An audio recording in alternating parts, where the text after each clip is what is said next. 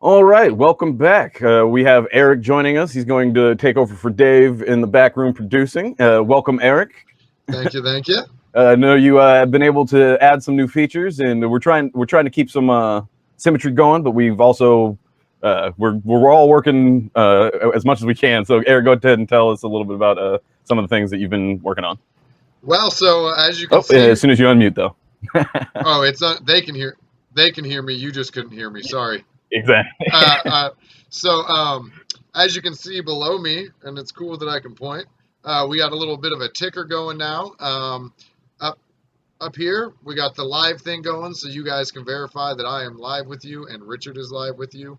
So these are just some cool features that we're trying to add, and we're also learning some new features for our weekly show at Project Sanity, which nope.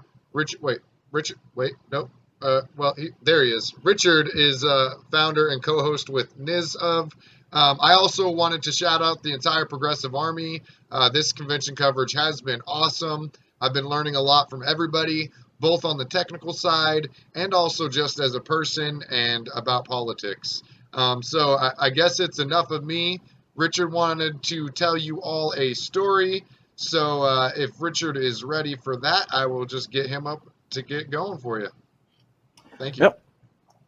And so I mentioned before we went to break that I was going to be talking about the shootout in Waco, and how me going out and what that has to do with what's going on now. And so essentially, what happened was I was out driving around and I drove by a bar that's not too far from where I live, and on the sign, billboard sign type thing for the bar, it said "Biker Lives Matter," and I was immediately upset. You know, like why? I didn't even know this was a thing. Where did this come from?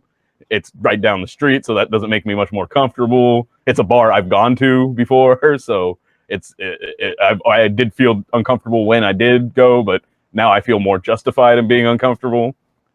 But it spurred me to think, because like I remember when the shootout happened with the with the bikers and the police down in Waco, that the reporting was that there was 9 people shot, and that it was a gang fight basically, and that there was 150 people arrested, and there's all sorts of reports about that. But something didn't seem quite right to me, and so I kept an eye on the story to see what was happening, what was developing. And one of the things that came out, there was the bikers were set at 150, there's 150 or so bikers that their bail was set at over $1 million, and there was a lot of basically shady things going on as far as the criminal justice system goes. And a lot of people turned a blind eye because they're bikers, and while not being associated with skin color and being a different animal or different issue in general, they suffer a lot of the similar problems of police bias. And so trying to understand, and I guess kind of in the theme of what we saw at the Black Men for Bernie rally, of giving people a stage and listening to what they had to say. I wasn't able to actually speak with somebody about why they said that, but I decided I was going to understand more why somebody would think that was a thing. And so looking more into it, it wasn't just the absurd bail and that people were being charged with what at the time was very circumstantial or limited evidence. And I guess for those of you who aren't quite familiar with what actually transpired during the event, without getting too much into biker politics, essentially, if you've ever seen somebody in a biker jacket with a logo on the back, there's what they call a bottom rocker, which signifies which group you're a part of, and also sometimes is used for the state, or is usually used for the state, I should say.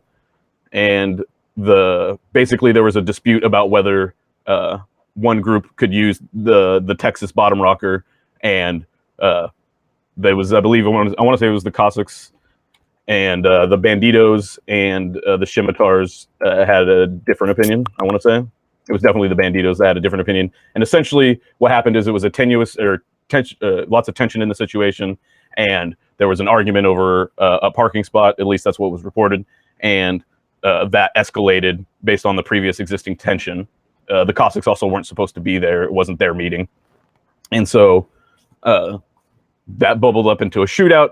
And then what happened is police responded, and there was even more shooting. And so when things started to pile out about what was going on as far as who was shot and by whom they were shot, it looked as though Huffington Post and The Atlantic were both reporting that at least four of the people that were shot by 223 caliber rounds, which were assault rifles, and the only assault rifle that was taken from any of the bikers was taken out of their car, and the police also, that was the only weapon that they were firing, at least on record. And so essentially they had killed four of the people, and there was some questions around whether all four of those people had anything to do with what was going on. Also, as far as the people being indicted, they were indicted even though many of them, the police had access to video that showed that they were just as surprised as anybody else that there was a shootout going on.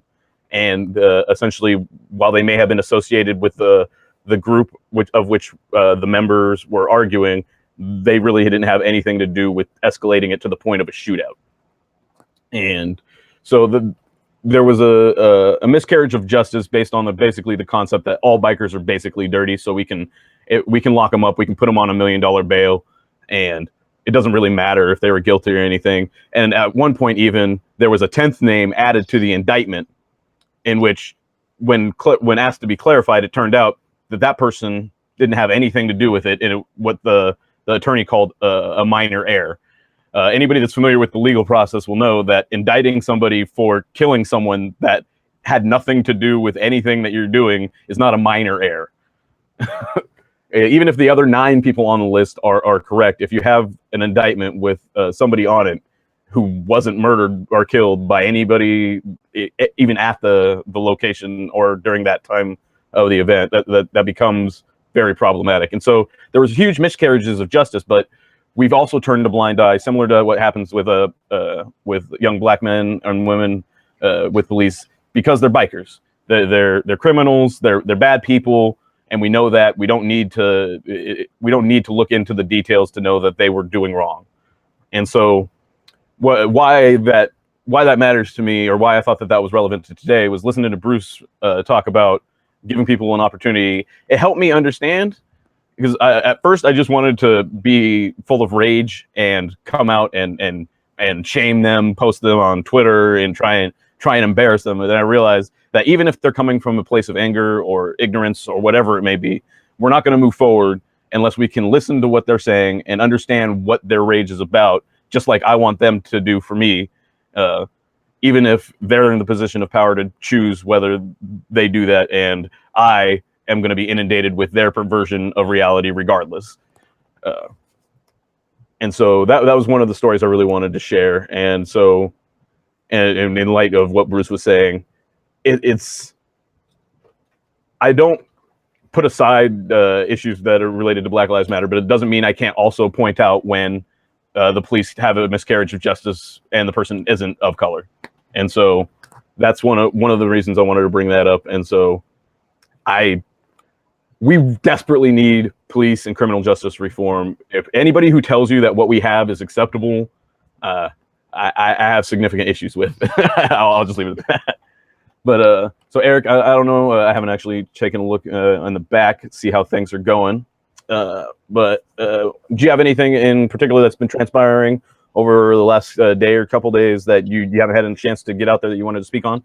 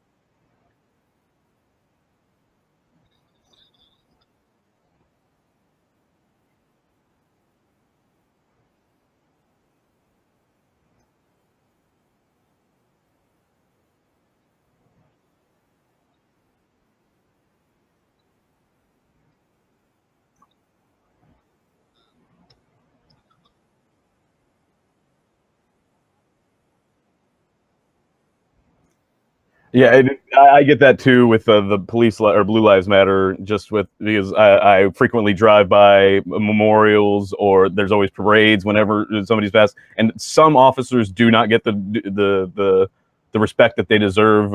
I mean, day to day, and then also if they die in the line of duty. But from my perception of what I see in my world, I see police get a lot of commendation, a lot of respect for when their lives are lost. Very few unsolved murders of police officers. Very, very few. Some like something about 90-something% closure rate for police murders, whereas in most major cities the murder closure rate is somewhere less than 50%, and that's with them manipulating the numbers. So I just if all lives realized. matter, then there's a lot of murder victims that need to find justice for their killer not being caught. Go ahead, sorry. So I just realized that I was muted to the world. Outside. Yeah. So basically, what I was saying was kind of taking the baton from Richard a little bit with his story.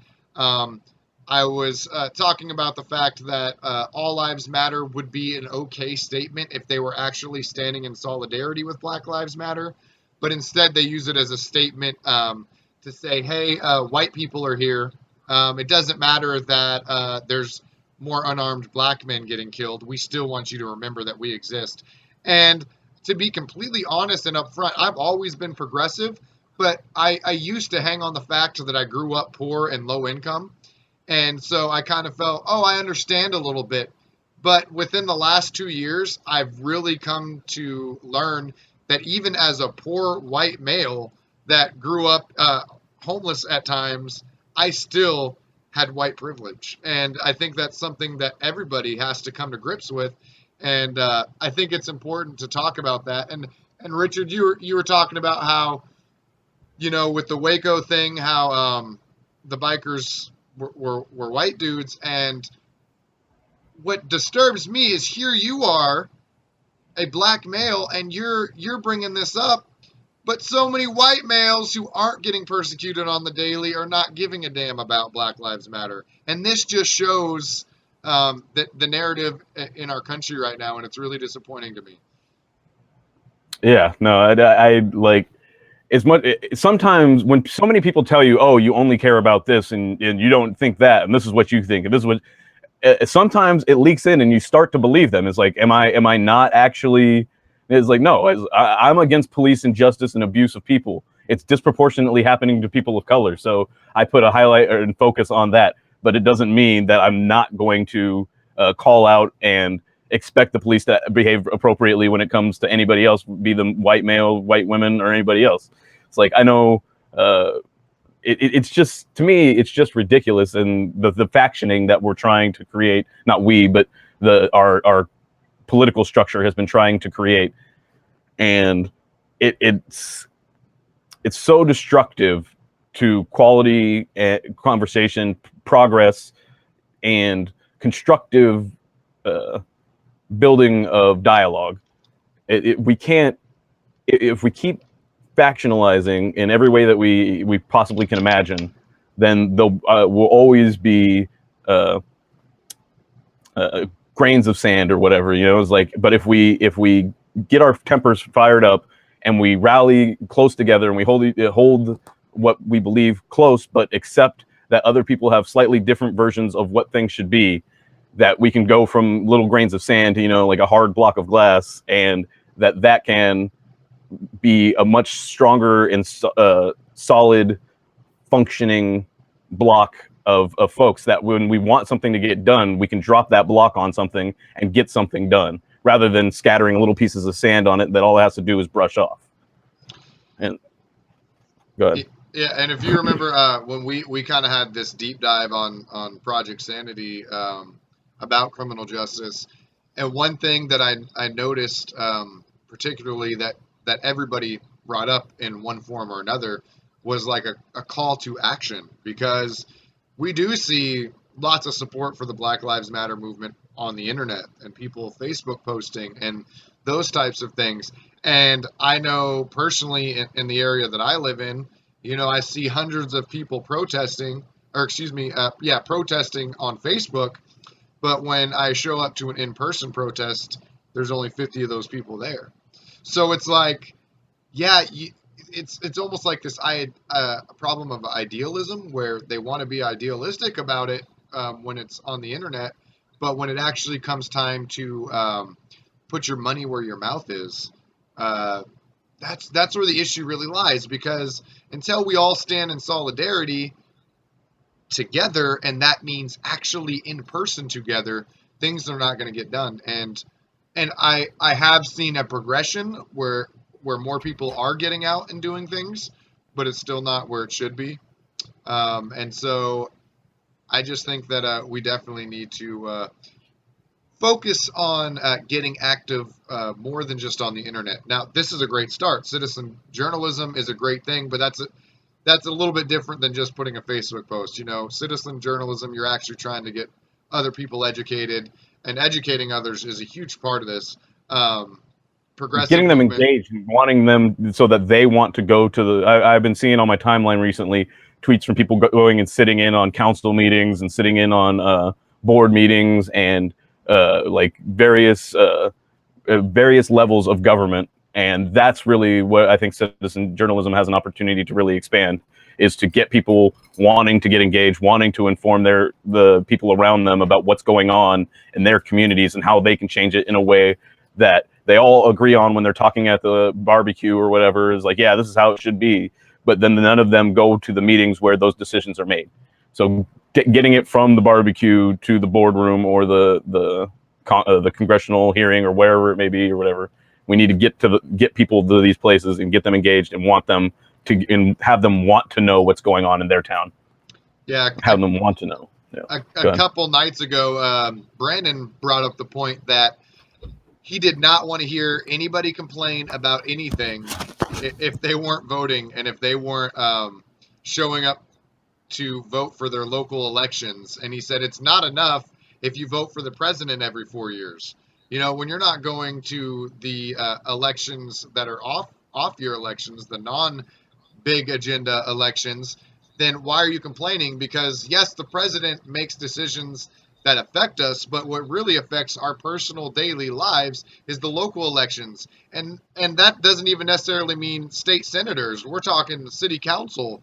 I mean, those are the people that are deciding what's happening with public land. The commissioners, they're deciding what's being done with recreational land.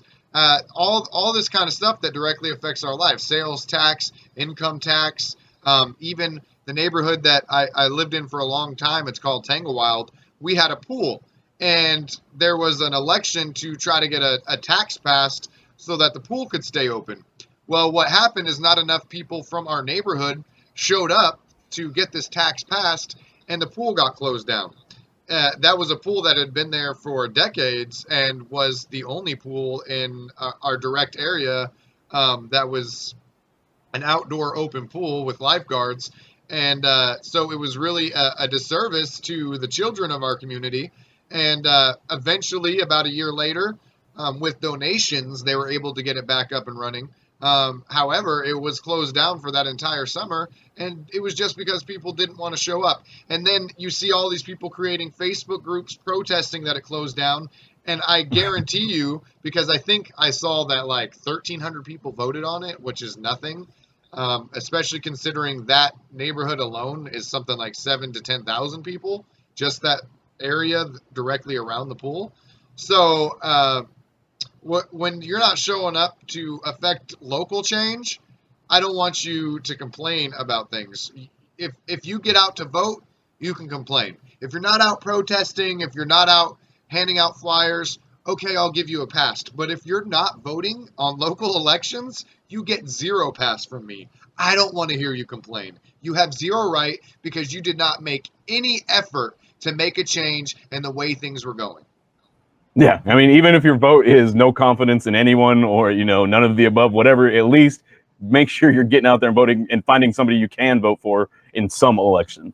And there's always going to be at least ballot measures or some other initiatives or whatever to be voting on. So if you've just decided, oh, the two leading candidates aren't anybody I'm going to vote for, I don't need to open up my voting ballot now, or I don't need to go down. No, that's not how this works. and that's not how progress is made. And you made a great point about slacktivism. I think is what it's been named or dubbed. And as a result, like, slacktivism isn't enough. You do have to get out, be active, and you have to get engaged in what's going on.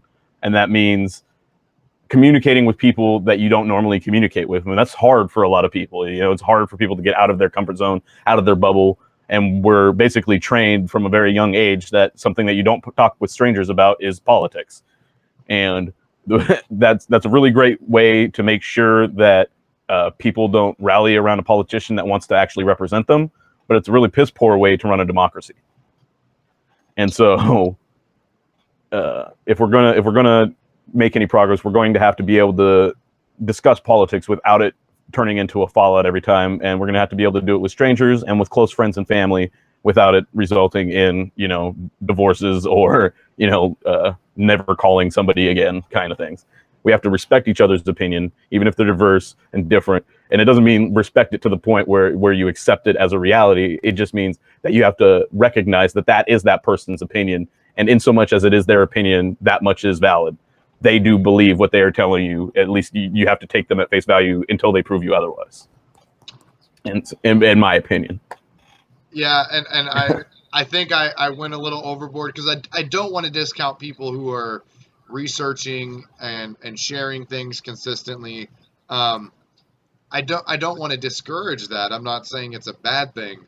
But I guess my point is that we need to do more than those things. And I understand people are limited in time, but if you can go to 2 protests a year or 1 city council meeting every 6 months, I know that people are on a tight schedule. I mean, this is America, the land of wake up when it's dark still and go to work and come home when it's dark still.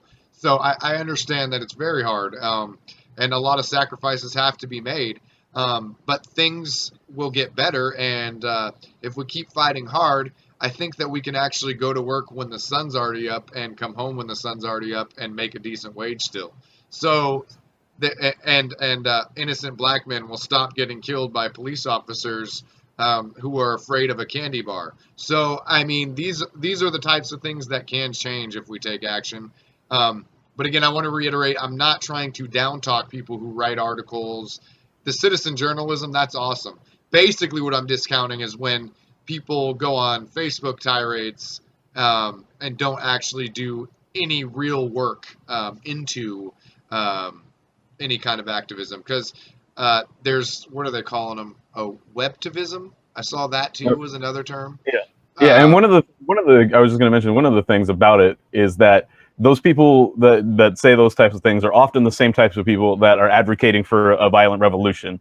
And just so you know, if you're not getting out in the streets to go protest or writing letters or doing that kind of stuff, risking your lives and living off the land and you know, what is nowadays called terrorism in order to survive and be able to fight the good fight is going to be a hell of a lot harder than protesting and voting. So if you're not doing those 2 things, then don't talk to me about no violent revolution. It's my opinion.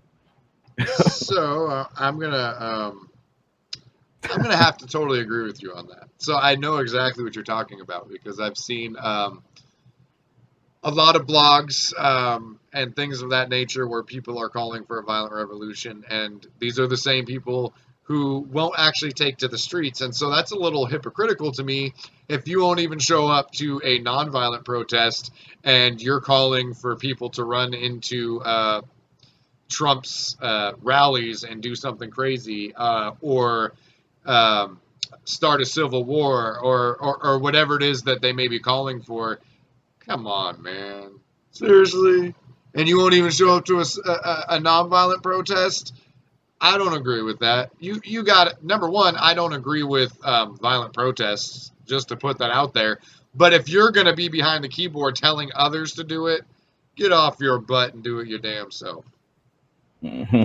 And so, with that, I'm really pleased to see that Jill Stein has been able to pick up a lot of where Bernie left off, and a lot of people have been able to find that she is satisfying a lot of the requirements or expectations that they have of a presidential candidate. And I've been poking around. I read the statement that I think, as far as I can tell, I asked some Hillary supporters whether they knew anything else, but it's really not that bad. It just looks really like, I mean, it's a little bit long considering the dangers of some homeopathic medicine and the concerns about appealing to anti-vaxxers or whatever the term you want to use is. But it's really not that bad. She's basically saying that we shouldn't be discounting things without doing research, and we should probably make sure that the people doing the research don't have a financial interest in producing a certain result. That seems reasonable. That doesn't mean that that to me doesn't sound like an endorsement of homeopathic medicine or of not vaccinating or anything or like feeding the conspiracy. It's just asking, it's like, if the vaccination company is doing the testing and they have a financial interest in both showing that this vaccination is functional and needed for some reason, I think it's reasonable to ask for a third party to go ahead and take a look at those claims. It doesn't mean like it's just double checking. It's not necessarily inferring that they're not honest, but that if they were being dishonest, that we would have no check should sound like a problem to most people. So I wanna tell a story in a second. It's a tad off topic, but it still is on topic because you totally remind me of something kind of funny about myself. But I want to agree with you about Jill Stein picking up the baton. She's done awesome, and I'm like falling in love with that woman. I'm not gonna lie. Every time I hear her speak, the way I see her so bravely stand with protesters, the way that Bernie had in the past. That's what we need to see from our leaders. I'm sick and tired of seeing our leaders behind a podium all the time and never actually out on the streets. A real leader marches with the people. And so, but one thing I wanted to touch on a little about my background. I grew up in an extremely conservative family, which is, so I saw it all firsthand, and that's probably why I'm so damn progressive. But the anti-vaccine movement, my mom was part of that, and that's how I ended up in Washington State, was because where we were living required, if you were going to go to school there, for your kids to get vaccinated. So we made a, 1,800-mile trek from northern Colorado, southern Wyoming to here because my mom did not want us to get vaccinated. We had no money. We were homeless when we got here, but we didn't get those vaccines. Woo! Disaster averted. And I got it eventually a year and a half later, so that's what makes it all a little bit more ironic. Yeah. Oh, man. Go ahead. So Eugene Debs made a pretty funny comment when we were talking about like slacktivism and web warriors. He called them gamer revolutionaries. I like that. So I just want to bring that up. I see he's also pushing back on the idea of that Jill Stein says Jill Stein is not Bernie. She's doing more harm than good. And she's opportunistically taking advantage of burner disappointment. I do agree with the second point. It is, I mean, yeah. She's capitalizing on the opportunity that people are disappointed with what's gone on with Bernie. I don't necessarily think there's anything wrong with that. And LeBlanc mentions in Jill's defense, she's invited Bernie to go green. Yes, in my opinion, because she believes in what Bernie stands for and is pushing for. And the whole Hillary part. and to my knowledge, she was willing to give up the Green Party nomination so that he could take it. Yeah, go ahead. So that would make me think that she was more about taking care of the Bernie supporters than stealing them from him. It seems like she doesn't strike me as somebody for personal aggrandizement. That she's in it for the people, and whether like I might not agree with her on everything. I haven't viewed all of her positions on everything that she talks about, but I believe that she's approaching this from an honest and reasonable perspective. She's trying to be sincere with what she's saying, and she's trying to be inclusive and aware and the things that I look for in somebody that, even if they don't hold the same positions that I hold, that I see an opportunity for agreement. When I look at Hillary, I don't see an opportunity for that type of agreement.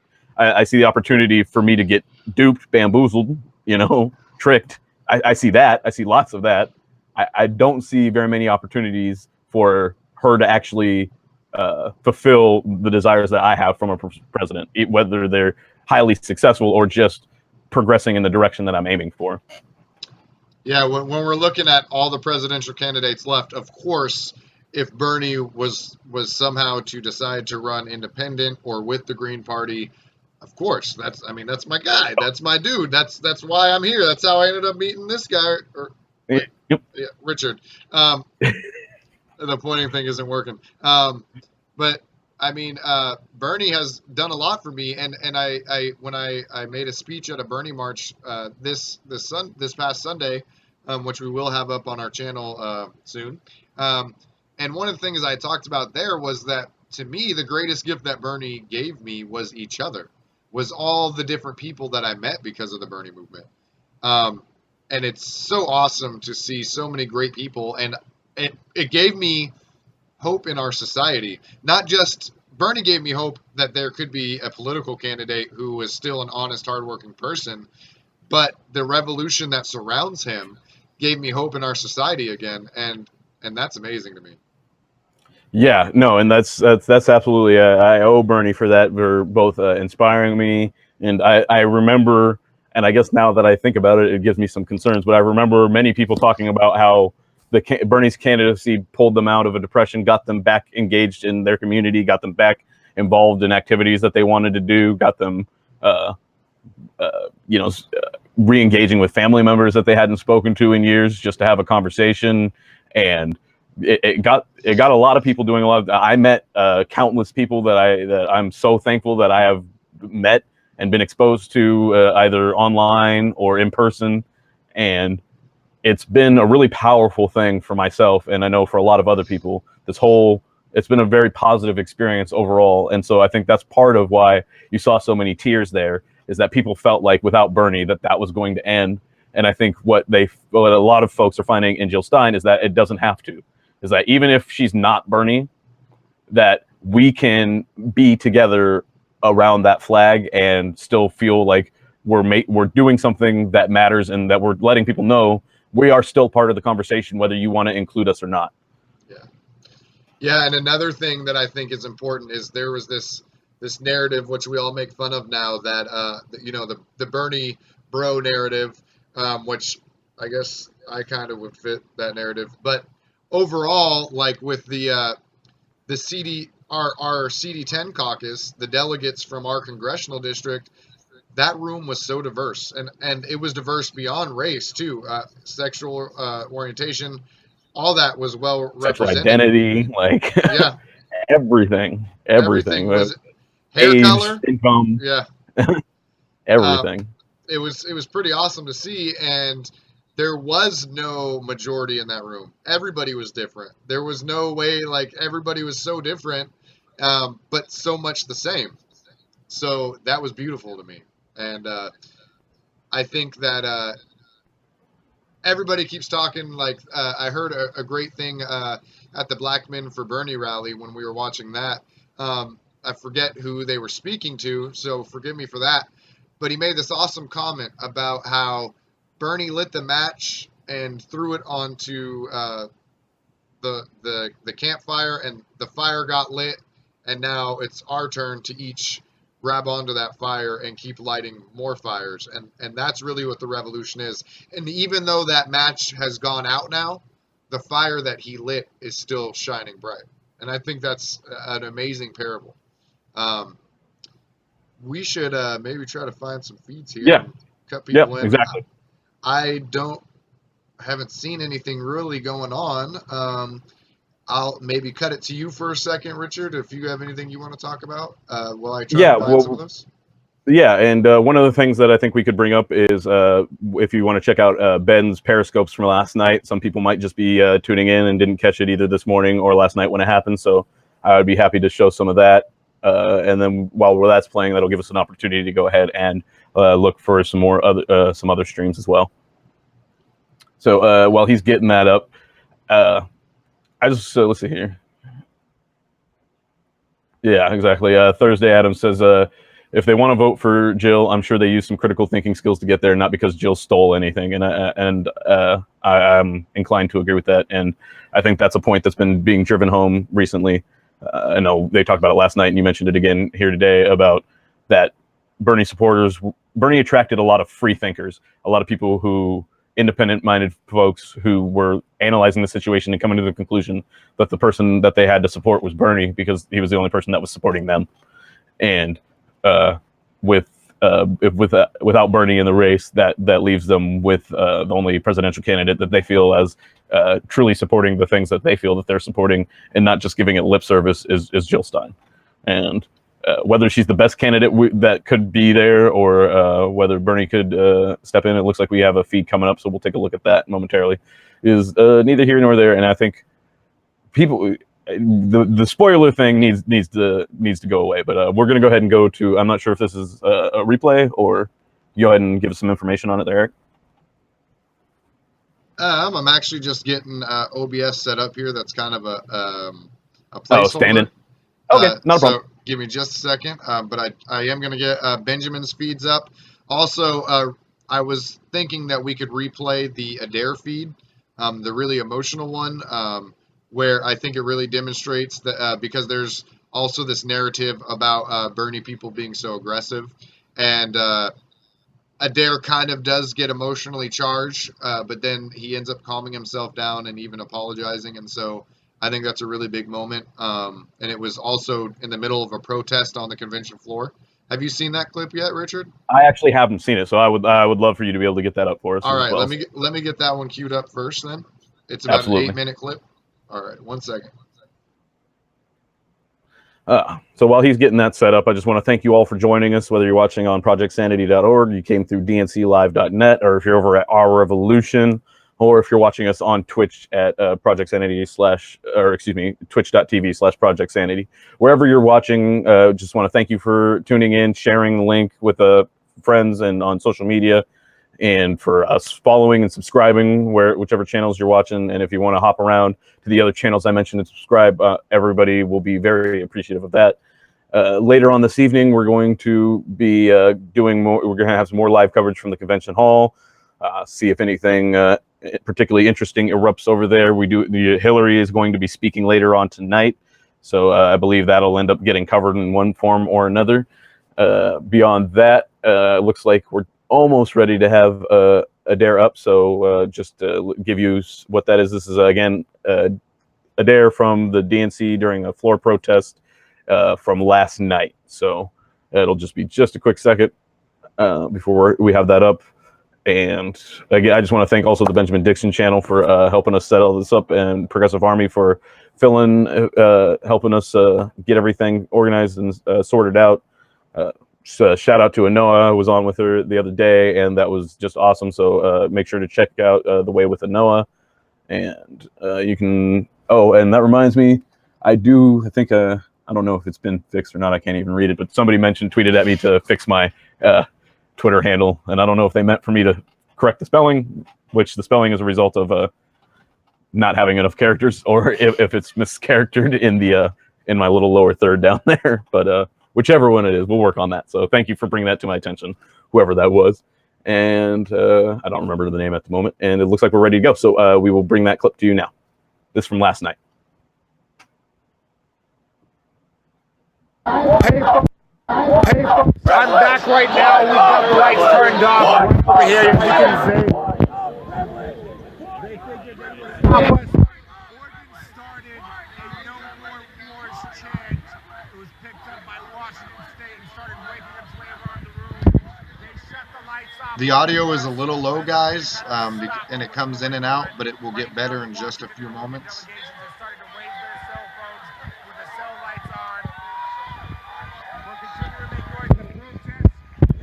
We've got solidarity lights coming from over on the other side of the room in the California delegation. People are raising their cell phones with their flashlights on. We are now chanting lights. There is a chant of lights going. California, Oregon, parts of, let's see here, Ohio, Guam.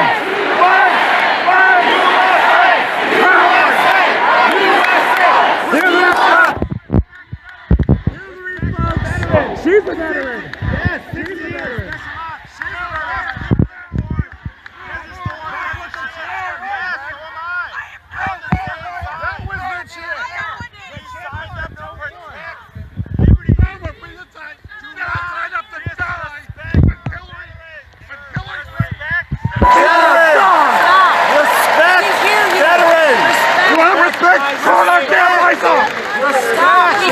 sir. We hear you. We hear you. You can hear it. Excuse me. Here's something that you got to understand though right now. Why we're so vocal is this is what we were sitting here to do. By hundreds of thousands of voters, we are going to do this. Listen, we don't have to agree, but we were sitting here to do this. We were sitting here to be loud. We are coming from most of us. We have veterans in our audience, in our group, and we defer to them.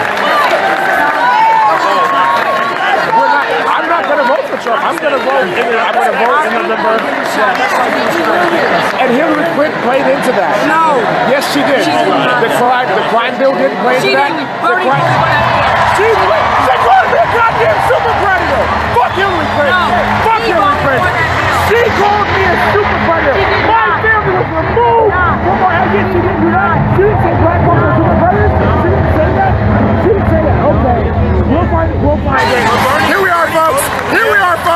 We've got the Clinton supporters in absolute denial. Apparently, Hillary Clinton didn't say we were super predators, nor did she support the crime bill that has sent most of my friends who have had minor offenses, stopped them from going to college. I would just like to point out real quick, though, that as an elected delegate, I'm here in my personal area, and they've crossed over the line. This is going live, and I want everybody to see it. I want everybody to see what's happening right now. I've got fellow delegates who come up, including veterans and other people. They can't cross over and start hollering at us. We're in our area. They need to stay out of it. I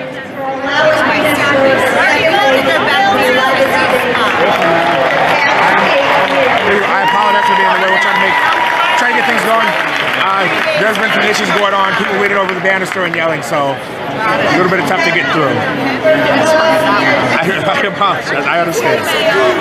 They're yelling over the thing, and it just got to the point where and they keep going and keep yelling, and I got pissed off, and I said no, and I lost it, and I admit that, and I own that I shouldn't have yelled back, but you don't get to lean over here and start hollering at people, especially our people.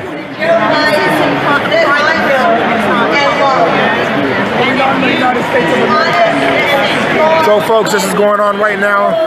This is what's happening. I want you guys to know that right now I should not have raised my voice. I should not have raised my voice, and I do apologize for that. But what just happened now is unacceptable, and I will not allow it. Can you get me a seat? I just had to get down this. It's okay. It'll happen. Excuse me, sir. You're good. You're good.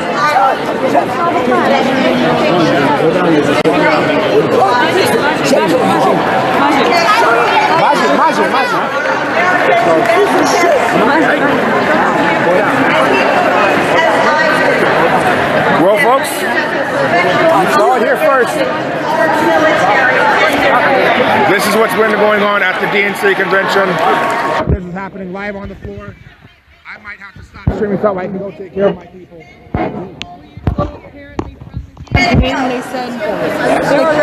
The campaign apparently said no protesting, otherwise we are going to get kicked out from the Secret Service, even though we were told this morning that we would not get kicked out if we were protesting.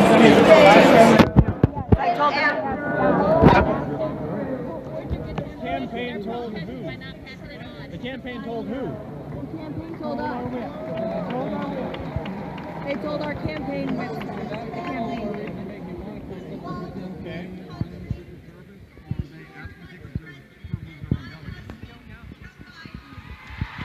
Kim, do you want my share? Vice President Joe Biden is coming on right now.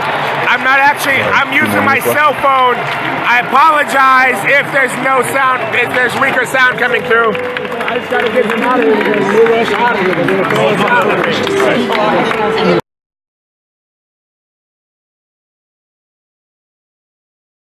All right. So what you saw there was Adair last night from the delegation floor at the convention, and you started to see chants of lights. And apparently, what had happened is was it during Leon Panetta or before Leon Panetta's speech? There was a protest, and the response from the DNC was to turn the lights out on the particular portion of the audience that was the most animated and vocal in their protest. And so they flipped on their cell phone lights, and as Adair mentioned, California flipped on their lights in solidarity. And apparently, I wasn't sure if that was a Trump rally or that was a Hillary thing. But then the chants of USA started to try and drown out the chants from the Bernie supporters, and then you saw the conflict arise, and Adair's Tacoma leaked out a little bit, and I think he did it. In my opinion, I think he did a good job of handling that situation, probably better than I would have. So one more reason I'm happy I sent him. And he's absolutely right. That is exactly what I was thinking when I voted for him to send him there, is that to do those types of things as a delegate. And so I'm proud of him from a personal level, as a resident of Washington State. And so I'm extremely pleased that I hope to look forward to seeing him as a representative of the area in the future, in whatever capacity he sees fit. But what we saw there, go ahead, and Eric, if you wanted to comment a little bit about what you saw there, and I know you had talked with Adair a little bit about it. Yeah, and so something that we talked about this morning, and has been talked about, the way that they're trying to silence the Bernie people is crazy, man. So from all the evidence that I've seen from the start, obviously there you see that Adair was just in a protest with a whole bunch of other people, and then they come down and start screaming at him, which is pretty amazing to me that this is supposed to be the Democratic Party, which by the very nature of the name is supposed to represent democracy, and part of democracy is protesting and standing up for what is right and fighting for what is right. And so here are the things we know that led up to this moment with Adair. So we know that when the Bernie delegates showed up and they had their signs, the signs were taken away from them, and instead they were handed other signs that were in Hillary Clinton's font that she uses for her campaign. Number two, we know that Hillary supporters were allowed to keep whatever signs that they had brought with them for Hillary. So they had only done this to the Bernie supporters. Number two, we actually have another clip. I don't think it's worth necessarily playing right now because it was played earlier, and there's only about 10 seconds that I really would want to talk about. But maybe you can look at it, Richard, and if you want to talk about it more. But it's Adair getting approached by somebody else who's confirming to him that the DNC now had a kill switch set up. So basically, at any moment, they could hit this kill switch and all cell phone service, all Wi-Fi would be completely shut down, so they could not communicate to the outside world. So now they're controlling communications after they already took away their signs. Number three, and you saw this at the end of this video with Adair, they came up and told them that if they protested any further, that they would have their credentials taken and that they would be kicked out. Number four, there was a Craigslist ad that the Democratic Party has now pulled down, and I cannot confirm 100% that this was legit. However, there are certain people kind of close to the situation who are telling me that they know actors were paid to come fill seats that Bernie delegates left, because apparently up to 700 Bernie delegates of the 1,843 left after Tuesday night and did not attend yesterday and are not attending today. And so apparently there was a Craigslist ad posted. Again, this is not confirmed. I have seen the Craigslist ad, but I cannot confirm the source of that Craigslist ad.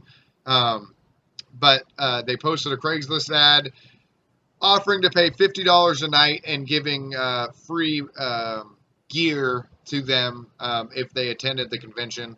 And I have confirmed 100% that different people who paid to be guests of the convention and also alternates who were not seated got moved up to the main convention floor. And this is after roll call, so there was really no need to let alternates fill delegates roles. It was strictly for optics at this point. And it's kind of sad. And I've also had confirmation that noise machines were put in front of the Bernie popular states so that their boos would be more drowned out. And that's why if you look at the videos on Monday night, even on the mainstream media, you still hear the boos pretty predominantly. And then as of Tuesday night, you stop hearing them. And that's because these noise machines where they put out this certain radio signal that kind of interrupts the boos were set up so that we cannot hear their boos anymore. And we're being silenced, man. Bernie people are being silenced. And I'm so proud, like you said. Literally and figuratively. Yeah. As you mentioned. Like you said, you were proud of Adair. I'm so proud of him. I told him that too. Also, I want to shout out Tamborine Borelli. I saw her on multiple major media news sources with the tape on her mouth, sitting in the media tent, protesting, and she is running for office. So that is a huge risk for her to take because she is running as a Democrat. So I just want to applaud her. At least yes, she is running as a Democrat. So I want to applaud her. She is the only candidate that was 100% endorsed by the Washington Progressive Caucus. So that's amazing too. That's awesome. And I remember Tamborine from the caucus, and when she mentioned that she was one of those people that was reinvigorated to get into politics as a result of Bernie's efforts. And so going from basically kind of on the sidelines to running for office just shows you how powerful Bernie's message really was. And it got her all the way down to the national delegation in Philly and had her out there protesting in front of, as Eric mentioned, major media networks. So we owe that to Bernie. And in my view, we owe him to continue fighting, even if he doesn't think that that's the best choice for him.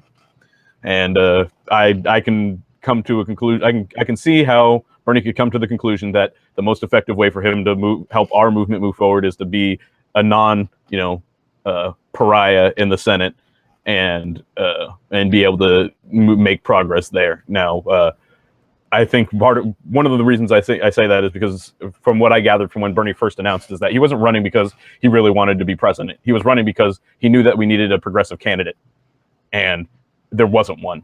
At least not one that was going to get any attention. And so in my opinion, what he sees now is that there is a progressive candidate running with a narrative different than Hillary Clinton. And so he doesn't need to be that person anymore. And so from that perspective and with respect to the fight that he's fought for so long when nobody else was listening, I can't berate him. Yeah. Yep. And so, we were just finding out in the back that we might have a video queued up to be played. So when that looks like it's ready, I will intro it. I'm not sure. Okay, is this it or?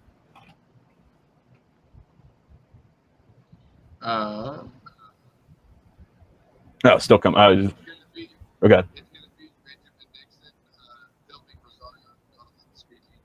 Gotcha.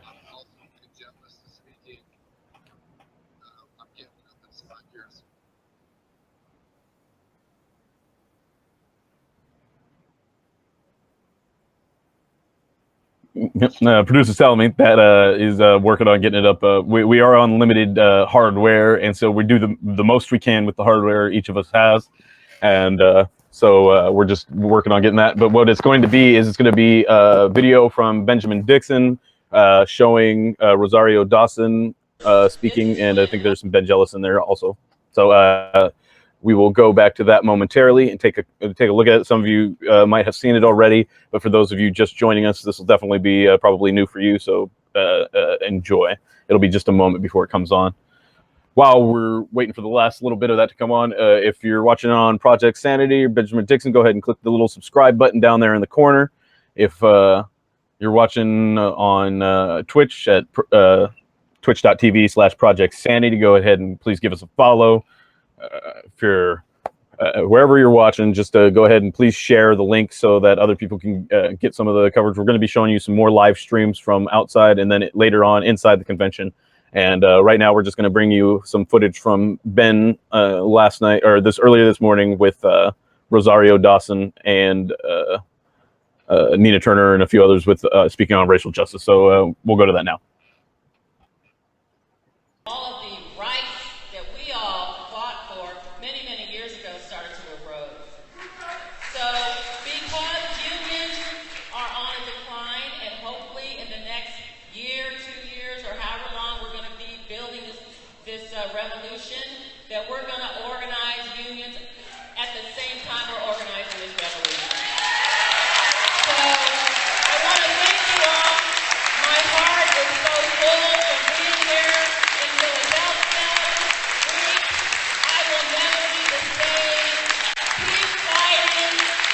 Tessa. It's a very large crowd here. Very large crowd. Ben Jealous is. And there's Nina Turner.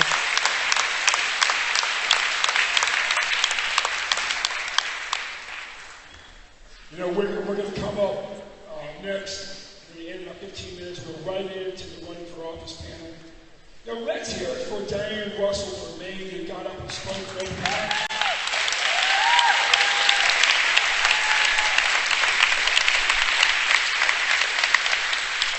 That's what we're trying to do. You know, I met a young so-called bunny bro last night. A kid from Pittsburgh who ran for school board as a write-in candidate. Only if you're an absolutist, Ruby.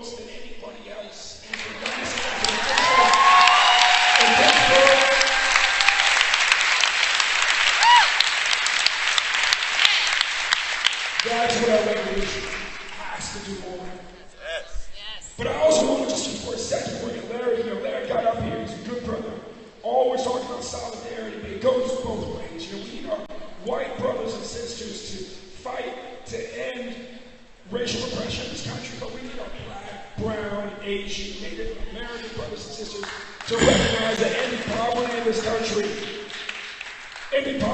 is searching for a whole lot of white families too. And the reality is that here in Philadelphia, when the revolution was over, hang on. what got us the most was they were told that we didn't let the women vote, we didn't let the people of color vote, but if you're white and you're male and you don't own nothing, well, you ain't gonna be allowed to vote either. We have a responsibility to ourselves. It's not just intersectionality, it's interdependency. Larry's going to come up and give the marching orders for the revolution. Then we're going to take, I think we have time for 3 questions, and then Jamal's going to close us out. Yep, I'll just jump up right here. So we want to be really specific. I think we've heard all this. Number 1, no TPP. That's not just a chant. You're with your states. You know your people from your states. 41 Democrats voted wrong. They were the margin the last time. Harder for us to move the Republicans, but we can move those 41. You need to know the names of those members of Congress from your state. You need to unite in those states. You need to stay organized in those states. Number 2, our revolution. You signed up. You know, from Bernie, hard to get his date, but it would have been on here. But it'll be in the next couple of weeks. There'll be a live stream like the one last year on July 29th. But the difference is organizing by states. Those of you who came from states, more than 2,000 people, you're going to lead this revolution. It's not from Burlington. It's not from Washington, D.C. You're going to lead it in every state. You're going to lead it not only with those who are in this campaign, but with great partners like Working Families Party, like unions, like free groups, like citizen groups, like religious groups. We're going to lead it together in the states. And as you heard from Ben, we're going to support people running for office. We're going to encourage everybody here, the youngest or the oldest. You can run for office. You don't have to wait. This is not something where you start here and go here, here, here, here. No, we're in the streets. We're fighting back. We're not going to wait. And we're going to continue.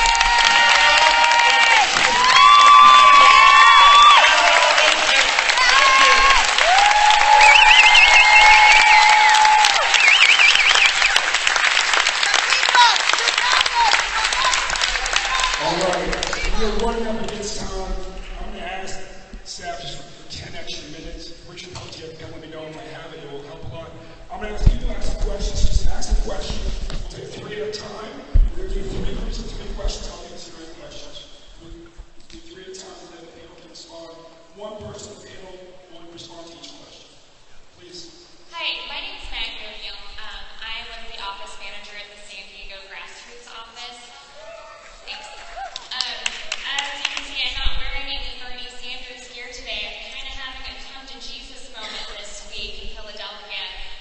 Bernie Sanders taught me to question the status quo, and within our movement, I run into sexism, racism, and classism within our movement. And it's Mr. not Danny Glover. but, you know, I have been out meeting people and protests outside your gates all week long.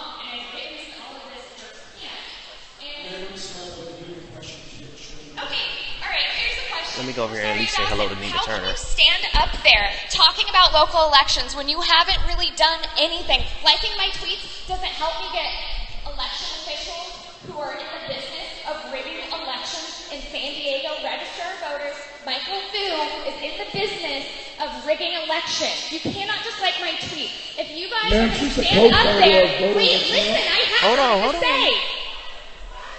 We need money. If you're going to stand up there, that we need money in the election fraud lawsuits in California. You need to help us. If local elections are important to you, you need to help us with money so we can get lawyers to prosecute these fraudulent election officials in San Diego County. We need your help. You cannot just like my tweets. We need your help. We need money. We need money for the foot soldiers on the ground. Thank you, ma'am. Be careful indicting someone who's been on the forefront of this fight for you. I think Rosario's been very helpful with this. That's why. She just told you she's been doing voter registration for 12 years. Sir? New York State voting delegation. And I'd like to share with you if I can, because I think it will help the healing that needs to go forward. Sure, just speak into the mic and be as quick as possible, please. The New York State Bernie delegation voted this morning a resolution that I think can be helpful in moving this forward. That resolution was for a chant and a slogan that can bring together both Bernie supporters and Hillary supporters in honoring what Bernie has requested, which is that we endorse Hillary. Her people believe in her. We're pretty skeptical. But whenever she says, and she's going to say tonight, a lot of things that we like she's going to end new TPP. All right, so what's the slogan, sir, please? We're in a hurry and folks are behind you. The slogan is, get it done together, and the chant is, get it done. They can believe that she will get it done, and we mean get it done, and we're going to hold you accountable for it. Get it done. Thank you, sir. Hello, my name is Jim Keedy. I'm a proud Bernie delegate from the great state of New Jersey across the river. You guys remember when Governor Christie screamed at that guy to sit down and shut up? That was me. So my question for the panel is a little bit lighter, and it plays off of what the Reverend was saying about the need to celebrate what we have accomplished. Can someone at the higher levels of the campaign please pick a bar tonight in Philadelphia, send out a text message, and invite all of the Bernie delegates and the Bernie Revolution to drink some beers together and celebrate what we've accomplished over the past year. I'm not saying it lightly. Please pick a bar and send out the text message. Hear, hear.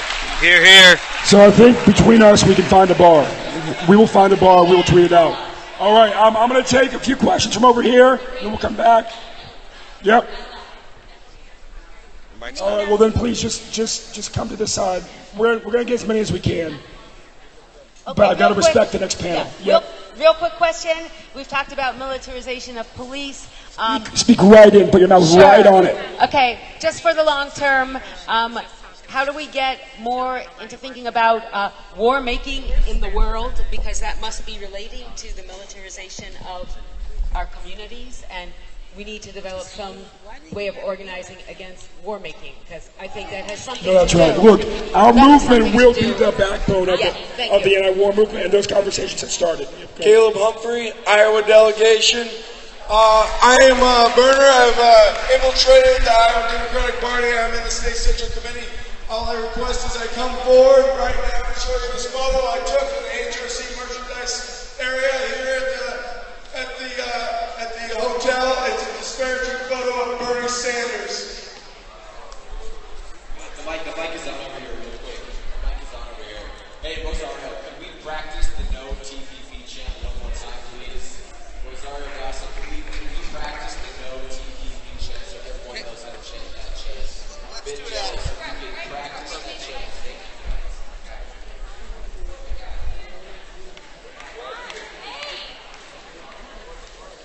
Guys, we're going to take a break for a second. Jimmy Cole has to leave. He's taking an incredible amount of work for the revolution. Let's hear it again.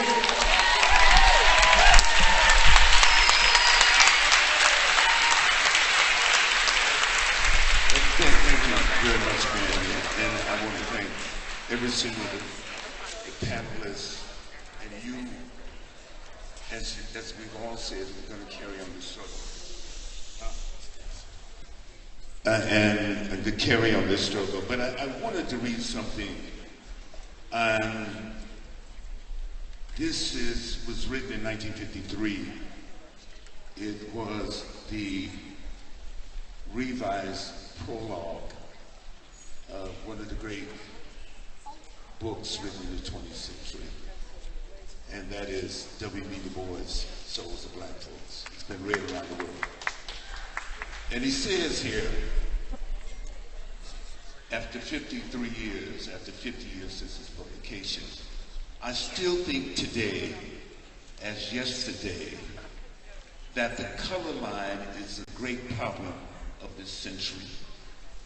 But today I see more clearly than yesterday that back of the problem of race and color lies a greater problem which both obscures and implements. He is old.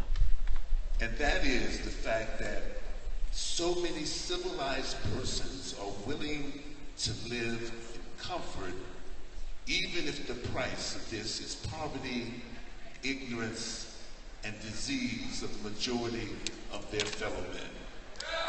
That is to maintain this privilege, men have waged war until today. War tends to become universal and continuous, and the excuse for this war continues largely to be color and race.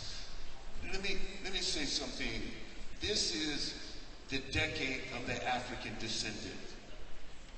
This decade, which started in 2015 and lasts to the end of 2014, it is an extraordinary opportunity to not only talk about the issue of African descendants here, but also the issues of African descendants in the region, which are more than 200 million African descendants.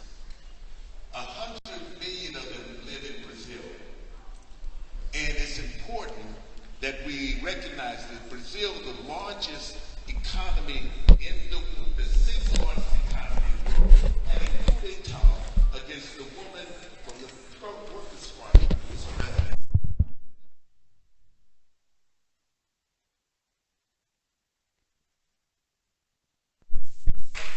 Over 100 million self-defined African descendants. And certainly, when we talk about a couple of other things, Larry has brought up the whole issue of class and race. As we go down, I've been, and many people have been involved in the campaign with Nissan workers in Jackson, Mississippi. Jackson, Mississippi is really the home of Medgar Evers and the home of the struggle.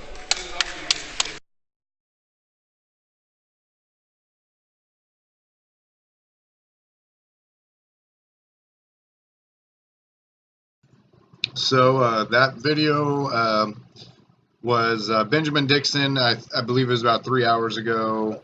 That was a video earlier from Benjamin Dixon. Was at a meeting with saw Danny Glover there, Nina Turner was there, Rosario Dawson, and a few others. And I saw there was a variety of questions asked and comments. There was an effort to work on the no TPP chant, an effort to reinvigorate basically the anti-war movement. Essentially, there was a call for to find a bar for all the Bernie delegates to go and commiserate and discuss perhaps a little bit about what they would go on to do following the end of the convention. I'm sure a lot of people just need some time to decompress and unpack what they just experienced and just talk to another human being about it to make sure that what they feel or what they think isn't crazy. I imagine that's going to be a feeling especially after whatever Hillary goes on stage and says and whatever the media says about it and whatever the narratives coming out of this convention are. Because as we saw in some of the videos earlier, and I've been checking out Twitter as well with the turning out the lights on folks and doing all those things, I wanted to mention when you were talking about it, and I didn't say it when you were talking there, Eric, was that in reality, these things, like, I was one of those people that before Bernie was running, I was like, okay, you know, Hillary's going to win. I probably maybe won't, like, I'll probably vote, but just because I'm voting in the local elections, and I'm not going to not vote in the presidential one, but it's not really going to matter. And she's going to win hands down anyway, yada, yada. So I didn't really think much about it at all. And then Bernie started running, and I was like, okay, you know, I was on board, you know, let's treat Hillary with respect. Let's, you know, campaign on the issues and let's make this about what Bernie or who Bernie is and not what Hillary isn't or what she is. And so I was on board with that for a while, and all of the things, you know, between the election fraud issues or the voter disenfranchisement, or whether it was the animosity with which the Democratic Party looked at the idea of having people not longtime members or, you know, at least several month members of the Democratic Party having an influence in the two choices that they told us. They have no problem reinforcing the idea that we only get to choose between the Democratic Party and the Republican Party. But then they take offense at the idea, well, then shouldn't people who don't belong to those parties have some influence on who those nominations are? Oh, well, no, they can run independent. And it's like, didn't you just tell me that independent runs are pointless and that they only detract from whichever side they more align with within two parties?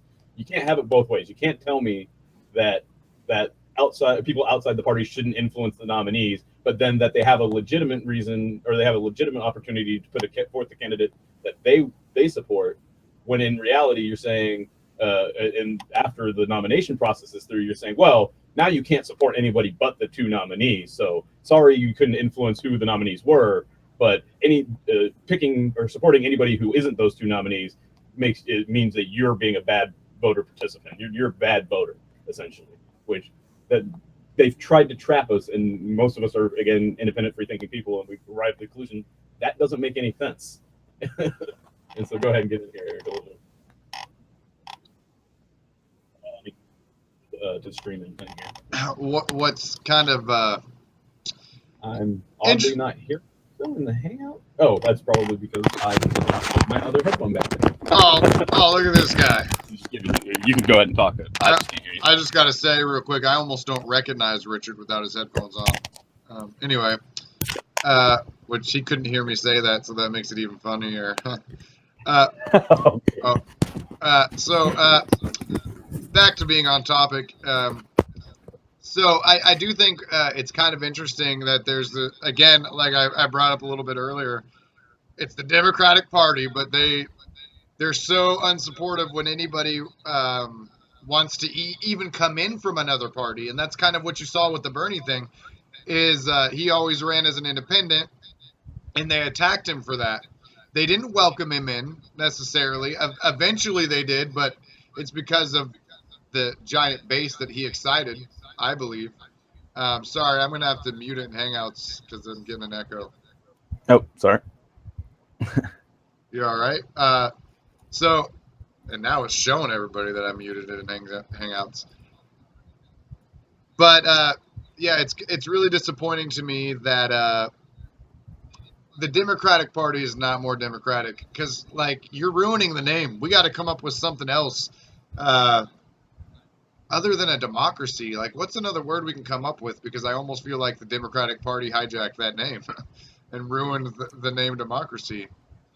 I'll try to I'm just going to unmute it because I just realized there's no point.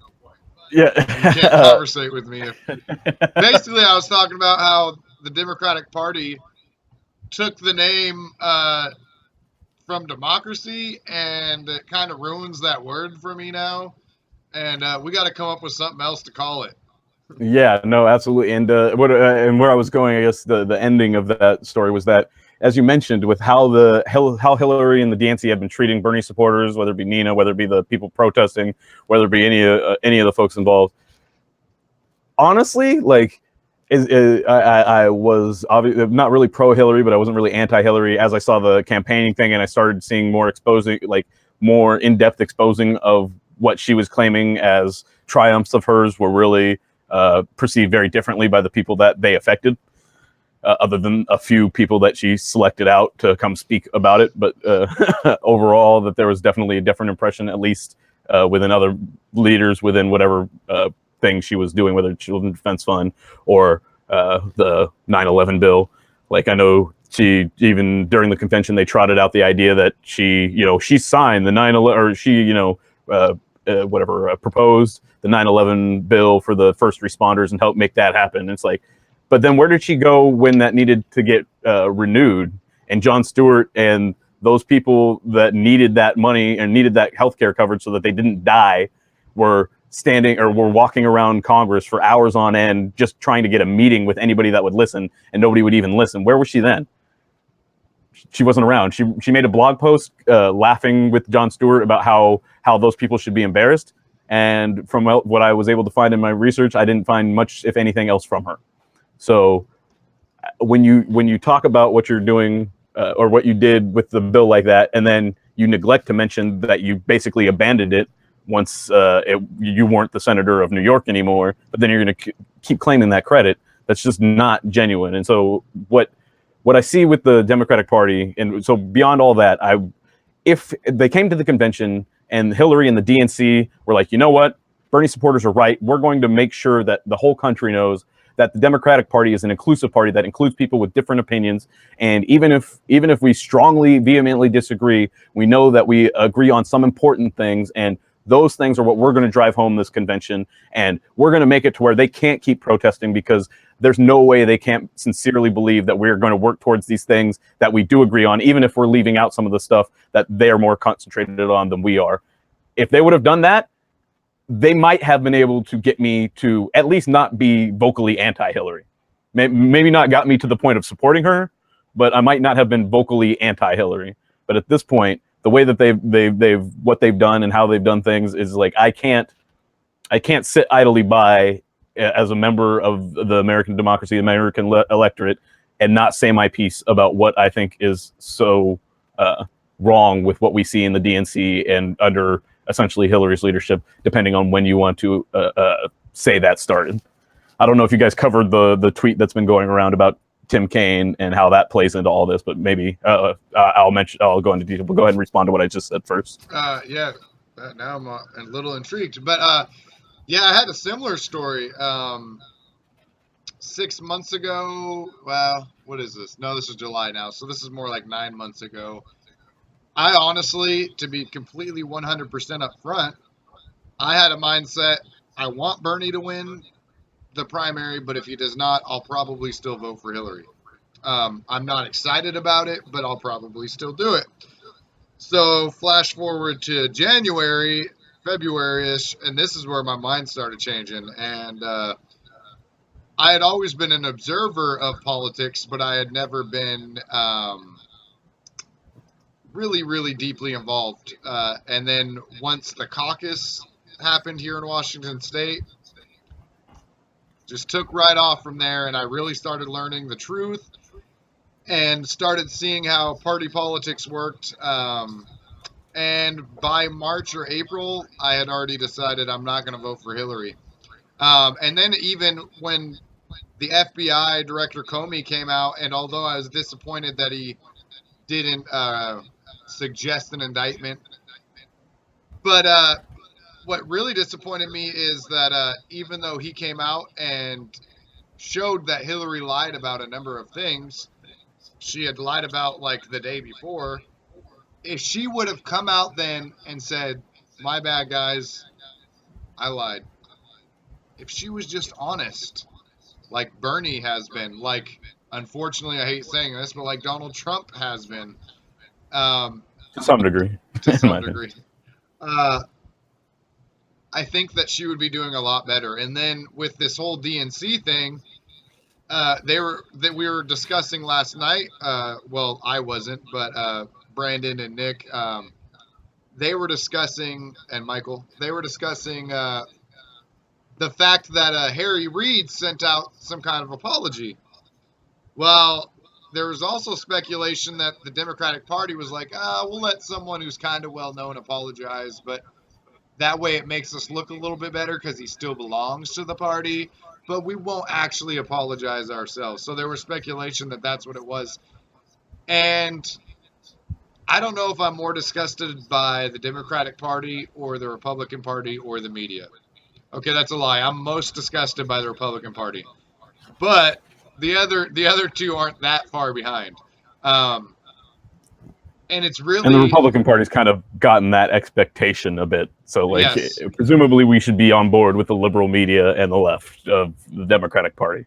And the Republican Party and Democratic Party are two different types of crazy. So the Republican Party is crazy in rhetoric and policy, and the Democratic Party is just crazy about corruption. So Yeah. Go ahead. Can you finish your point? it's like we've kind of brought this up, and there's been a number of analogies and metaphors to describe it, but which poison do you want to pick? That's really what it comes down to. The lesser of two evils, which is stated all the time. But as Jerry Garcia said, picking the lesser of two evils is still choosing evil. Yep, that is true.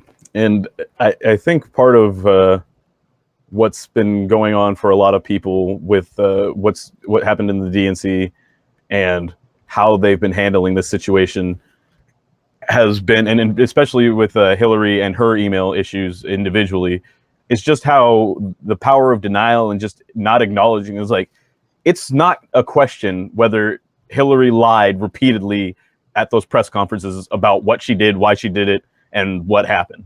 She just outright lied to us. That's what happened. It's not, in my opinion, it's not debatable. She said certain things and those things were not true, and essentially she's not being punished for it because she told the truth when she was under oath, or at least when she spoke to investigators. And so in this situation, since she was not technically, like, so when she spoke to the press and said, you know, this is what I did or this is what I didn't do, and it wasn't true, there's no criminal penalty. The only penalty is supposed to be a social one where she lied to us, so we're supposed to respond to her lie and call her out on it and observe it and accept it for what it is, and presumably encourage her to apologize or correct it in some way. That's not what she did. She basically just kept denying it, and whatever apologies she gave were the "I'm sorry, you're offended" type apologies, and it was just like outright just lying. And for me, it's like I can't vote for that because that's me telling her, the Democratic Party, and other progressives that I'm okay with that. That's acceptable. You can lie to me the whole primary. You can cheat. You can basically steal the election. You can do all those things, and you'll still have my support because, you know, as long as the other person's worse. You know, so as long as you can paint the other person as being worse than you are, then I'll support you. That's not how my support works, and I'd hope that's not how a lot of American supporters or American voters view their support. I'd like to think that they arrive at what they think is the best conclusion and not that type of way, I should say. It does look like we're getting Brandon, and I'm not sure if he planned on joining us or if he was just hanging out, but hopefully he'll be on, and I'm sure he's got some reaction to what we've seen today or has some new things coming up, so we'll make sure to bring him on when he's ready. Until then, go ahead, get in. I also wanted to speak up really quick. We kind of got semi-breaking news. It seems like some interesting things are going to be going on. Adair just said, we're about to be streaming, doing interviews. Watch for us and use DNC leaks for storytelling from us as delegates and hopefully others hopping on stream. So it sounds like they're going to be doing their own kind of leaking about the Democratic Party. So this could be interesting. Yes, that sounds very interesting. So if you want to go ahead and work with Adair to make sure that we can get that up when it comes up and make sure the stream figure out which of his Periscope names is going to be using to stream that. If Brandon's ready, I'm trying to keep an eye around all the chats. If Brandon, you're ready, you want to come on, speak with me about what you've been seeing and what you've been hearing. Looks like he's still typing, so I'll give him a few more moments. Excuse me. I just want to remind you guys are watching dnclive.net or projectsanity.org, and perhaps you're watching from our Revolution, but we are simulcasting to all those channels as well as Twitch. and we will keep bringing you as much coverage as we can. It sounds like right now what we're about to be able to do is give you some special coverage from our correspondent/contributor, Adair, who is down live at the DNC convention. He's going to be speaking with some other delegates, and they're going to be talking about, apparently, if the hashtag is any hint, some leaking of what's been going on behind the scenes. So we will find out a little bit more about what's been going on that the media hasn't been showing us, because I'm not sure about you, but I did not see many. When I looked to live footage and coverage of the convention, I didn't see anything about the walkout. When people have linked me articles about the walkout saying, "Oh, the mainstream media did cover it," I asked for any live links from live coverage of the convention where it was mentioned. I haven't seen any yet. Maybe they're out there, but I haven't seen them. So, what we're trying to do is give you the coverage and the information that the corporate media isn't showing, and we're doing the best we can. And so we will keep that up, and we're going to be getting that feed from Adair up as soon as it pops up. And just like, subscribe, share if you can. And let's see here, just taking a look. Oh, I did mention that Tim Kaine thing, so I can just I can explain that comment a bit. Essentially, without getting too much into the speculation, I'll just go through the timeline. Tim Kaine was DNC chair through 2011. He stepped aside for Debbie Wasserman Schultz and recommended her, and now he's the vice president. So people have been speculating that when he recommended DWS, who was nice, looks like Brendan's just about ready, when he recommended DWS for the position, and she left Hillary's campaign to go work at the DNC, that was the very beginning of ensuring that Hillary did not lose to an up-and-comer or some other politician in the primary going in for 2016. Whether that's true or not is we can't know really, but the timeline is such that Tim Kaine stepped aside, DWS comes in, and now Tim Kaine is Hillary's vice presidential nominee. So whatever that means to you, you can interpret it as you will. But for me, it smells of the same type of I don't even want to say corruption so much as just status quo of politics, and the quid pro quo style with which our politicians operate. And as we saw with the replacement chairs, that they were also Hillary loyalists, and so that the idea that any of this wasn't orchestrated from and by Hillary from the DNC all the way through, like whether she made individual calls or choices, I can't speak to, but I think it seems to me to be more and more absurd to suggest that Hillary hasn't been calling the shots for the DNC for a while now, or at least heavily influencing them, as it seems that Debbie Wasserman Schultz has actually shown that she can be quite combative when it comes to relinquishing whatever she feels entitled to. So, and now, just as you see on screen, I want to bring Brandon on and let him speak about anything that's been on his mind most recently, or talk about anything that he might have seen if he was watching the stream. So go ahead, Brandon, welcome. Well, thank you. Just to follow your lead, what I've been thinking about a lot today is, you mentioned the social consequences of what the DNC has done. And I think we've been sort of minimizing, looking at that at the sort of the level of Democratic Party, then the level of the national election, general election. But what about the way it makes America look at the international level? You know what I mean? Like, how is this going to affect our foreign relations if Hillary is elected by, in the general election? We say if she wins, like, how is this, appearance of corruption going to affect the way our country, Hillary Clinton, is viewed as a legitimate president by other world powers? And what are the implications for foreign policy and foreign relations in that way? I think it's definitely going to make it tough if there's any democratic elections in contentious countries under Hillary Clinton's presidency. I think she's going to have a hard time getting much respect from the international community as far as monitoring those elections or paying attention to them. And I think the influence of the United States within those elections is definitely going to be more prominent as a result of her campaign's concerted effort to tie Donald Trump to Russia as a result of the the email leaks from the DNC. Yeah, but even that is like that's an entirely different issue. Where the email leaks came from is an entirely different issue that's being used to sort of obscure the point, which is, are they real or not? Like, I don't care where the evidence came from. I care whether it's valid or not. If you're saying that the Russian people, the Russian hackers, Russian government is planting false evidence to make you lose because it is some sort of cabal between Donald Trump and Putin, okay, come out and say that. Say this is false. This is not happening. But they're not even addressing it, which leads me to believe that it's not false. These are actual emails that she sent, or that the DNC sent, or that people with the media sent, and that by claiming putting Russia's name on it, putting that sort of Cold War scare that still exists in our country for some reason on it, it's made to look more like a sinister conspiracy against Hillary Clinton. But when your conspiracies always involve just revealing the truth, there's a problem there. Like these conspiracies against Clinton always simply involve presenting the truth. Yeah.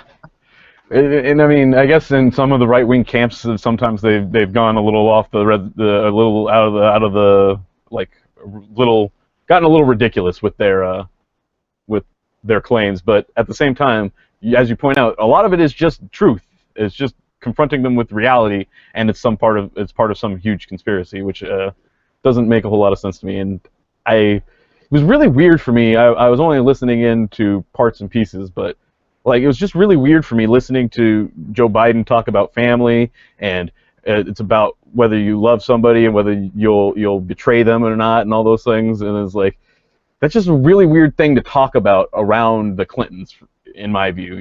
It's like that whole and I don't want to speak on other people's marriages or anything, but to me, there's always been a political component to the Clintons' marriage, and at this point, it feels more political than ever. And to have Bill Clinton go on stage and try to humanize her, and to have Joe Biden go on stage and then try and mention, talk about her in that kind of context, it was just very, strange feeling to me. I can't really put on exactly the emotion, but it just felt really awkward. It comes across as desperate to me. It's desperate. And whenever they talk about family, and they, and I didn't watch all of Joe Biden's speech because it was annoying with all his bullshit, folksy, Simon and Garfunkel, malarkey, and all these words that no one actually says. But it sounds less about talking about family, like my brother, my sister, and more like the mafia. It sounds a lot more like that kind of, you wouldn't betray the family, would you? You wouldn't betray the family because there are consequences for betraying the family.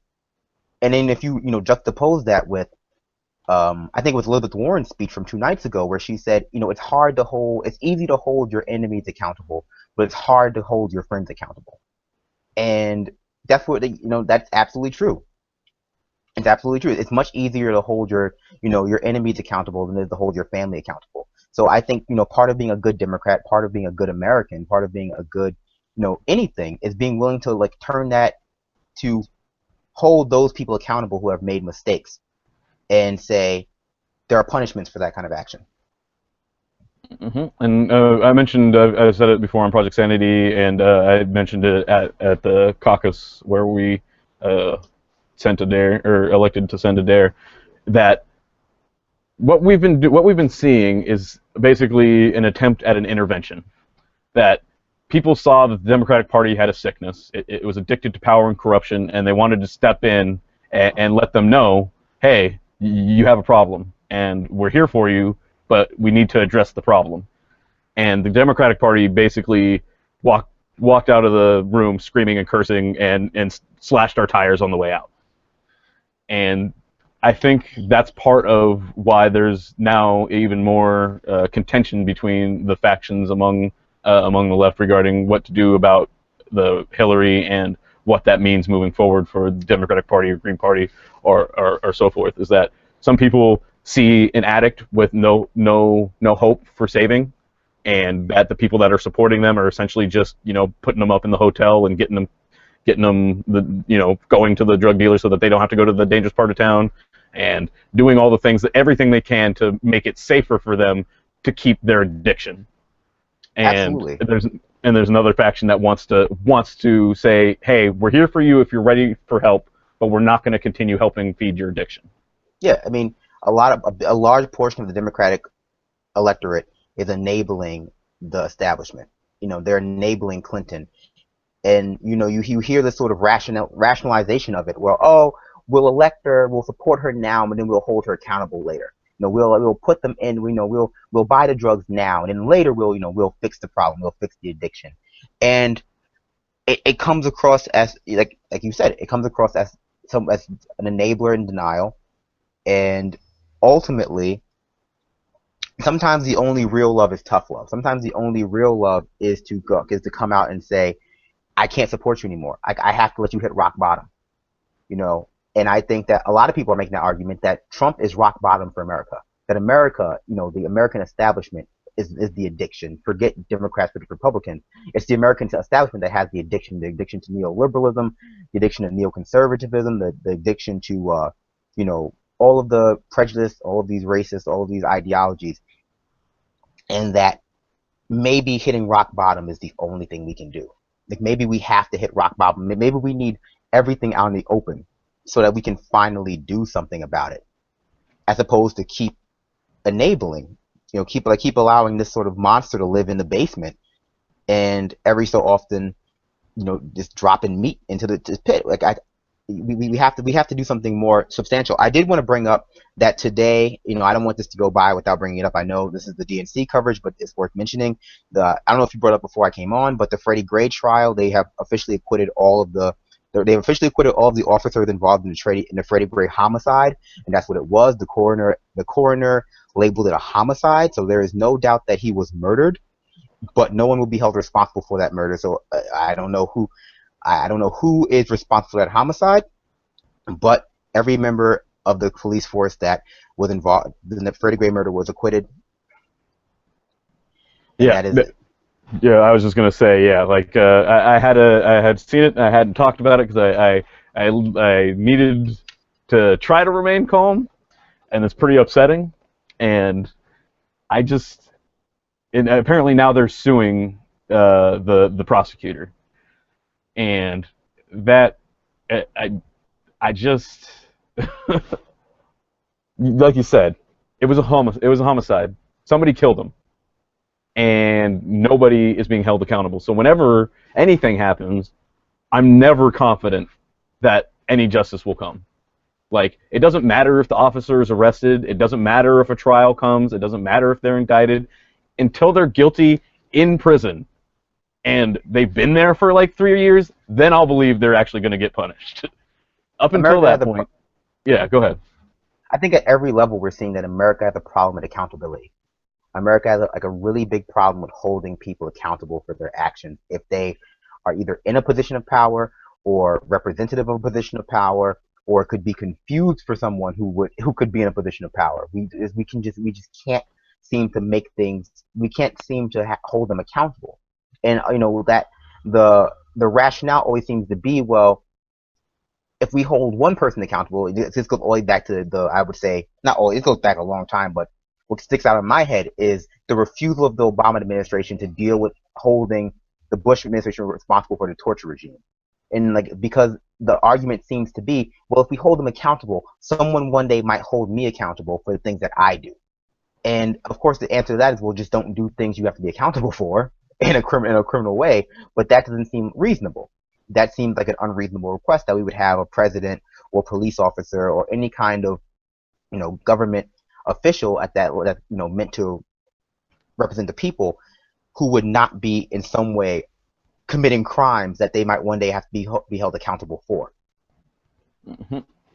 Yeah, and it's really been one of the things that I think has come up in a variety of conversations is that there's a tendency, or that in order to reach the upper echelons of politics, that you end up in a situation where you agree to agreements that basically puts both you and someone else in jeopardy, and the idea that you're both jeopardized by that situation allows you to move to progress together, in that by doing this we're in this crime together, so neither of us can turn the other one in, because we're both going to benefit from it, and that's essentially how the vast majority of the top tiers of politicians, and it extends beyond politics as well, get into those positions of leadership. So it's in any leader's interest to have such a situation where you can't be held accountable, because if you get held accountable, you're going to be dragging a whole lot of other people down with you.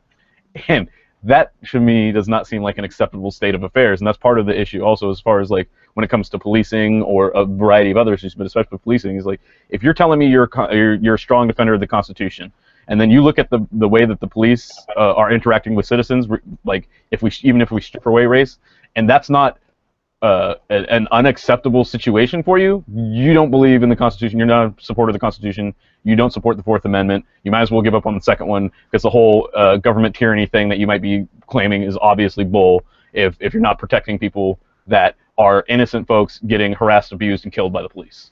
But no one really believes in the Constitution. Like, let's be very frank. No one actually believes in the Constitution in the way that they think they do. Just like no one actually believes in the Bible the way they think they do. The Constitution, the Bible, any sort of doctrine of origin like that, the Quran, the Torah, I don't know what the Buddhist people read, so I can't speak to that. I'm gonna say something really bad. No. You're digging this hole. I'm gonna let you go for a while. Go ahead. No. But like those things just are more often than not used as shields and safety blankets to lend legitimacy to whatever position you can think of. Like there are you can argue both sides of the gun control debate with the Second Amendment. You can argue every side of it. Like, they are open to interpretation to a certain extent, and most people draw on them simply to give authority to their argument in a way that is intellectually dishonest, because the argument itself can't stand on its own. You can't make a decent argument for why, America should have 330 million guns without referring back to a 300-year-old document. And the appeal of that is that document is sort of reified as being untouchable, as being the best thing ever. But ultimately, from my standpoint, like, these things are meaningless. No one believes in the Constitution. The Constitution is open for interpretation. Everyone has their own interpretation of what the Constitution means, and no one has domination over that except for the Supreme Court. The Supreme Court has domination over that. And and the Congress has the ability to overturn that by just simply making an amendment. So we have these checks and balances. We have people who are constantly. President Obama is a constitutional lawyer. Like, he is perhaps one of the most familiar with the Constitution altogether, and he violates it all the time. So it's a document that is useful in some situations, and so when it is useful, it is used and ignored in other situations. But at the same time, you have to understand that having the Constitution apply to you from that standpoint, we talk about Black lives, it's contingent on you being viewed as a human. And we still have not really gotten to a point where we can say that, Black people are humans and they deserve to have the same kind of protections under the law. It took us at least a couple amendments just to get as far as we are. Yeah, we're 40 years out from one of the, we still have racist laws now. But we're 40 years out from from redlining, from 50 years out from from segregation. Yeah, legally, by the way, it's not as if those things have gone away. They're just now, at least on the books, they're illegal. Whether those laws are enforced is another question. Excuse me. Yeah. I was just gonna say, it looks like we're getting Adair's feed up. So once that's if he's able to get connected and stable, then we will go to that. Go ahead and continue, Brandon. Yeah, thanks for sticking with us, guys. We're here trying to bring you all the feeds, all of the all of the news as it comes up, and also just entertain you. We don't want to leave you with dead air. We don't want to leave you here just in between segments with nothing to listen to or watch. But we appreciate you sticking with us. Yeah, so I don't care about the Constitution that much, perfectly honest. I'm not particularly that interested in it. Go ahead. I think it's interesting, and I think it's it's interesting as a philosophical experiment. I think it's interesting, as an example of what people thought at the time.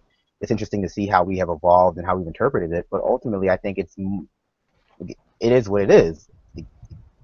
Yeah, for me, the Constitution stands, and the framework with which it operates stands to me as just like any other. Whenever you have a group, you have to have some sort of system in which you ascend to power and you are removed from power to avoid chaos, so that somebody doesn't just think, I could be in charge of this, I'm just going to go kill the person that's in charge and become in charge. Like, in order to prevent that from happening, you have to have some sort of system, and people have to believe it makes sense. It doesn't actually have to make sense, but people have to believe that it makes sense. And so the Constitution stands, to me, as that. It stands as an organizing document with which we can convince ourselves that we're not living under basically a big man society where there's or an oligarchy or some form of like that, in which it gives us at least the perception so that we don't violently resist. And go ahead. So I think it has that value. As a set of ideals, and I guess I'm going to get into it.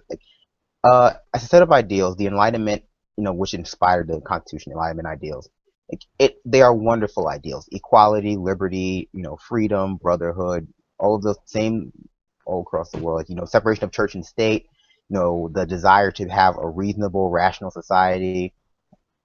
Those are fine, but we need to understand that from a purely pragmatic standpoint, those ideas have evolved over the past 300 years, and the Constitution has not evolved with them. Society has evolved, technology has evolved, people, culture, communication, all these things have evolved, and there are just certain things that the Constitution cannot account for, and it should be not easier to revise it, but it should definitely be more. It should definitely be looked at less as a strict guide for our society, and more like, hey, this is the founding doctrine. This is really something. Like, our society is based on this, but we don't need to call back to it every time. Like, it's not a club to be used against each other in arguments. Like, it's not a way to red pill an argument. It's a way to come together, like you said. It's a way to come together and say, hey, our society is founded on these principles. These set of ideals. They're vague. They're kind of vague, except for the ones that are really specific, like set things out. But it's good things to believe in. But ultimately we have to account for changes in society. Yeah, we have to be accountable to ourselves, and we have to be aware of what's changing, what's changed, and why did we need an amendment to make black people people, and why did people fight it?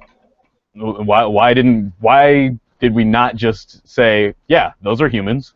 What stopped us? What were those arguments? Because if we look at those arguments, we see how they mirror many arguments that we're having today and that we've had in between. The arguments that we have, often while the rhetoric and the particular words change, a lot of the same themes arise. And I think it's really important for us to look at the Constitution and our democracy through that lens, as far as being aware of its history, seeing what what's gone through, seeing how it compares to other government reforms that had transpired either at similar times in history, before and since, and what are the strengths and weaknesses. Like, one of the big issues that we've had since we wanted to start spreading what we call democracy around the world is that sometimes people vote for the person that doesn't have the United States interest at heart, and then we're left with a situation of, well, do we subvert democracy under the rationalization that it's in democracy's defense, or do we, or in the United States' best interest, or do we respect a sovereign nation that democratically elected somebody that doesn't like us? And to me, it seems like the second one's the obvious choice if we actually believe in what we say, but the first one seems to be the one that we choose the most often. Okay, from your perspective, what was the worst speech last night? Ooh, you can't say Tim Kaine, because no one cares about Tim Kaine. Yeah. Yeah. Ah, gosh. Worst speech. I guess I got to lean towards Biden. I didn't hear Obama, but I know he's a great orator, so I can just imagine that even if I strongly disagreed with a lot of what significant portions of what he said, at least what I've seen on Twitter anyway, I know he gives a good speech. So that's I'm just glad he's on our side and he's not with Trump for some reason. God forbid if Trump had an orator like that on his side. We'd be in some real trouble. But anyway, I don't know. Trump, like I keep saying, Trump is the master of roasting people on Twitter. Trump is a cyberbully. Trump is like a 14-year-old cyberbully. He is mean. He's harsh. He's good at it. Yeah. He brings those sick roasts. And he knows how to trigger people to go further than he went. Like how to lead people into escalating it so that it gets ever escalatingly worse trolls heading that direction, and so it is masterful trolling, and he does know his audience. Whether his speaking style carries over towards some independents and liberals is somewhat yet to be seen, although he has been shooting up in the polls recently. RCP average had him up just less than a point last time I checked, and so it's working. And as much of a crap show that they wanted to call the RNC convention, he got a bump. We'll see if Hillary gets a bump out of hers. And looks like Eric's back up, and he's been trying to get a dare up so he can give us an update of what's going on with the dare, and then we'll get you back in, Brandon. Yeah. I have an interesting idea. I think part of what gave Trump his bump from the convention was that he was effectively able to incorporate and then silence opposition. It's just like he addressed the opposition in a way the Clintons, the way the DNC refuses to.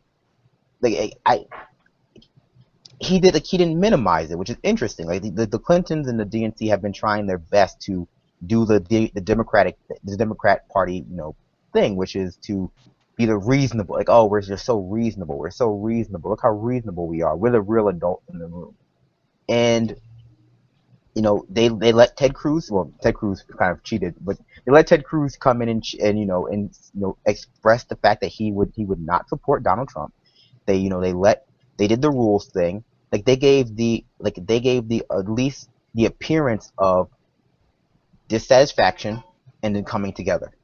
There was an actual avenue for the people who dislike Trump to express that dislike, and it was shown. They showed it. Like, we all saw it. Yeah. We saw what happened, and I think people underestimate the power of just letting people show their, like Biden said, like let people be angry, like let them be angry, and they let people be angry, and then they tried to reincorporate them back in, and to address that anger, as opposed to just sweeping it under the rug and pretending they don't exist, like they didn't ignore them. I think in the end that's going to be. I think in the end that's going to play very not well, but it's the better choice when you're presented with that kind of option to actually try to address it in a real way.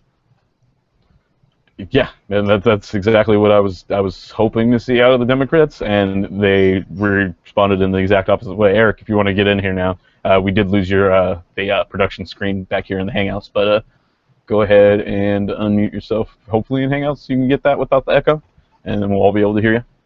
Yeah, I don't know how you guys lost the screen. Sorry about that. So we're having a little bit of trouble getting Adair's feed.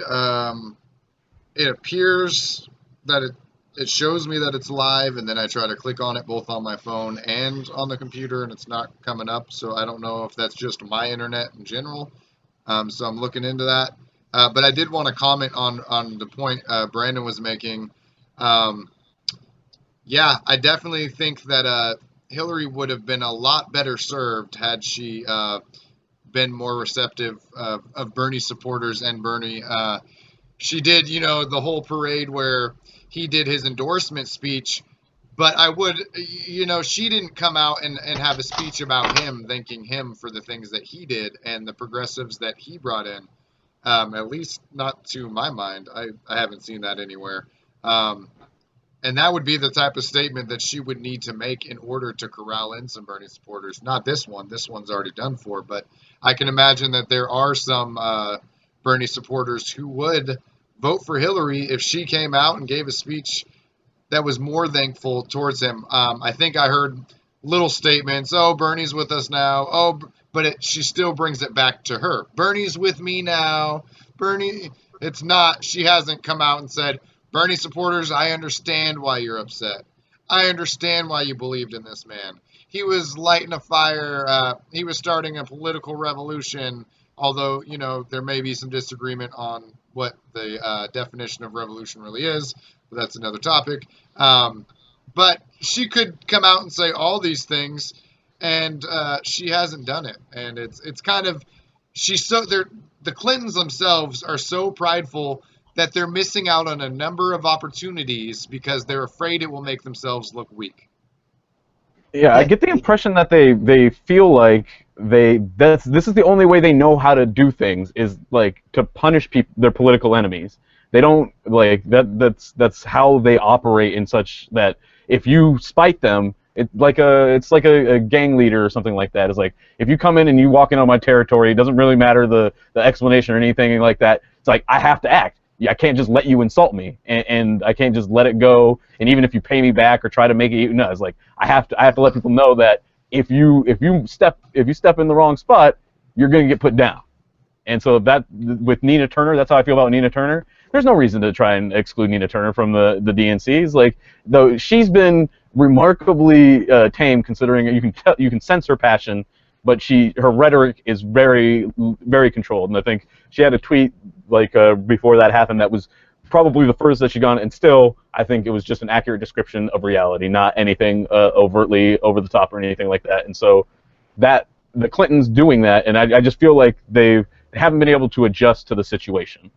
Is most of the time their political enemies that do things like that are in a minority or get marginalized and end up getting excluded from the process as a result.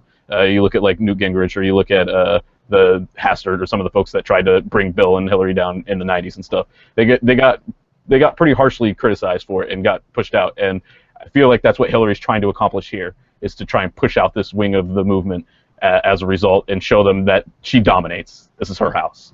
Absolutely. Rather than try to be Democrat. Go ahead. That's just an entitlement complex. She feels as though the Democratic Party should reflect her values. She feels as though the Democratic Party should just be the party of Clinton, and she's in no way trying to incorporate them, the progressives, into that party. She just wants to co-opt them. She wants them to just give her their power, give her their, like, their voices, and give her their pictures of them crying so she can tweet them out for propaganda. She feels entitled to the people. Like, she feels entitled to the independence. She feels entitled, and they just can't help themselves. I think that if Bill Clinton proved anything with his speech, it's just that he cannot help himself. Even when prepared, he just cannot help himself when it comes to defending that racist rhetoric, that racist record. They can't help themselves. And it becomes the, come on, just stop it. Like, have some humility. Like, you cheated, have some humility.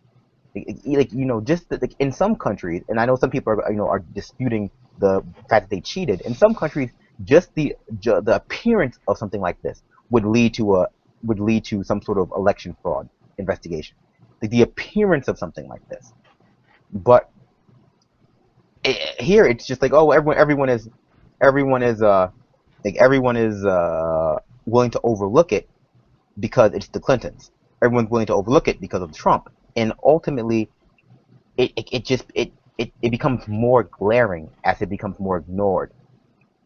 And I don't know what to put that on. It's one of those things that you wonder, like, what could be going through their head? Can people really just be that entitled that they do not realize what everyone is thinking?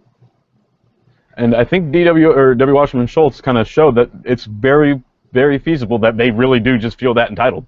That she really thought she should be able to go out there and gavel the convention despite everything that happened.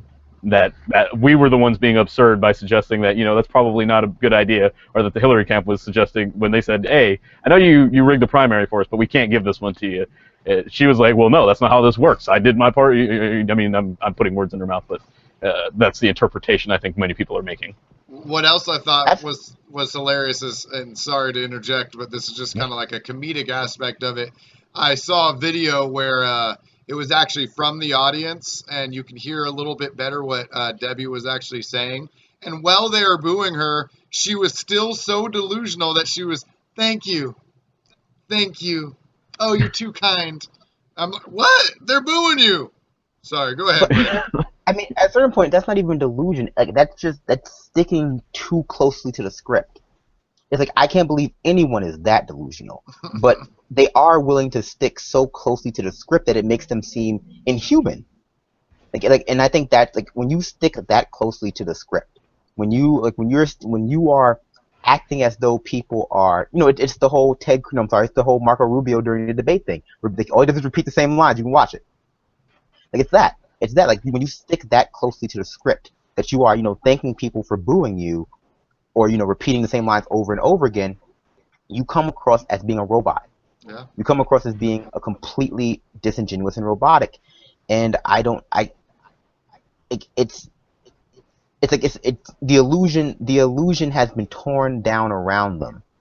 like, you know, the man behind the curtain has been revealed, and he's still trying to, you know, operate as though he has that sort of cloak of being the wizard, and no one is buying it.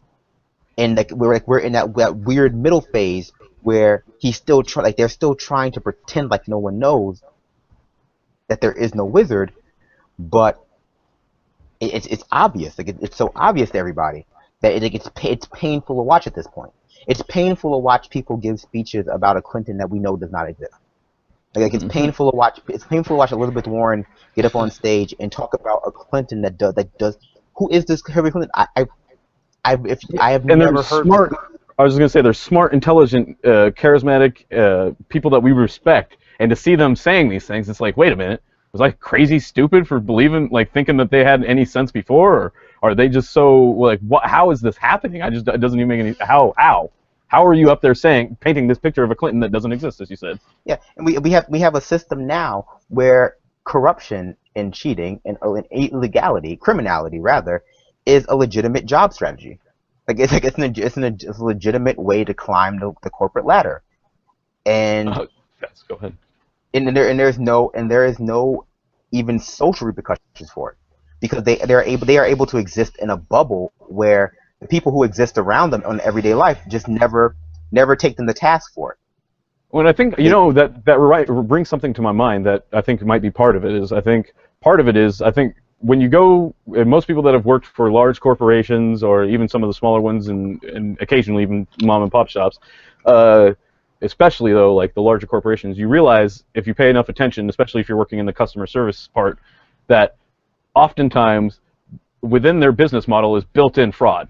That they basically trick people out of their money, and then they knowingly keep it until the person comes back to try and reclaim it, and then they give you a set of procedures to try and reduce the likelihood that they're able to get it, but then only if they're able to go through all of those hurdles, clear all those steps, then they get back the money that they were entitled to, otherwise it's kept. You see that in overages on cell phone bills a lot, and cable bills, new charges, and like interest rates on credit cards. There's a whole variety of different things that happen where they violate the terms and conditions of the whatever pages document that they give you in the first place. And unless you dig down, find it, point it out to them, and explain it to the person on the phone, that person's supervisor, and the next person's supervisor, you just get bilked out of the money.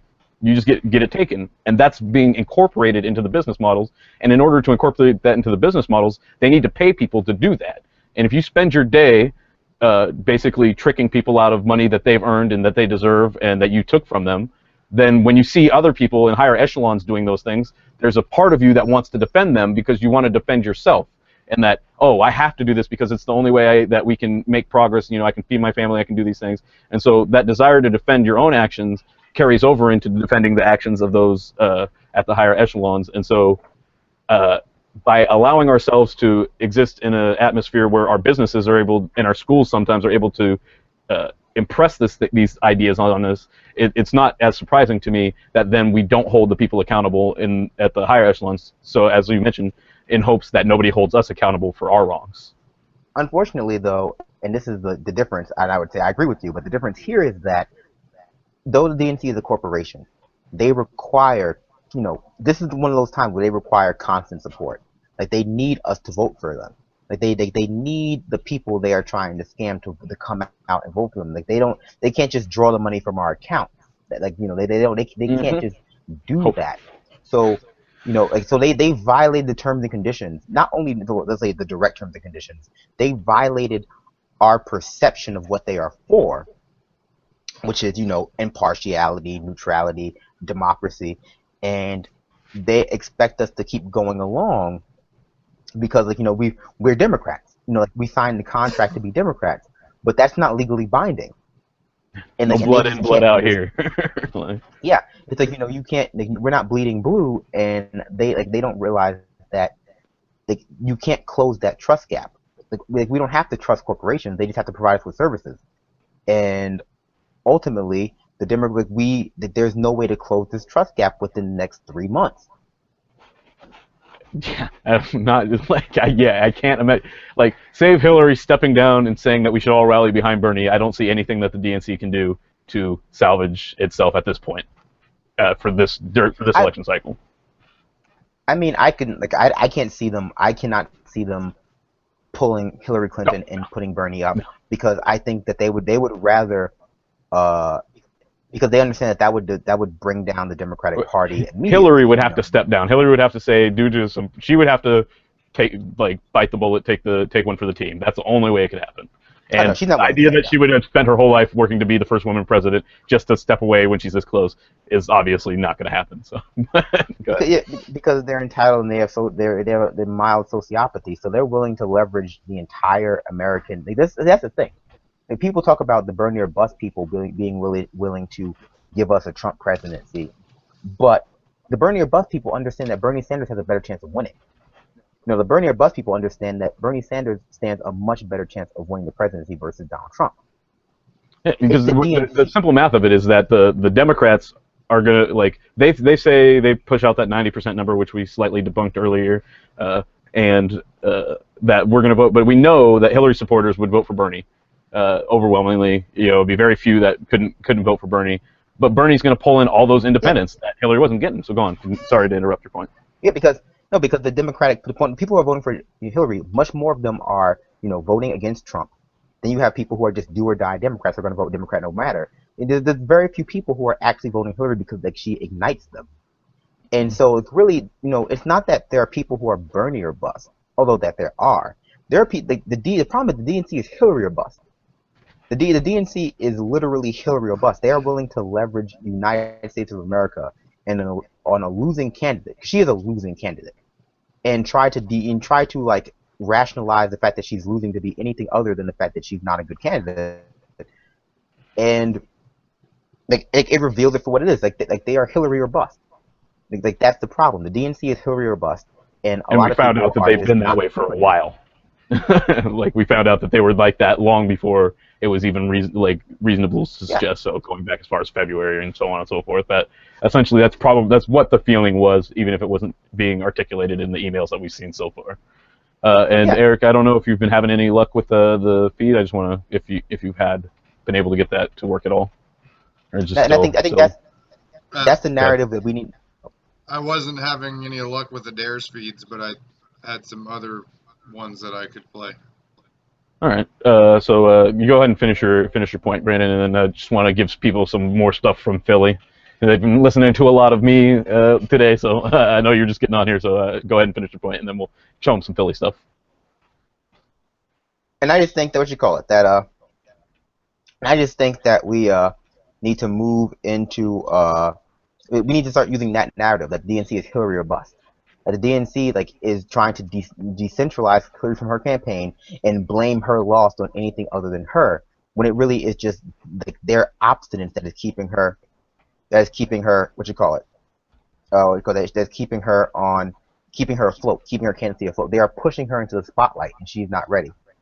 Absolutely. And so what we have is I'm not sure exactly how long, but a clip with Nina from this morning, as we talked about before, that she had been at minimum slighted by the Democratic Party and prevented from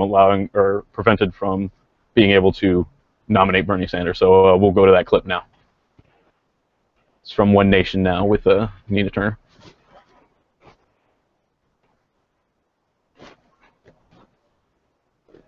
We're at One Nation Now. Ben Jealous is speaking right now. In modern times, in the home of revolution in this country. Boston was the home Boston was the home of the wealthy in the revolution. But Philadelphia was the home of the populace in the revolution. If you visit one place when you're here, visit Carpenter's Hall. It's also the home of the church, of the churches that give us Paul Robeson to Jamal Bryant, the A&E Church. Notice something. There are no big cameramen here. No big media. I see someone with a Politico thing. That's pretty much it. We became the inside church, but we've always been one family. Our churches are often like our family churches, right across the same square, right across the same street. When it came time for revolution for black people in this country, you can't explain it without our churches. And so let us never stereotype ourselves inside this room. Some of us will run for office. Some of us will be We'll organize great disruptive civil disobedience, but always see in each other's eyes your brothers and sisters, because that's how we get it done. That's what makes us strong. We bring everything we got to the table, and we fight for our revolution. Valerie Irvin.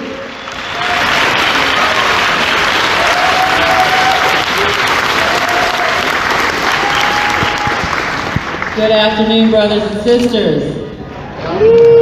I think I drew the short straw to have to follow all of these amazing speakers who just brought it today. I am so honored to be here. That's an incredible panel. I hail from the great state of Maryland. I'm a Bernie delegate. Yeah!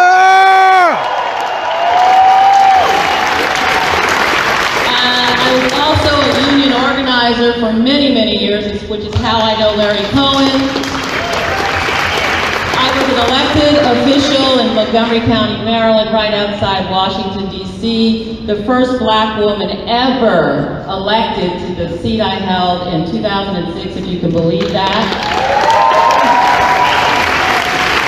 And I'm here to sort of give a call to action. What are we going to do, all you leaders of the revolution? We are at a pivotal moment where we need to turn all of our passion and our fire into the necessary work ahead. I am a national leader of the Working Families Party. And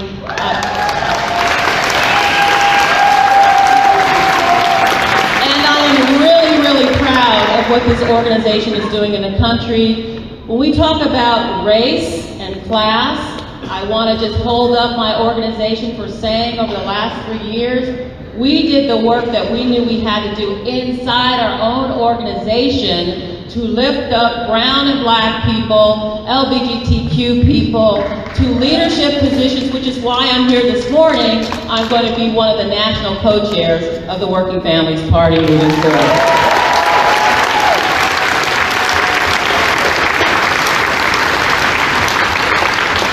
We also know that economic inequality is built on the scaffolding of racial inequality. And I remember the first time I heard Bernie speak, and I thought, this man is speaking to the heart and soul of all of the movements that I have been a part of my entire life.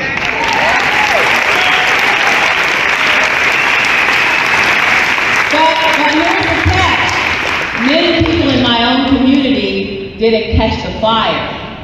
And we need to do something about that. Because the fire that we have created in this country, when we go back home, we got a lot of work to do.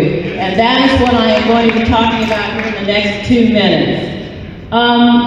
The Working Families Party exists in all 50 states, but we actually have a party in 3 states, and we want to be part of the revolution moving forward because we are the only organization like ourselves in this country. And we want you to join with us, and we want to join with you. Because what we're really trying to do is elect progressive leaders across this nation, from school boards to city councils, to county councils, to county commissions, to mayors, to state representatives, to governors across this country. In order for us to do that, we're going to have to get organized. There are no better organizers in this country than the Bernie Revolution crew. Look at that crowd reaction. Hey, here's our buddy, the Bernie guy.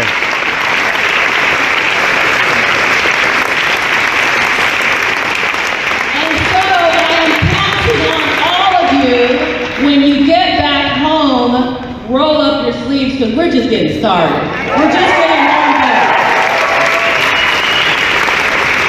So we were actually here to do a little bit more talking about racism. We already know it. Not from the Hillary people, from the Bernie people. They've been talking about nothing but the Big Ten. Message to the nation. We need to lift it up even higher, and we need to start talking about how racism and They haven't mentioned that yet, about whether or not they're going to switch parties. speaking So we're not hearing anything yet. But the Greens, Michael Salamone is going to be doing an interview with Jill Stein and Tim Black as well.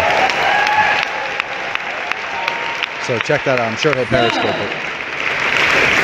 The Working Family Party is building something called a pipeline, which has been very successful in New York. Are folks here from New York? No worries. We are trying to electoralize all the issues that we care about, and I'm just going to call out a few of them. The Fight for 15. The Fight for 15 cuts across all sectors of our society. And I remember when I first heard about racial. There's Ben Jealous, for those of you joining us late. That was impossible. The man shakes your hand and feels like your mitt disappears and crushes it. Awesome. Done, haven't we?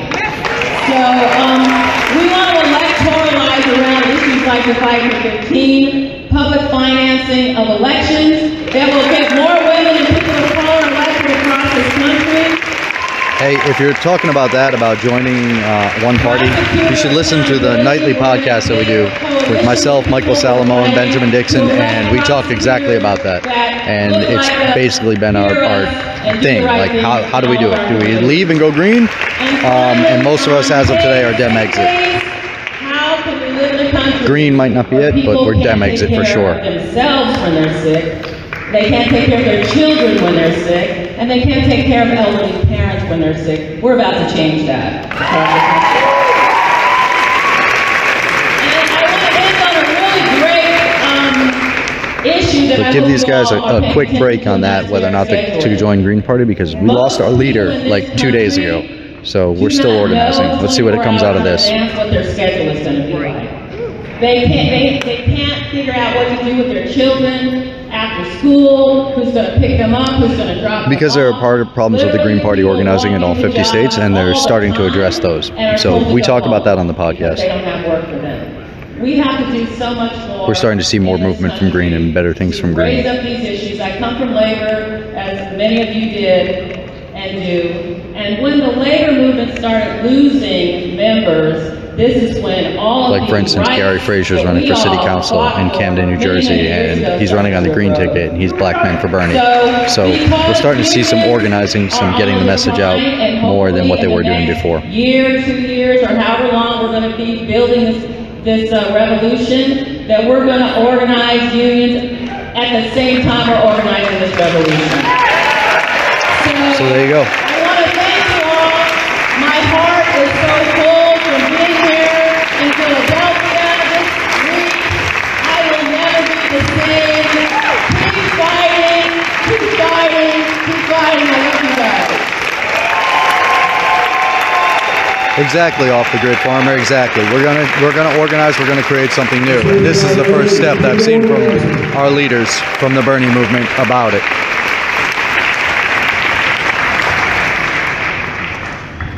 You know, we're going to come up next.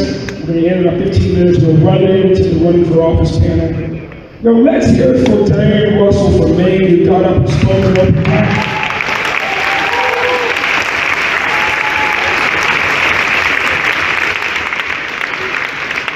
That's what we're trying to do. I met a young so-called anytime Off the Grid kid from Pittsburgh who ran for school board. Just saw Rosario Dawson speaking earlier today. And we have a few questions from our chat that they want us to address. Richard, you know you're muted, so maybe you can help me address some of these questions. I'm yourself first. So the first one is about how religious leaders are flocking to candidates that would start more wars. And yes, they are. And I mean, there's two reasons for this. The first is that religious leaders, you know, like your Pat Robinsons, your, you know, like your TV evangelicals, tend to have a lot of money riding on this election. They tend to benefit from the status quo. They tend to benefit from neoliberalism because they're corporations. And a lot of times, a lot of the, you know, the more radical evangelicals, they believe that America is part of a holy war. And people forget that, you know, the war in the Middle East is just another crusade. That was what it was described as when it first started. That is what it's still viewed as, a crusade to, you know, to defeat the Muslim and spread Christianity, but well, I'm sorry, not Christianity anymore. Now it's democracy. You know, it's funny how like the ideology changes, but the wars never do. You know what I mean? In Africa, they still call it the battle for souls, but yeah. You know, it used to be we were spreading Christianity across the world. Now we're spreading democracy, but really democracy is just a catch-all term for capitalism.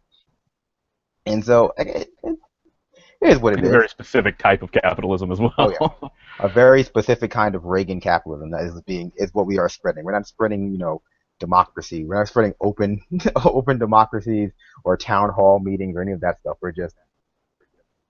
We are just. This is how you give your people the illusion that they have a participatory role in your government without actually giving them any real power. That's the type of democracy America has almost perfected. I don't think that the DNC would prefer Trump over Bernie. I think what the DNC is doing, like I said, is Clinton or bust. I think that they are not willing to engage in a scenario where Clinton is not their candidate. And in doing that, they are making it a scenario where Trump might actually win. And so that is the real that's the real problem here. That they are Clinton do or die. They are riding this Clinton train hard. This is not about Bernie so much as it is about Clinton and the establishment. I fully agree with that. Yeah, this is all I think everyone is sort of. People are focusing. Everyone is focusing on different individuals in this race in very weird ways. Like the Bernie or bust people, a lot of them are less Bernie or bust and never Hillary. Like a lot of them are just like, I can't vote for her. You don't understand. I just don't like her. This is less about Bernie's policies. I love Bernie's policies, but I just no more neoliberalism, no more Clinton. But the DNC is just incredibly pro-Clinton. They don't care about Donald Trump. The DNC does not care about Donald Trump. That is not they are using Donald Trump as the club to beat people over the head with to vote for Clinton. But the DNC is not worried about Donald Trump. They don't have the same. Yeah, she can't imagine him as that much of a threat or that much of a danger if she's been such good friends with him for so long, and that they've been able to have conversations and be able to do that. For her to pretend like, oh, he's totally unreasonable and an abomination for humanity in the United States and our democracy just doesn't ring sincere to me at all. Along with basically everything she says. And there is no real difference between let's be perfect and talk about substance. So this goes to the overt racism versus closeted racism. There is no real difference in the sort of mentality being ascribed to by Trump and expressed in Trump's words than there is a difference in what Bill Clinton said the night after. The night before last. Clinton was describing the exact same kinds of things. That we want the good ones. We want the good blacks to help us against the bad blacks. We want the good Muslims against the bad Muslims. There's no sort of the difference there is entirely surface level. That's if you dig a little bit deeper, the kind of mentality being espoused by the Clintons, specifically Bill, and by Trump, it's exactly the same. It's less aggressive when it comes to the Clintons. He's able to put a better polish on it. He's more media savvy, but that sort of mentality is it's very problematic, and it's being expressed by both of them. Yep, and I fully agree with that. And that the as people have pointed towards Martin Luther King's comment about the moderate progressive. And how that can be as much of an obstacle, if not more, than the people like Trump, who overtly appeal to those inner demons of humanity. I did notice somebody asked about what's been going on with Killer Mike. I did recently actually just see a tweet from him. I think Bernie thanked him for what he did, and I think he was thanking Bernie. And I'd actually be really curious for him to have some time to speak, because when Killer Mike, he hasn't been shy to say what's on his mind, and so I'm curious where he's at on this whole thing. So I will keep an eye out, and see if I see anything, I'll make sure to bring that by. And so just so everybody's clear on what's going on, I'm going to be taking a short break. I'm probably going to stick around as a guest with Brandon periodically throughout the night, or at least for the first part, until it gets a little later. And what we are going to have coming up soon is a dare from the floor. We have a clip from earlier, just a little while ago, and so other than that, I will hand off the reins to Brandon, and so he will be in charge of what we're talking about, what we're doing moving forward. And I may, if I'm gone, that's why. And so thank you all for listening and joining me for my slot in today's coverage. Please subscribe to Project Sanity, either our YouTube channel at projectsanity.org at twitch.tv/Project Sanity, the Benjamin Dixon channel, or over at Our Revolution TV. Either any or all of those, we greatly appreciate it. You can follow me at, I think the Twitter handle's right, but it's Progressive Green with no E at the end and no S at the end. So, and the other Twitter handles and shows should be down in the description below if I forgot anybody. So I apologize for that. And with that, I hand it over to Brandon. You can intro the clip, or you can continue with audience questions, whatever. It's up to you, man. I'm gonna drop. So we have a clip coming up from the DNCC floor. I'm sorry, DNCC floor. I just want to address a few more of your comments before we get to that clip. It's a pretty long clip, so we won't have a chance to address some of these comments. Because by the time we get back, Richard will be gone, and I'll be having the reins. And we know how things get when I'm given charge of anything. So let's keep things a little bit easy going for the next few seconds. Oh yeah, I would. If we can get Killer Mike on here, I would just mark out. I couldn't be around. I love Run the Jewels. I just love Run the Jewels. I use that Reagan video to give people a nutshell explanation of Reagan a lot. So. Yeah, but okay, so you can't. This is the thing. You can't separate overt racism from closeted racism in any real way. They are both caused by the exact same, structure. Like it's just. To the extent at which they are expressed is a problem. So like a lot of Americans have a problem with the sort of overt, impolite racism, not necessarily because it's racist, but because it's impolite, the impoliteness of it. People forget that everyone, like for a long time, Donald Trump's racism was funny. When Donald Trump was doing his birther crap, no one cared. Like he still had a TV show on NBC for years after he did that birther stuff. Like so. People tend to be okay with certain types of racism, and they tend to be very easy to they tend to be very willing to separate them out in their heads. They go, okay, well, overt racism is the real racism, and the closeted racism is, it's just bias. It doesn't matter. Everything's okay. Don't worry about it. Don't worry about it. Don't super predators. Well, super predator, that could mean anything really. It could mean that they are literally, a super predator. Like an apex predator, like top of the food chain. That's great, right? It's frustrating because you tell people that listen, I can't vote for a racist. I cannot vote for a racist. Hillary Clinton is a racist. Her husband is a racist. I can't vote for him. I can't support that. My vote is my support. I cannot do that.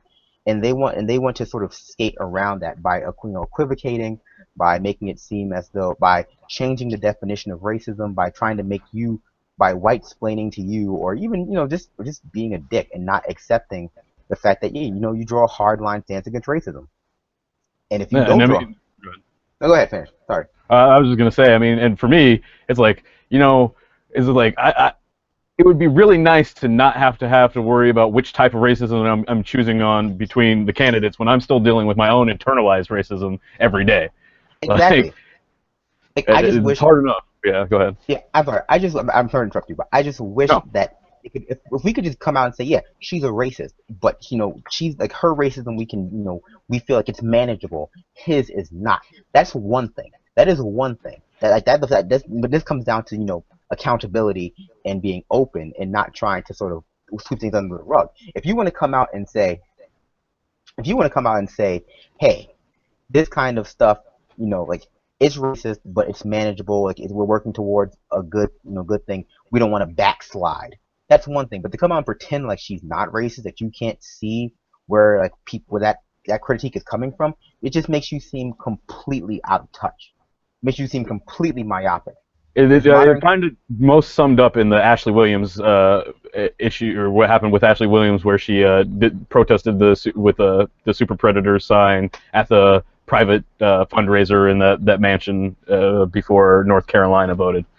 In that she she went just before she was saying, oh, white people need to listen more, we need to respect what they say, and so on and so forth. Then she's confronted in that situation where somebody, a young black woman, has an emotional, visceral reaction to what she perceives as what Hillary had imposed on the communities that she's a part of, and Hillary's response wasn't to really listen to her, to say, oh, I empathize with your pain. And the reason that, my reasoning was different, and I know you're upset, and you may not let me finish, but I'm going to just listen to you and what you have to say. And these people are probably the people that need to hear what you have to say the most, because I might understand what you're saying, but I know these supporters of mine don't. That was her opportunity to do what she said she was going to do, and she did the total opposite. And even the next day, so like people say, oh, in the heat of the moment, it's hard to be calm like that. And okay, I'll give her that. The next day, she's on Morning Joe laughing about how ridiculous the whole thing was. So the idea that she's going to have have other white, prominent, successful people listening to black people sincerely and not just for optics or political purposes does not jive with me at all when I see what she does when she's actually confronted with that situation. Absolutely, and I think you expressed it. You expressed it right. You expressed it there right. Both Hillary Clinton supporters and Hillary Clinton herself just don't seem to be able to step outside of themselves. And we saw it last night when Adair was fighting with that woman, where he very clearly explained what his problem was. That she instituted laws that led to people who look like him, his friend, to be put in jail and unable to make anything of their life. They just cannot deal with that in any real way. They refuse to accept that as being a logical reaction. And it's not, Ashley Williams' reaction wasn't based. I mean, it was she had emotion behind it, but it's completely reasonable. It's completely reasonable to say, this person did X and it led to Y, and this is how I feel about it. To pretend like that is somehow illogical is, that's just an act of dominance. People are trying to dominate what does and does not make sense in this political climate, and we see that people aren't feeling it anymore. People are not feeling this kind of establishment. Tell me what reason is. Tell me what being logical actually is, so I know how to think. People, the more independently minded people, are able to think for themselves and draw their own conclusion. Yeah, and then for me, part of it is just that, I'm tired of feeling like I'm crazy. I'm tired of going into a white space and being slightly animated and being told I need to calm down. I'm too angry. I'm going to get escorted away if I don't, or being eyeballed, and all of the different things about being made to feel that what I'm perceiving when I perceive somebody's following me around a store, or somebody's being innately or inordinately rude for no understandable reason, and that it may have something to do with my race, that I'm the crazy one. And this is just a perpetuation of I'm crazy for believing that what I'm doing or what I'm thinking is a rational reaction to what I'm experiencing. And that is incredibly frustrating. And to have that linger on the Democratic Party as it does from a lot of other sources is just so frustrating, so disheartening, and so upsetting. Go ahead. I'll give you two things. So we have some breaking news. Apparently some Buffalo area Bernie delegates have been denied their seats at the convention and had their credentials revoked. So some Buffalo area delegates have had their credentials revoked for no apparent reason other than speaking out against the nomination of Hillary Clinton. And Buffalo for Bernie Sanders is asking all media outlets to get this news out there. So again, we have the DNC trying to silence any kind of opposition to the nomination. So of course, and second, we have a question: is modern country music racist? No. A lot of modern country music is very national, jingoistic and nationalist and super pro-war, definitely. And I mean, I don't know what to put that on.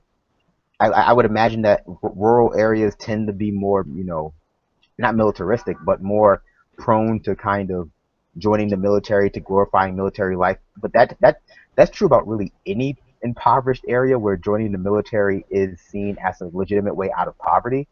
And so you glorify it. So do I think it's racist? I mean, I'm just gonna say I have some issues with the appropriation of hip hop and rapping into country music and making both of them bad. But they're out there. Like I said, I drove by a biker bar that said "Biker Lives Matters," so I come across quite a few folks like that. I mean, I don't listen to stuff like that. I don't listen to a lot of country music. But it just comes across as being really Americana, super American. And I mean, part of being super American, or rather popular, what American is popularly is being super white. So it comes across as super white, super American centric, super super X, Y, and Z, and and devoid and within the context of what America actually is, to glorify America in that way comes across as insensitive.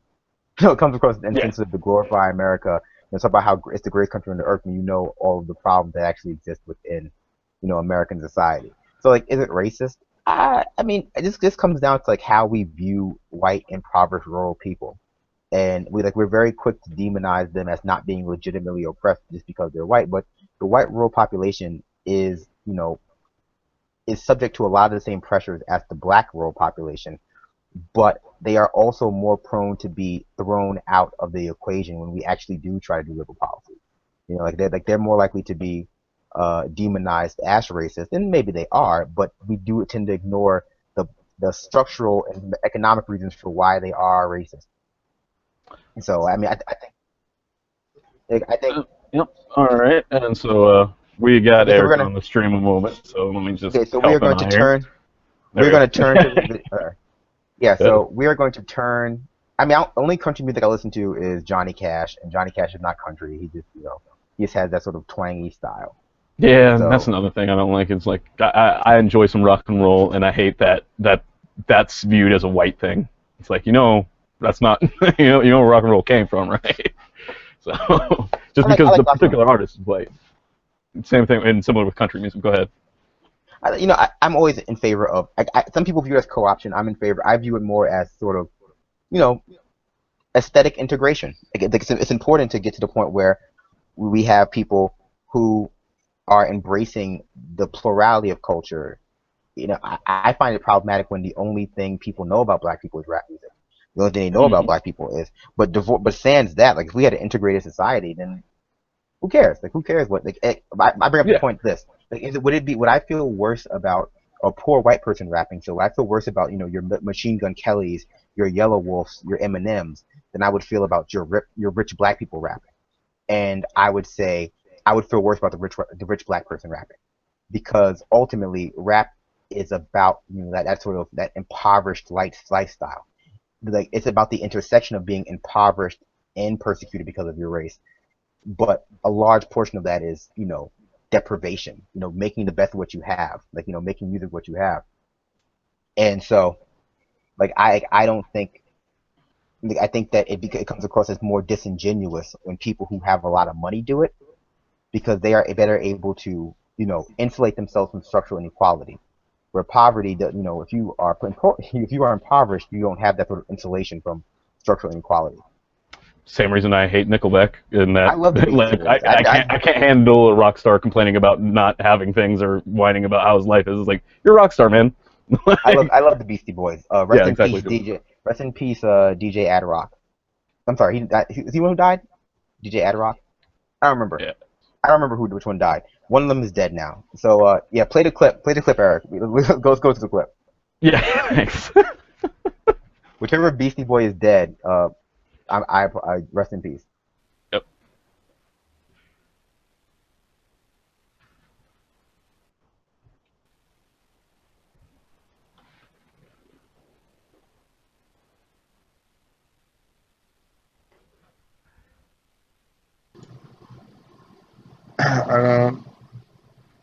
There should be audio coming in just a second. I watched the stream already and heard it, so one moment. Guys, so I'm going to try to get the sound back on. Give me 1 second. I'm going to try to use my microphone again today. Just makes my life a little bit easier, okay?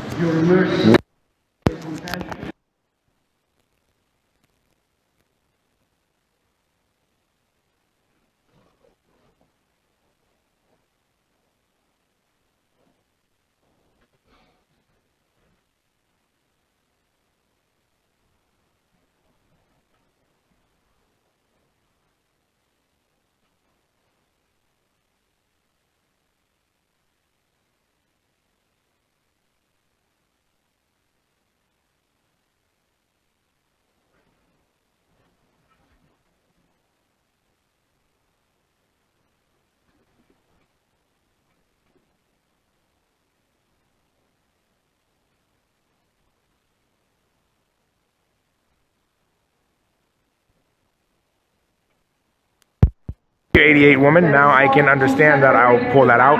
Yes, there are a lot of white shirts here today. We are currently during the invocation here on the fourth and final day of the 2016 Democratic National Convention. You guys can see a lot of these white shirts out here. Well, they're highlighter yellow Beepo. Hi, Private Label Law. Welcome back. It's nice to see you guys joining on the stream again today. You guys can see a lot of these bright yellow shirts. What I want you guys to do right now, folks, though, for all those of you who don't feel like you're being represented by the Democratic Party, this Washington State Bernie delegation has come up with the idea to use the hashtag DNCLeaks.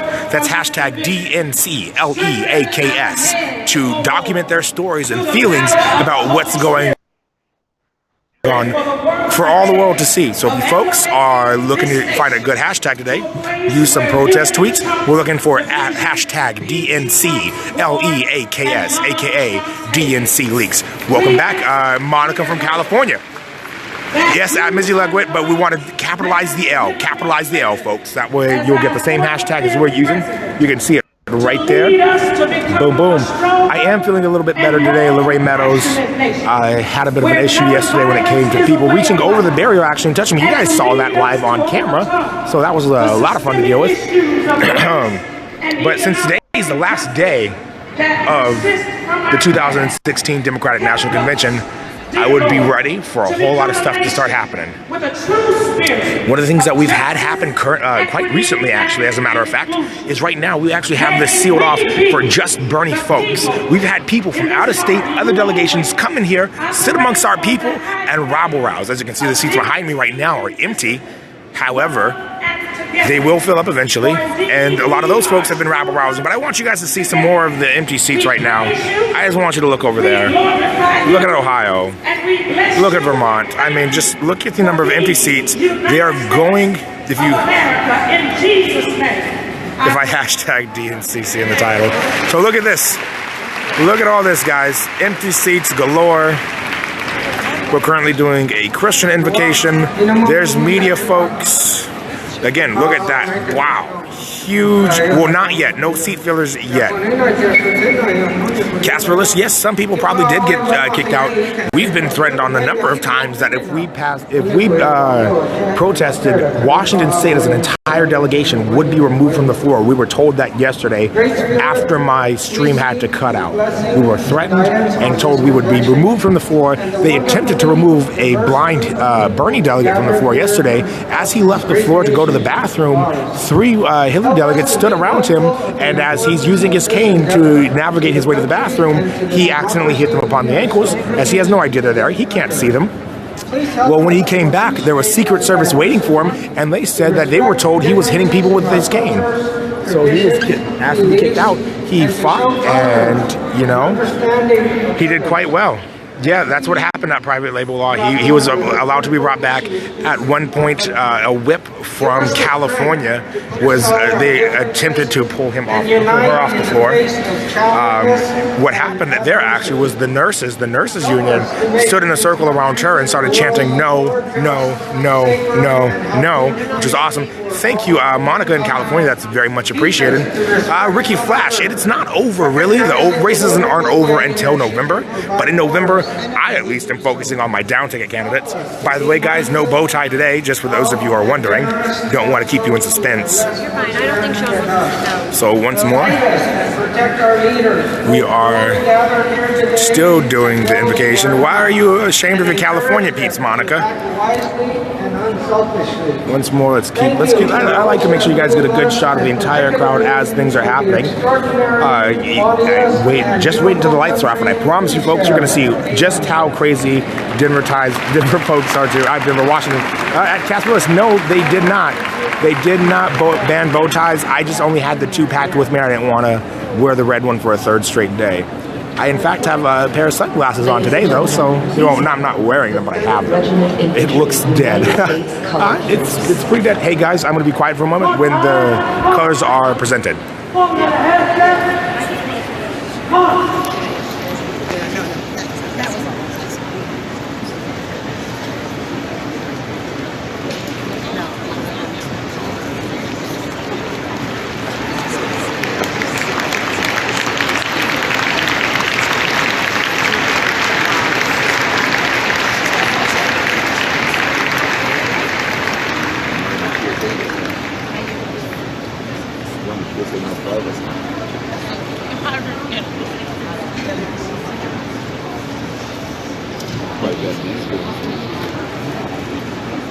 Someone's on it.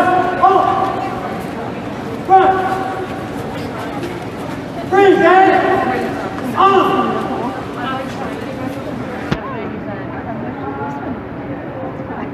Please welcome Sheffield and Smith Alvarez Hernandez with Angelica Rosales, newly naturalized U.S. citizens, to deliver the Pledge of Allegiance.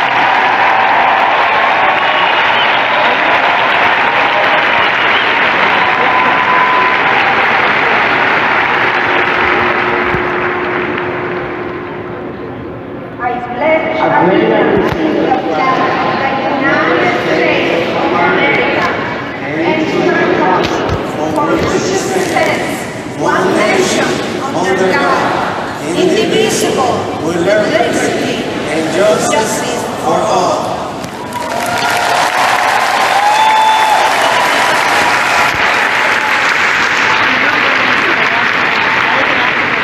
Ladies and gentlemen, please welcome Star Swain to sing the national anthem.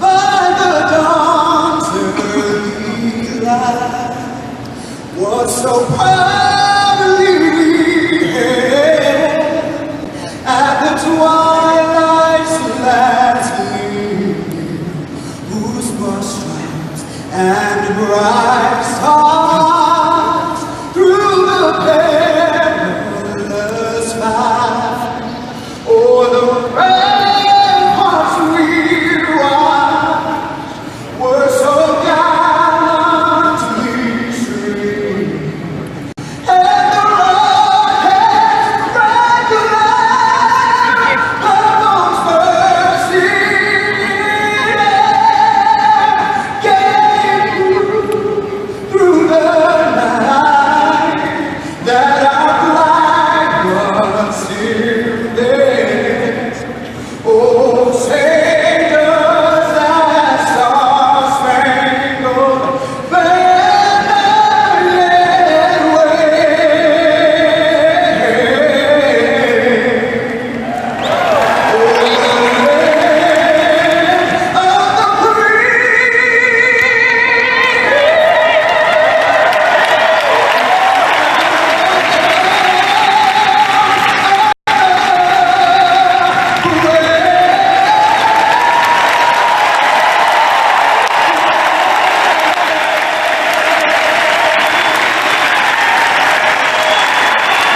All right, folks, and that has officially been the presenting of the colors.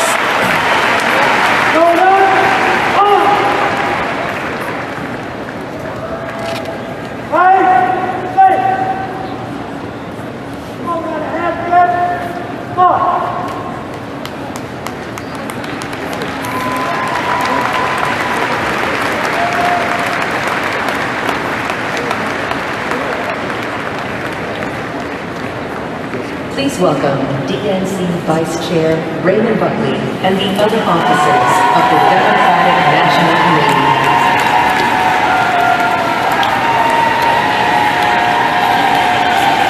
Who are you asking that question to at Private Label? All right, well, folks, that has officially been the presenting of colors. I am back right now. Looking around, just so you know, I don't want you to get the yellow shirts confused with the yellow vests. The yellow shirts are, in fact, DNC officials. The yellow vests, rather, are DNC officials. The yellow shirts are regular, everyday folks like you and I. They just happen to be delegates, and they are here to help out. Welcome to the chat at Caddy Cakes. I'm glad you guys are catching the feed. Once more, I haven't introduced myself to those who have never watched, and those who have, I apologize that you've heard it a million times, but I am Adair Schmidt. I'm with Project Sanity, live every Thursday, 7 to 9 p.m. Eastern on YouTube. You can follow me on Twitter at ADAIRSCHMIDT, capital PS. Just like you'll find in the title of this live stream, you should also follow at Project Sanity, at Progressive Greens, at Scandinavia, because this can't spell. On top of that, follow Out the Way with the Noah, the Benjamin Dixon Show, the Progressive Army, the NISA Project 2027, and all the rest of the great contributors on our show, including at PS_BS Opinion and at PS_E Miller. Once more, folks, this is the last night of the 2016 Democratic National Convention. Basically, the Hillary official coronation. She is going to come out and accept her. She's going to come out and accept the crown and expect everyone to bow down and fall in line. But you know what? We're Washington, and we don't really square with that. But I really want to pull attention to, guys, what's written on the yellow shirts right here. Okay? Thank you much. Thank you much, Monica. So here, I want you guys to see that these are protest shirts, no war, hashtag DNC links. For those of you who were not here yesterday, or for those of you who did not catch it because it might have not been not fully streamed, yesterday, when Leon Panetta was speaking, he was a chant broke out across the room from mostly Bernie delegates saying no war, no war. There was quickly an attempt to drown them out by the Hillary delegates who started to chant USA, which, you know, that's oddly Republican, you know? We're at a DNC convention, and when someone chants no war, you'd think everybody would be on board, but that's just my 2 cents there, folks. After that happened, right behind here, actually reaching right over that gate, people were screaming at us to quote-unquote respect veterans. Though, if you look at that nice young lady right there in the white hat, hey, Kat, wave, you're on camera. Kate, wave, you're on camera. She's not paying attention. Wave, you're on camera. She's a veteran. They were yelling at her to respect veterans, even though she is one. And when that happened, I got up and I started to defend my delegation. You're not going to reach over and holler, folks. Yellow shirts at Monica because it stands out. You can clearly see it. Not only on you can see it on my phone camera. It's very bright, very visible. You can see it on my phone. You can see it on the TV. Anyway, moving forward with the story. Yesterday, when that happened, they actually at one point reached over and grabbed me on the shoulder. This turned into a very uncomfortable situation for your intrepid live supporter, live streamer. You guys, if you saw the stream yesterday, you saw it happen. Hey, local PogoCom, how you doing, man? When they reached over and you saw that happen, if you were watching the stream, we definitely got into it. We exchanged some words, and I called out Hillary on her bullshit. To be fair, I was not yelling in the sense that I was angry. I was yelling so that way I could hear them. Thank you, Private Label. I very much appreciate it. But because of this, this entire back row area is nothing but Bernie delegates. We have sealed it off, so no one but us is going to get up here. We've got people recording us from Al Jazeera America, so that's going to be interesting. Thank you for that, Monica. I will be as careful as I possibly can be. But in addition to that, I touched that there bar, as you can see right there, and was told that I was invading their space, and if I did not stop, I would be. They would have Secret Service come up and escort me out. Though they reached over, physically touched me, and were verbally assaulting me the entire way. Your intrepid live streamer let it go, decided to be the bigger person, and you know what? It is what it is. But now we are packed together as one large Bernie family, and we will never let one of our own stand out. Thank you, Ringmo. I appreciate it. So that happened yesterday, but that's not the only thing that's happened. Those of you who had watched yesterday caught my interview with Vivian. She was telling us about the lack of ADA accommodations to the point where they dropped wheelchair folks over a block away from the convention center and then blocked off the wheelchair accessibility ramps. Thank you, Private Label. I very much appreciate that. So that's the kind of stuff that was happening. One of the things I want to ask you guys is, Benton, what does it make you think of the Democratic National Convention when a no war chant breaks out? A no war, meaning we don't want to send our men and women who serve this country, who decided to rise up and protect us in times of need, be sent to unjustly fight wars and come back maimed, injured, and hurt, and then not take care of them. That's also very true, Flying Rock. How does that make you guys feel? I felt that was more of a Republican thing. War. Whereas we decided we don't want war. To be booed down, I thought that was a little bit ridiculous. Right now we have Jane Karpinski on, President League of Conservation Voters. They're supposedly a legal story, but hey, it is what it is. At Local PogoCom, I appreciate that, man. Panetta speaking definitely was a mistake at Katie Cakes. At Private Label Law, that's also very true. Cognitive dissonance. Well, that's it exactly, everyone. Some people are there's such a thing as being too loyal to one party. I'm loyal to those that share my values. That's what we do, and that's how we do it. But that's also part of why, folks, today we are wearing those yellow shirts. For those of you who don't know, I'm not wearing one. Your intrepid live supporter just doesn't want to get arrested. See, by the way, different shirt, black and white, and these are glasses, not a bow tie. But hey, also, I'm with Nina. One second, let me see if I can get this turned back around. It doesn't like me very much right now, so sorry about this, folks. There we go. Oh no, okay, we froze. Now we're gonna go. There we go. Yellow doesn't equal coward, but you know what red Rudy equals? A block. So why don't you go ahead and sit down there, my friend. Anyway, right now we have State Representative Peggy Flanagan. She's up there talking.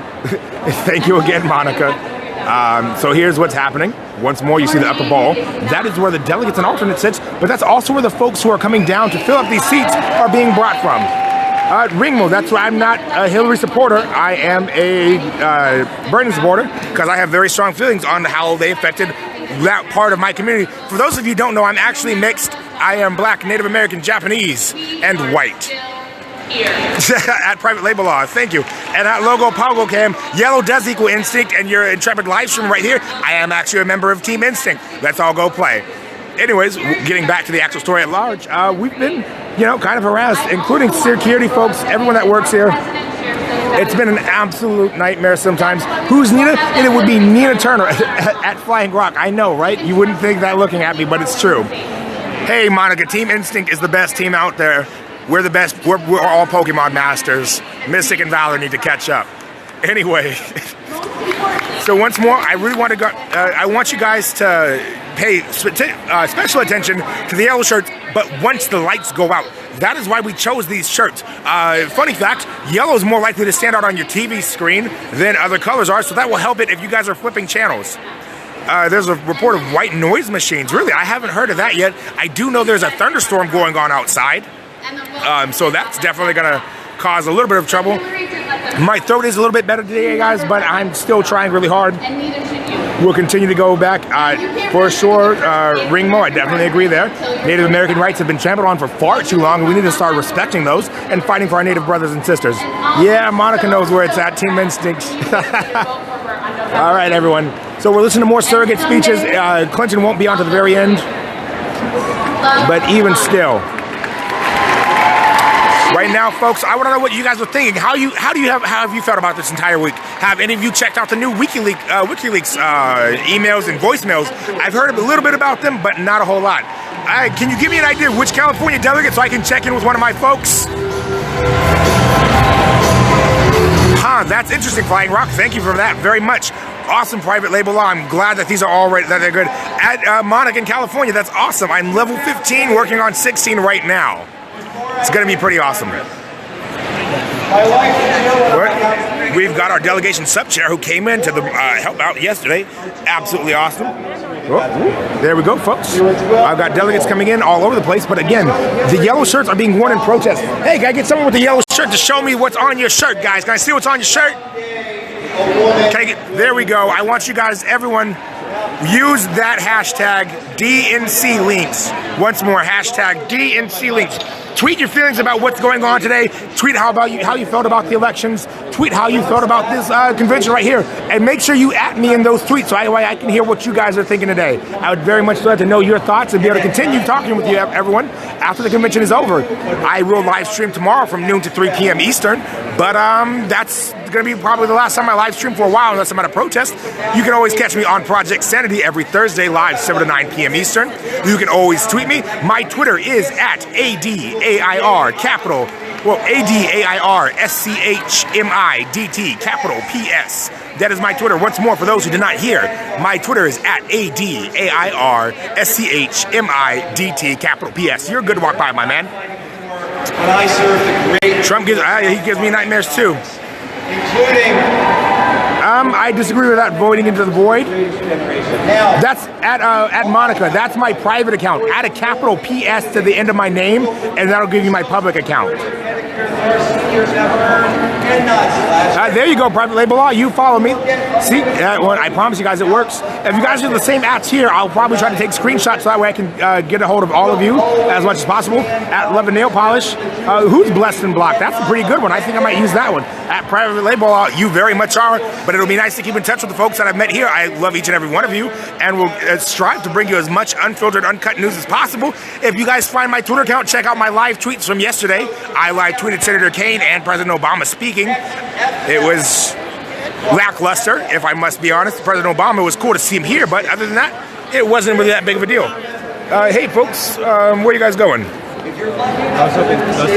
They don't let you guys up there unless you have the VIP passes. And this area right here is the only Bernie delegate. So if I could ask you to go, thank you very much. I appreciate your time. And I'm really sorry if we come out like assholes. We just had some rabble rousers before. Have a good one, folks. Well, I guess he's spazzing out. That's what happens when you tell people to fuck off. Huh. DNC won't address his virtual Watergate. Well, that's why we're using hashtag DNC links, folks. Once more, that is hashtag DNC links. Tweet me your thoughts with that hashtag.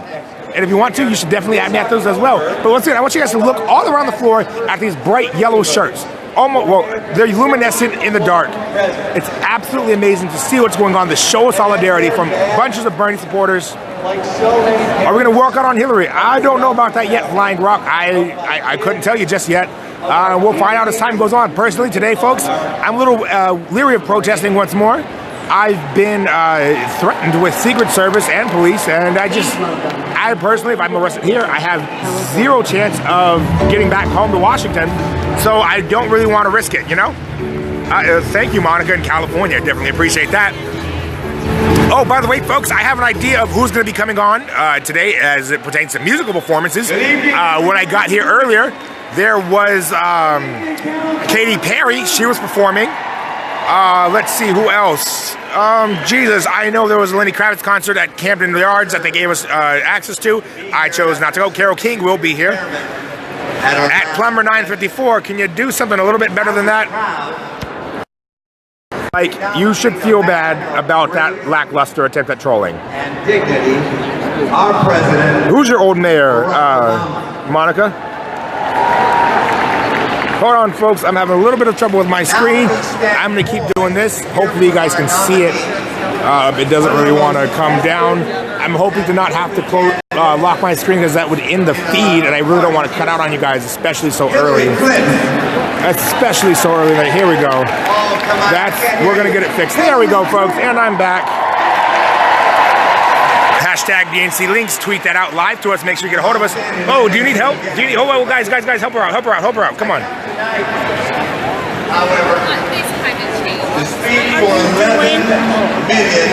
That is one of our intrepid Bernie delegates.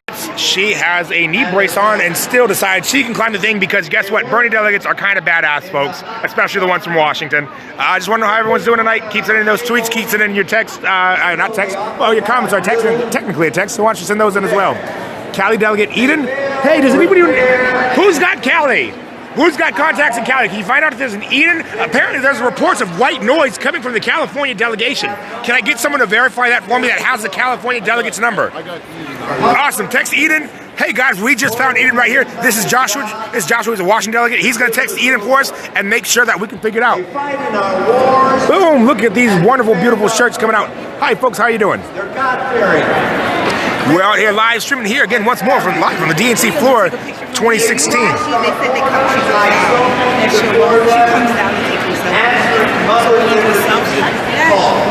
Hi folks. Of a better place. Well, once more guys, we're here live streaming from the floor. Hi, you guys are good. I'm not going to get you on camera unless you don't want to, unless you want me. Hello everyone, this is, how did you disperse the yellow shirts? That is a secret ninja trick that I cannot quite tell you folks just yet. Who had, George Bush had anything to do with what? Our nation. Yellow walkout, that would be, well, he is an idiot, that is very true.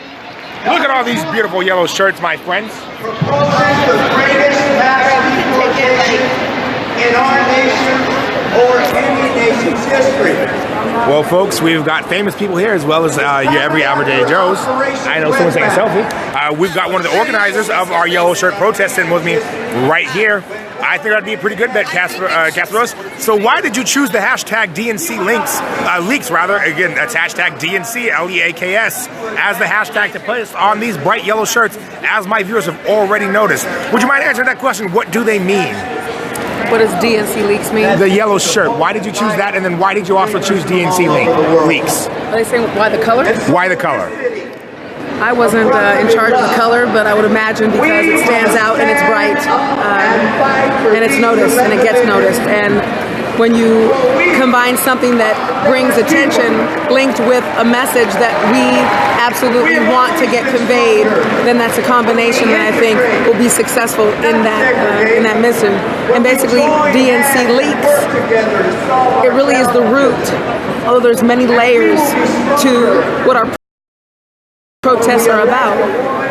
The foundation and the root of it can be found within the DNC leaks. And I encourage you to research that. It basically will show consistent and consecutive ways that the DNC has disrespected and devalued as well as demeaned this movement and basically every principle that we stand for and that we've worked hard for the past year.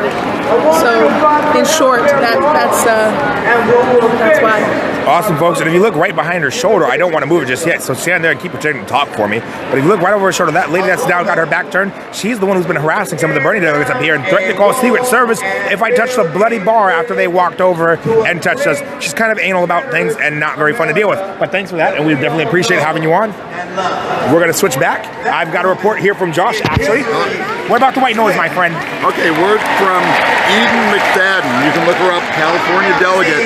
They've already pre-filled the California section with seat fillers. They have black lights to make the yellow shirts glow better in the dark as well. They're having problems getting people in to the California section because they rub the seats off and have it all pre-filled. So we have some of the yellow shirts up there. The rest of them are basically paid people. The Secret Service has also used the word hotspots to describe anyone wearing a bright yellow shirt. Awesome. Well, that's some intrepid reporting that we got help from California with. Robert! The Secret Service is now referring to those with yellow shirts as hotspots. We have now caught their radar, and the lights haven't gone out yet, folks. Could you imagine what's going to happen when it does? It is absolutely amazing, folks. I want you to see all these bright yellow, as the Secret Service calls us, hotspots, with the hashtag DNC links on the shirt. Leaks, not links, leaks. Good Lord, folks, I should not be doing this because I cannot talk. Anyway, we've got a whole bunch of folks out here. We are doing Intrepid live streaming. We got Intrepid live streamers going on. Wait till the lights go off, guys. I promise it's going to be absolutely amazing. California has been roped off, so everyone, pretty much everyone that's not wearing a yellow shirt or the red nurses union shirt, they are paid sit-ins essentially. They are folks who have paid to get in here, who have been brought down and filled those seats up. I actually was talking to a California delegate earlier who came over and asked for some help. I actually have been bouncing in my area, so standing right there, using my 6'1" frame to kind of block everything off. We've had a bunch of people try to fill these Washington seats, and we've had to been quite anal about saying no, not allowed to do it. Sujay, why don't you look up the hashtag DNCLEAKS. Send me your thoughts on what you thought about why the system's rigged. I'd love to be able to retweet some of those and use some of that information on our Twitter accounts. Bernie didn't sell out. He's actually an independent. He left the party. He was like, if I'm not going to be the nominee, I'm not going to be in your club. Boom, like a boss, mic dropped. Look at more of these shirts. Again, it's DNC links. No war. That is what we are seeing there, but those people wearing those shirts are referred to as hotspots by the Secret Service, we've been informed. But now I stand before you, ladies and gentlemen. Thank you, for Brayden Delson. I really appreciate that. That gives me a little bit more information. We've got some of our Trump folks out there. Look at that, hashtag DNC leaks. Make sure you use that hashtag. Look it up, look it up, look it up. He left the party the day after. He said, I'm not going to be a Dem, I'm an independent, and that's exactly what he did. He did stand with us, though. He has not come out and condemned any of our protests since we've been doing them, and we really appreciate Bernie and all the work he did. But Bernie is not he's not the figure, he's not the leader. He was an ignition point, but that is all. Nothing more, nothing less. Who are you calling stupid, Howard Bond? What's more, it's hashtag DNC links. Have you seen that gray box over there? What's up there in the box? Gray box, do you know what it is? I do not know. It's a white noise machine to block our chants. Hey guys, we actually have an official white noise machine. I have a signing of one. See that gray box right up there on the top left? I'll make right there. Oh, wait 1 sec. Trying to get this there, right in the top left corner. That's a white noise maker.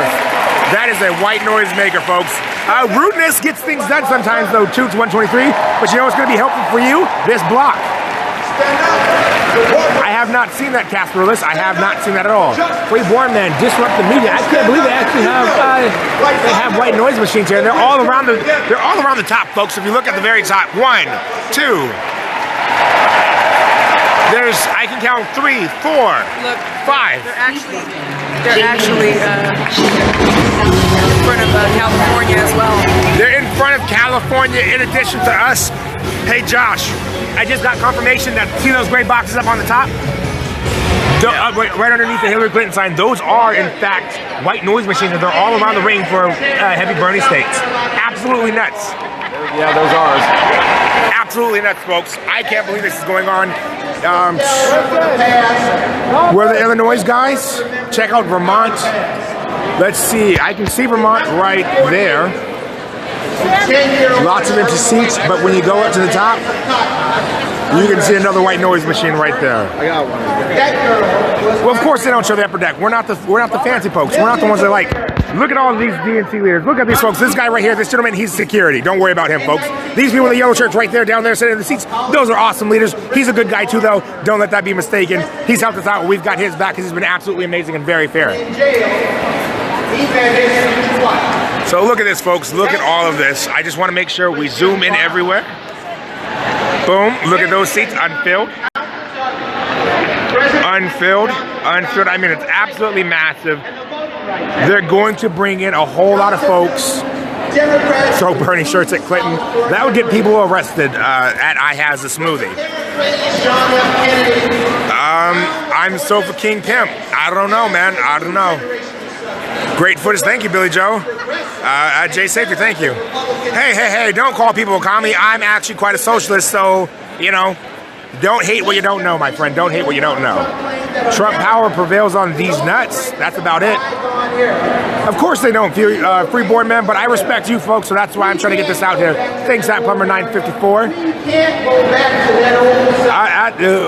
I'm not protesting today. I don't want to risk being arrested, frankly, because it's been threatened more than once. I would agree with that, Ringmo. I would agree with that.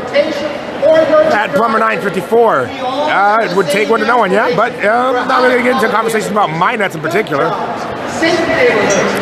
So look at this stuff. Oh, hey, Mickey W02. I'm one of those burning your bus folks, and I'm tired of dumb trolls like you.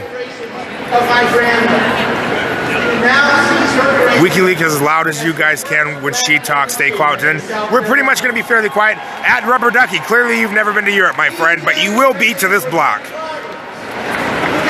White noise machine are those little gray boxes. You see those? They're up around the stadium. They go all around. We've been informed that's what they are.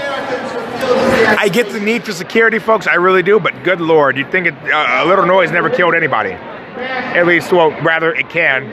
But we're not planning to hurt anyone because that's not who we are. We are peaceful protesters. Wow, thank you, Lizzie Leguette. That's awesome. I really appreciate that you did that. We've already had more viewers tonight than we had all day yesterday. This is crazy. What do? At Freeborn Man, they make noise. They make noise to drown out our boos and cheers and chants.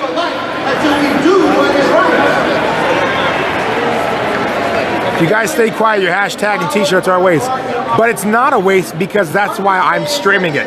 That's why no matter where they go, they're going to catch bright yellow shirts with the hashtag DNCLEAKS on them. What's a white noise machine that makes noise to drown out chants?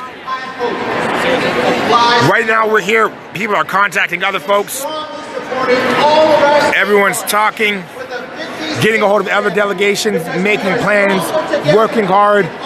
I love how they keep using that idea of we're stronger together, but don't realize all you're doing is empowering the Bernie folks. I want you to differentiate between, real quick though, yellow shirts and yellow vests are two different people. At A Dumb McG, I have no idea why, probably because we don't go around with this. This is a commercial. Like, quite frankly, this is commercial. This is a private party who wants a specific narrative thrown out, and that's how they do it.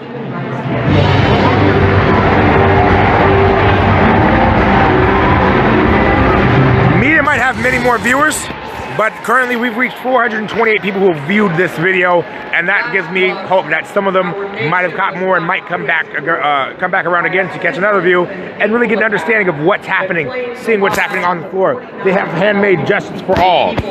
And now signs here. Pictures are being taken of the white noise machines. I don't know how we've been rolled over, Freeborn man. I really don't know. Explain the yellow shirts, please. All right. So the yellow shirts are bright. We'll stand out on camera, and with the black lettering of hashtag DNC leaks on them, it makes them much more visible. Would I consider myself a Democrat? I would consider myself a Democrat at the moment. At the moment, for sure. I don't know about tomorrow, but tomorrow's not here yet, is it? And that our community would be better off with him in the White House. Yeah, we never know. He even challenged his skeptics to, and I quote, ask the gays. Well, could we ask? Here's Chad Griffin, by the way, for the president of the Human Rights Campaign. Trump has threatened to strip away our rights. Hey folks, I'm going to sit down and stream for a little bit just because. Growing up in Arkansas, has always been willing to stand up for the voice. It's no problem. I just want to make sure everyone can see what's going on. I love to document and make sure everyone understands, knows, is aware. We're going to get a view. I want to bring in another view real quick. Oh, real sorry if I'm in your way. I want to bring in this view real quick. Right, see that blue wall? See those seats there? Those are not delegate seats. Delegates do not sit there. But special on-the-ground folks, DNC insiders, people like that, they sit in those seats. Well, I'm glad this is the best view you can find, and I'll try to make it even better. Right now, folks, I needed to sit down because my legs, knees, and feet are killing me, but I'll be back up in a minute.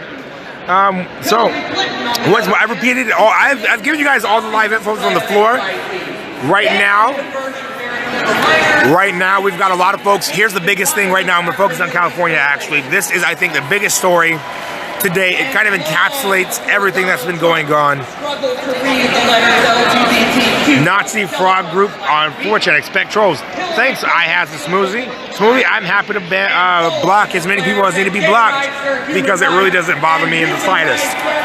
Anyway, the California delegation in particular, this is who I want to focus on.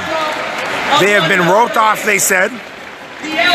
They have most of the seats filled, but most of those are just people that was brought in by the DNC. The DNC is trying to scare people, but it's also justified. I don't think it's just one. Look, so real quick, folks. 1 sec, someone passed by. There we go. So the California delegation has a lot of seat fillers. People that are not delegates, not part of this. They were brought in by the DNC to fill those seats to make sure that no one could sit there. Oh, you're good, Bob. Make sure no one could sit there. And are the uniformed police in there? Yes, there are uniformed police, but they are walking around the outer bowls. Secret Service is in their nice, very pressed suits, and they have their badges on them. All right, now here we go, folks. Do you see this? This is why we chose the bright yellow. This, folks, is why the bright yellow was chosen. You can see it nice and bright on camera even now, and the media has even better cameras than I do, so there's absolutely no way they're not going to be seen. California actually even brought in a black light to help make those shirts glow better, but you can even see here our shirts are starting to get pretty bright. It makes it easier. By the way, the shirts say have enough is enough printed on them. I did not hear that, actually. Could you tell me about that, Delich? I would love to know some more. Someone from each delegation. Hey, at Matt Atlanta, this block matters. I think it's necessary for general protection, but it was kind of shocking. When I was coming here off of the subway, today they stopped us a block short. There's a barrier to stop anybody from running up. That hurt. I'm sorry, guys. I'm in a bit of pain. Everything was blocked off, right? Most of the stand-ins are working for me. Unfortunately, they're not. Anyway, so I got off the subway. It was blocked off about a block away from the actual arena. As we walked down, streets were deserted and people were standing around some of the walls protesting. It was absolutely crazy. Oh, that's interesting. At Delich. See if there's, again, hashtag DNC links.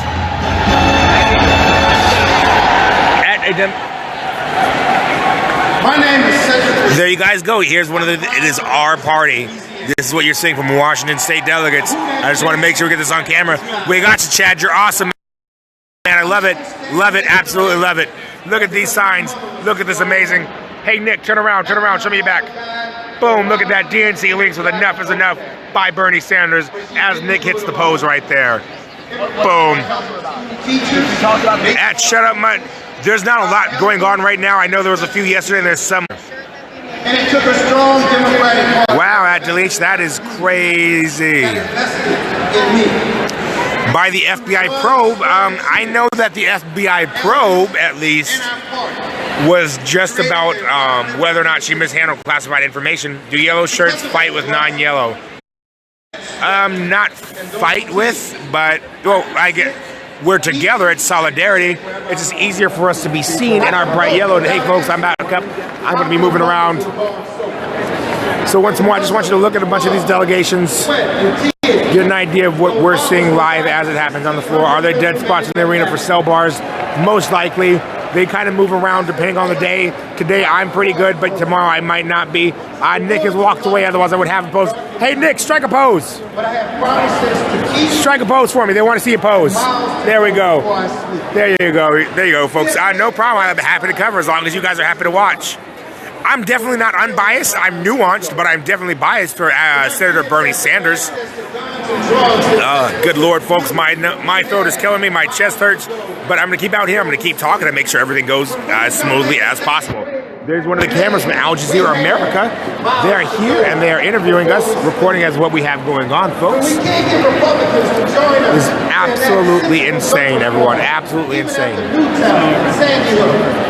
Whose ponytail was in the way? Oh, Monica, yeah, I can tell, yeah.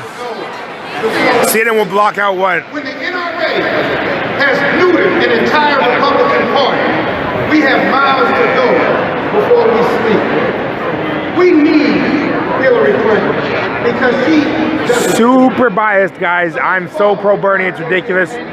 But I am trying to be nice. Ad Klein HFIP50. No, they're not doing that. It wouldn't make any sense. It is a shame, Riv Urban. I'm sorry, Ad Monica. I can't do it. I'm streaming as best as I can. Worst comes to worst, if I can't get a good stream from here, I'll borrow a phone if I'm able to and start streaming again from there.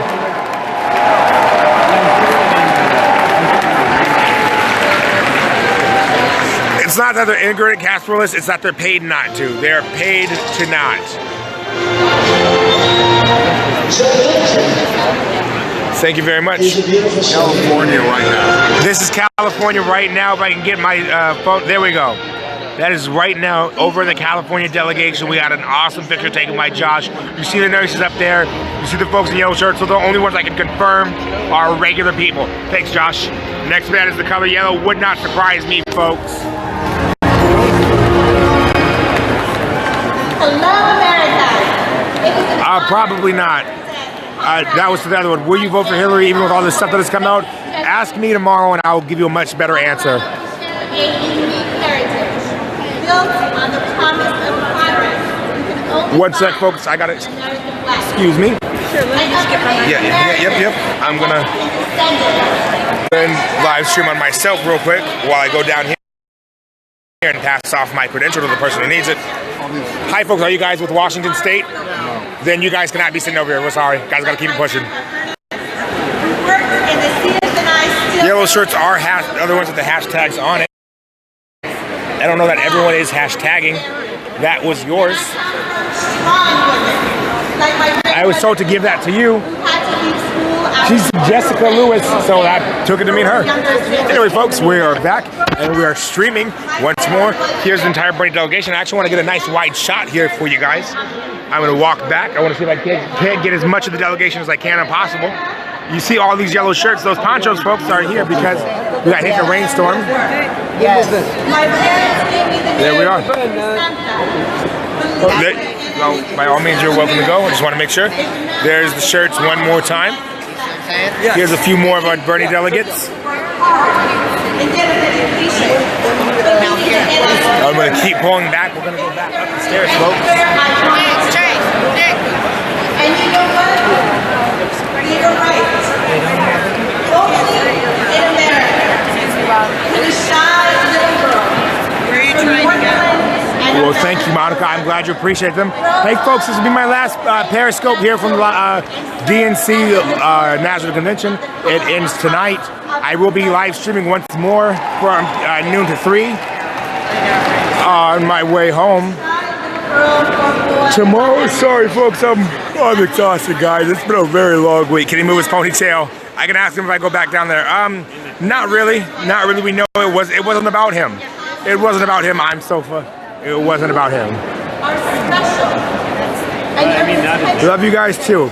I'm glad everyone's watching, and you can't hear me? Hello, mic check. Can you hear me?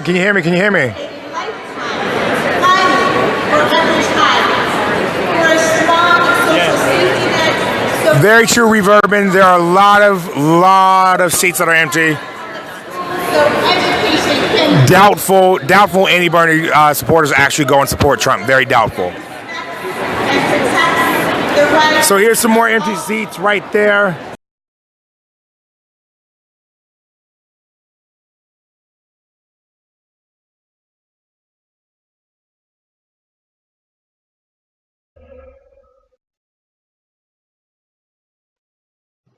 What's up, Mr. Host? What do you want to talk about? Unmute everybody, because we're back on, and I'm seeming to be the only one who...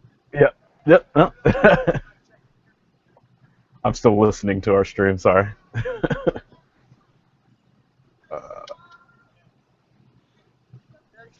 Okay, I'm unmuted now. Sorry.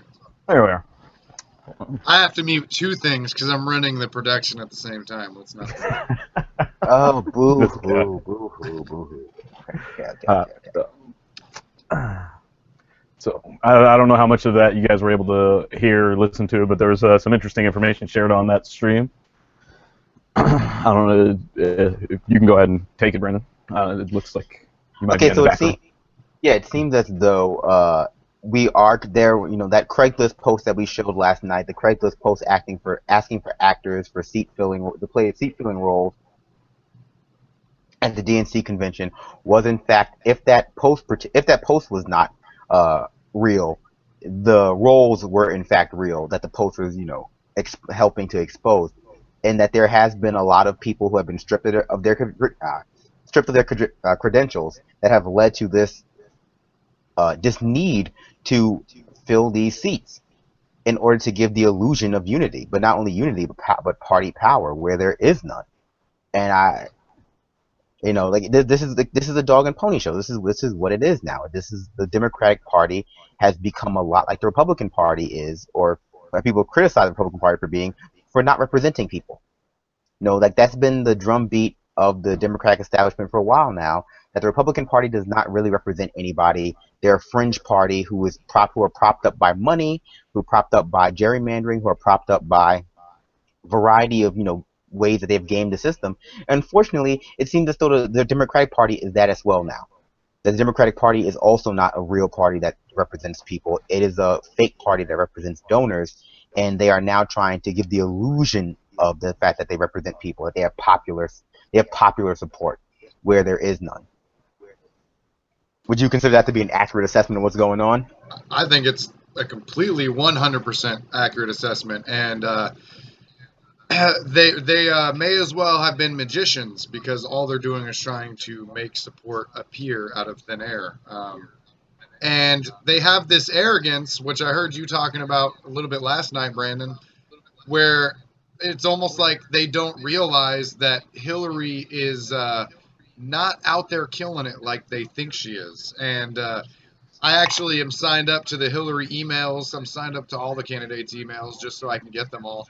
And they sent out one yesterday that showed that in the most recent poll, Hillary was down by 5 points.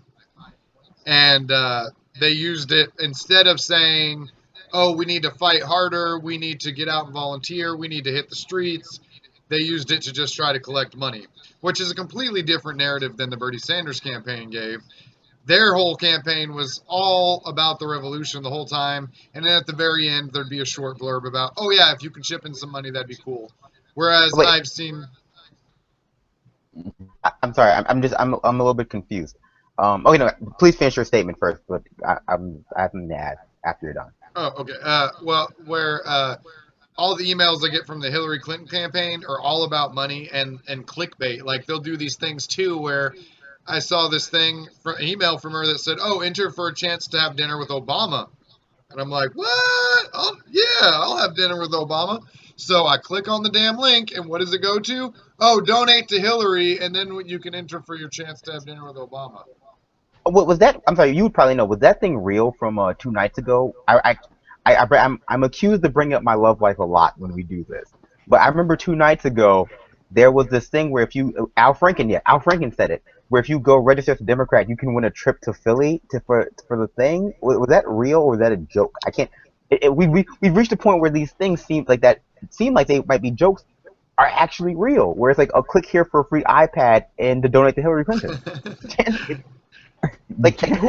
It's okay. So like from my perspective, I don't like desperation. Desperation is not attractive to me. Like when this comes across as desperate, Hillary Clinton is just like the political equivalent of a fuckboy at this point. Like she comes across as so desperate. This is so desperate, and like she's sending in her wingmen, she's sending in she's peacocking, she's trying to neg people. She's negging, she's doing all of this BS pickup artist tomfoolery with the white noise machines and the seat fillers to give this illusion that people like her, and it's just it comes across as so unattractive and desperate. One thing I would say is that I think part of it for us, I think, and for a lot of younger people, and I think it might explain some of the generational divide, is for the same reason those free iPad and those types of things come off of it to us as all the ways that you describe them, and is the same reason that they're effective on the older people that they do work on, and then on the people that are susceptible to those things, and I think she doesn't realize she really doesn't realize how ineffective it is on us, and I think a lot of us have a hard time understanding how effective that type of marketing is on the people that she's targeting, where they grew up in a media environment where all of this information. Think about if the alternate media wasn't around, if tweeting wasn't around, if the pervasive nature that we have into the convention weren't available, how well this narrative would work. Even just 10, 20 years ago. Like, this would be working really, really well. We would look like crazy people if we were saying, no, actually most of Bernie's delegates don't support her. People would be like, oh, you're crazy. You see the convention, everybody was cheering, it was unity, and that's what everybody would be saying, and we would look crazy, and everybody would believe that. And the only reason that we look semi-not crazy is because we do have access to these other opportunities, but even those are constantly debunked, constantly being belittled, and if you saw any of the coverage of the walkout from those articles, they were all trying to minimize it. Oh, a handful of delegates here, this thing, that, and they didn't talk about it in the kind of context that it really represents. So that's what I would say is one of the reasons why she's doing it, and it seems so weird to us, is because she exists in that generation where it is really effective. Yeah, see, but I'm not talking about the whole propaganda aspect of this, like the propaganda, because that's what that is. When you fill seats, when you to give the illusion of support, when you don't show dissidence, that's propaganda. It's censorship. You're trying to make yourself seem as though you have more people behind you than you do, and less people against you than you do. I'm talking about the very clear, the Joe Biden speeches, the having Boys to Men, the having all these celebrity guests. I don't believe that works on anybody, and I think that so you're putting all of this effort into cheating and pandering and doing all of these things and not only doing the cheating and pandering and doing all of these complicated scams, but then paying people to make it seem like your complicated scams are working. And it seems as though you could spend less time just being less bad of a candidate. It seems like it's a dedication to being shitty that it's almost admirable. Because because not only are you being corrupt and bad and scamming people, but you're also trying your best to give the illusion that your scams are working. So it comes you're playing. It's very complicated for me. It's just there's something. Okay, so here's the example I would give. I'm sorry, I just want to give it. It would be like buying a really expensive suit and going to a bar and then paying a prostitute to come and flirt with you at that bar. And it's such a complicated role play that like it seems as though you could do one or the other, but there's no real reason to do both. And like, but I don't know what the place is. It's so weird. It's so weird to me. I think there's a sickness inside the Democratic Party, and it's with the upper elite portion, obviously. And that sickness is lying. And I'm going to take a line from Donald Trump. Lying Hillary! Because that is what has happened, and she has gotten everybody else to lie for her. They are putting their reputations on the line. People who are well respected within the progressive community are coming out and lying on behalf of Hillary Clinton. And come on, these are all very intelligent people. Bernie Sanders, Elizabeth Warren, Ben Jealous. These guys know that they are lying for her. And even Joe Biden, I would say, is a little bit more to the left than a lot of the upper Democrats. At least he came out and said, leave Bernie alone and leave his supporters alone. Let them have a chance to speak out. But they're all lying for her. And the way, like, honestly, I have way more respect for Michelle Obama than I do for Hillary Clinton. And the way that Michelle gave the credit to Hillary Clinton for her daughters believing that they could be president disgusted me. And it made me so sad because Obama, let's be honest, if he had not broken the barrier he broke, I don't know that Hillary could have broken her barrier. I think he opened the doorway for her. And I'm not trying to take away from women's rights or anything like that. But I think that he just opened up a door of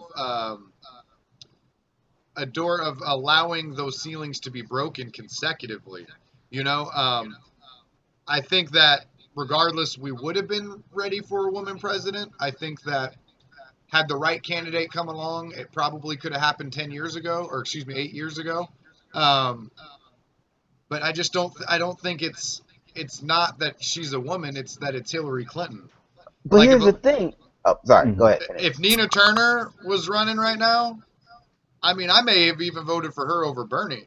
So, and that's. I mean, if I saw them talking, like just the way their messaging goes, if they were saying the same things just on messaging, I think she's a much better messenger. Bernie just has more of a record to back it up. So, I think that's. Well, go ahead, get in there, Brad. But you're missing the elephant in the room, and like. And I guess this is where I'm going to give people some ammunition to hate me, because they should probably. But like, she didn't win, and so this comes across like she didn't win fair and square. So like, what barrier did she break? It's like if you didn't win, like if you didn't show anything, you just showed that if you have enough money, you can buy a presidency regardless. You can buy a nomination regardless of how. You know what sort of gender role, race you have, but no one was denying that if you have enough money, you can buy something. That was never a barrier people were saying exists. That like she didn't break any barriers because she didn't win fair and square. And like this is not an issue of like affirmative action or positive discrimination where people were voting for her because she was a woman. Because I can understand that. People were like, okay, well, she only won because she was a woman. That I could understand. That I would be much more okay with. But she could not even win, and it's not because she's a woman. She couldn't win because she's Hillary Clinton. And so to make this an issue about women is to make this an issue about women is to minimize their struggle because she could not even win. It's like she couldn't even win with that. So with that, I would say like that kind of that by appealing to identity politics, she couldn't win with that. She just and though they handed it to her, she didn't break any barrier. That's a good point. I'll get in here real quick if you don't mind. That I think it does undermine what it means, like by just leveraging the fact that she's a woman rather than acknowledging the fact that her struggle is because she's Hillary Clinton. Now I think that there's some legitimacy to the concept that she's being Hillary Clinton. Part of why she's Hillary Clinton and not Bill Clinton is because she's a woman, and the path that she would have had to take to get to where she's at might have like getting married in politics is pretty popular anyway. Not that men and women do it also, but it's just that by the nature of being a woman, it does have an impact on her ascendancy towards power, particularly in previous generations, especially, or previous decades, I should say. But I do think that it's very undermining, and we're getting a siren. I'm thinking that's probably Brandon. Sorry. New York. Yeah. So I do think it is slightly undermining of the concept, and by not acknowledging that the reason why she's struggling isn't because she's a woman, it's because she's Hillary Clinton, and I'm sure she does have some struggles that she faces as being a female candidate. But for instance, Jill Stein is going to be running up against the same issues of being a woman that Hillary Clinton is, and so yeah, and see, go ahead, get in. And that's the problem right there. It's just that, like, forget the whole trying to escape the personal because what she's trying to do is escape her personal failings by appealing to like the persecution of an entire group. She's trying to escape criticism for her being personally a bad person by saying, well, historically the group I've been a part of is historically disenfranchised, so like that makes my personal failing more reasonable. But like you do this is the sort of argument people make against affirmative action when you talk about quotas and people. She is an example of, I don't want to say bad affirmative action, but she's an example of the kind of affirmative action that people point to when they say why it is bad, which is when you have an unqualified person getting the job simply because they are a certain identity. But that's not even why she got the job. She got the job because she cheated. Yeah.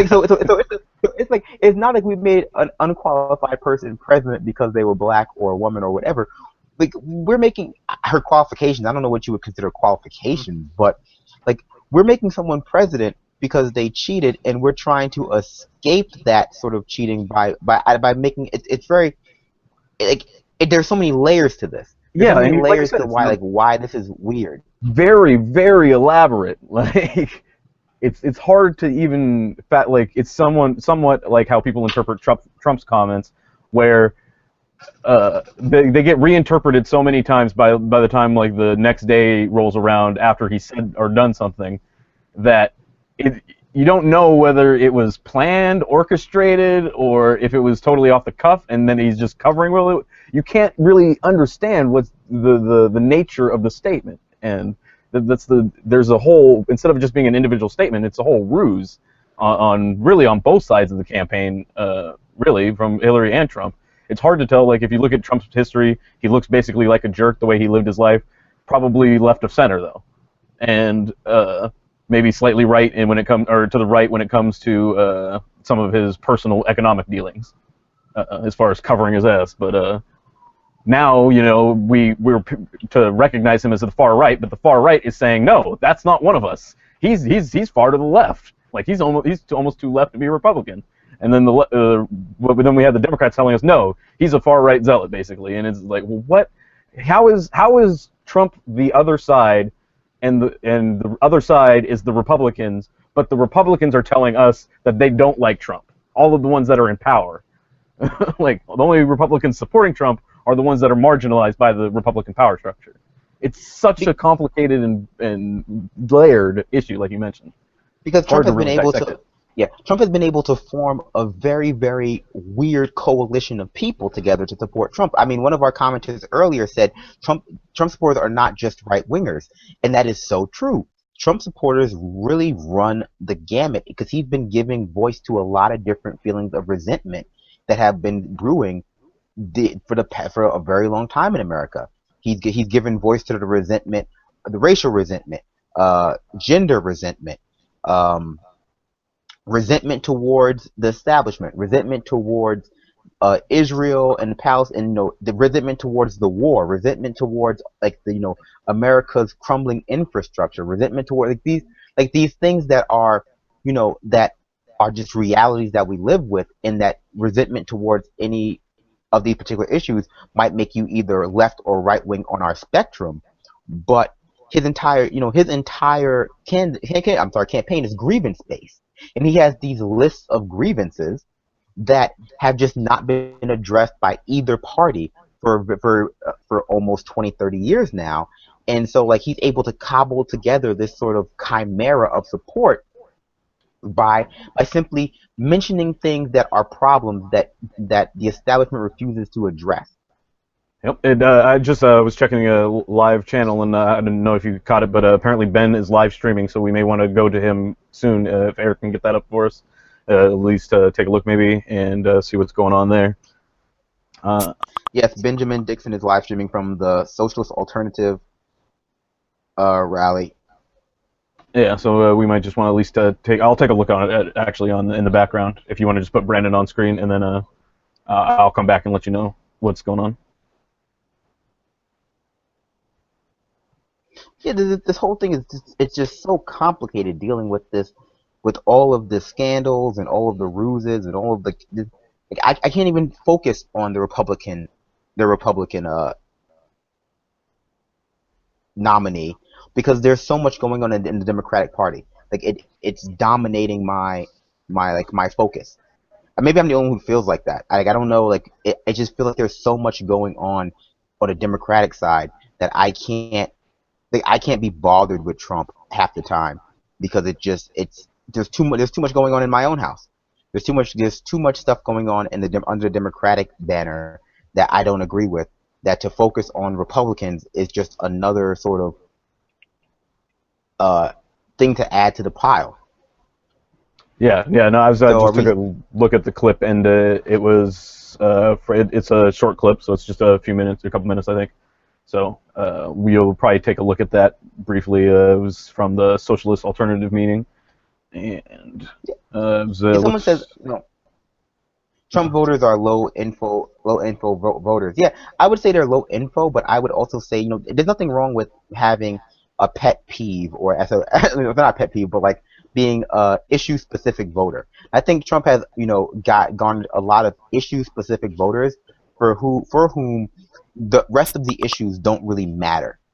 For the rest of so they are okay with whatever other policy he has because they are isolationist, or they are racist, or they are sexist.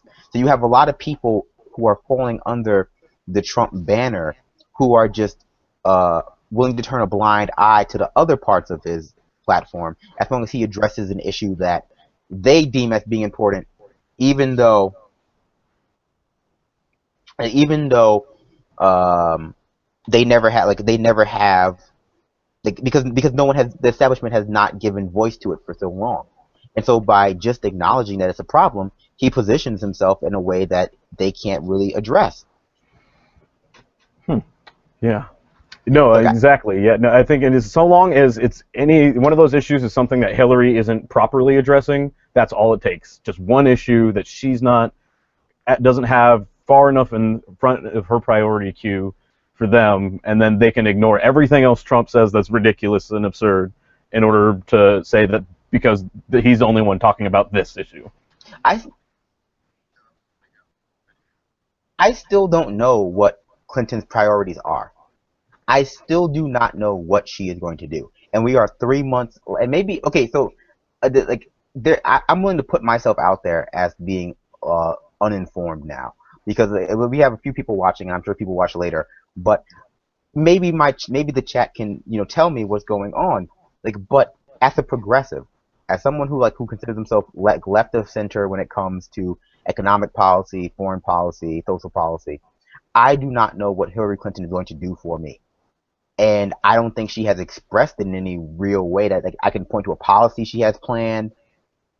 And I guess even that is that's me going after the low-hanging fruit, because I guess the next thing would say even if she made that promise, I wouldn't believe it. But I don't know what is she going to do? Besides, can anyone in our chat explain to me in a few sentences what her platform is without using the word Republican or Trump?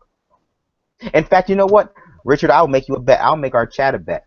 If Clinton can go through her speech tonight without saying Trump more than 4 times, I will vote for her. I'll sign up for that.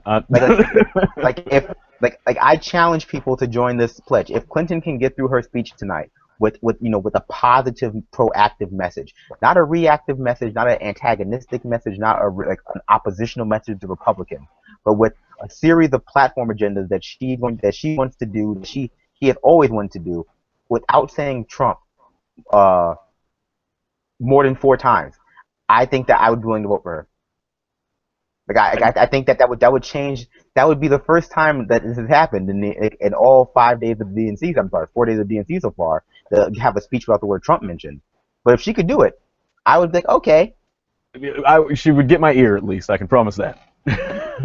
Like, I don't think it's gonna happen. No, no. I think we're more likely to see her fly away from the stage. Because play the clip. Yeah, let's go to the clip. What is she evolving into, David Martin? Is she evolving into a Charizard? All right, let's play. Russia and peace with Russia. And in fact, right now, he is being McCarthyized because he says he wants to make deals and peace with Russia. And you know that this duopoly system is in disarray. When the supposedly center-left party, the Democrats, played Joe McCarthy on supposedly right-wing party, supposedly Donald Trump. We're all supposed to be frozen in fear of Donald Trump, when Hillary Clinton is the trigger-happy queen of chaos who is our world.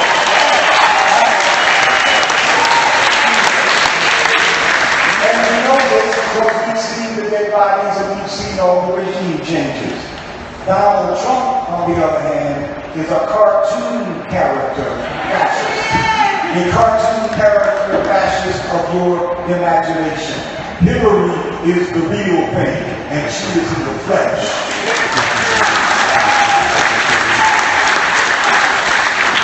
This movement is supposed to be about confronting the powers that be, not the theoretical powers or the powers of the wannabes.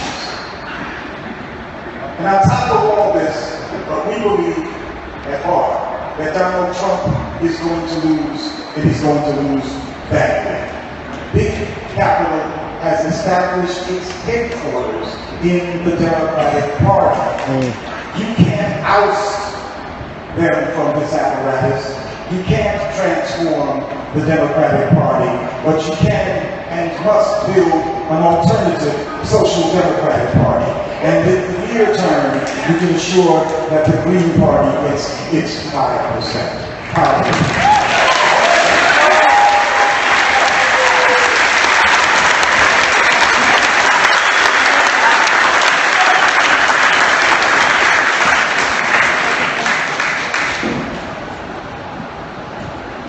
That was Glenn Ford, ladies and gentlemen. Black Agenda Report.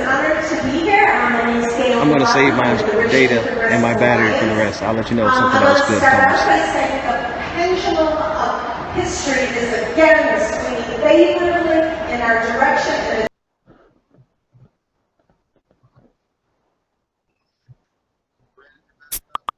All right. Welcome back. That was Benjamin Dixon at the Socialist Alternative meeting. For those of you who don't know, what the Socialist Alternative is a grassroots movement seeking to establish a new party, not green, not libertarian, but socialist.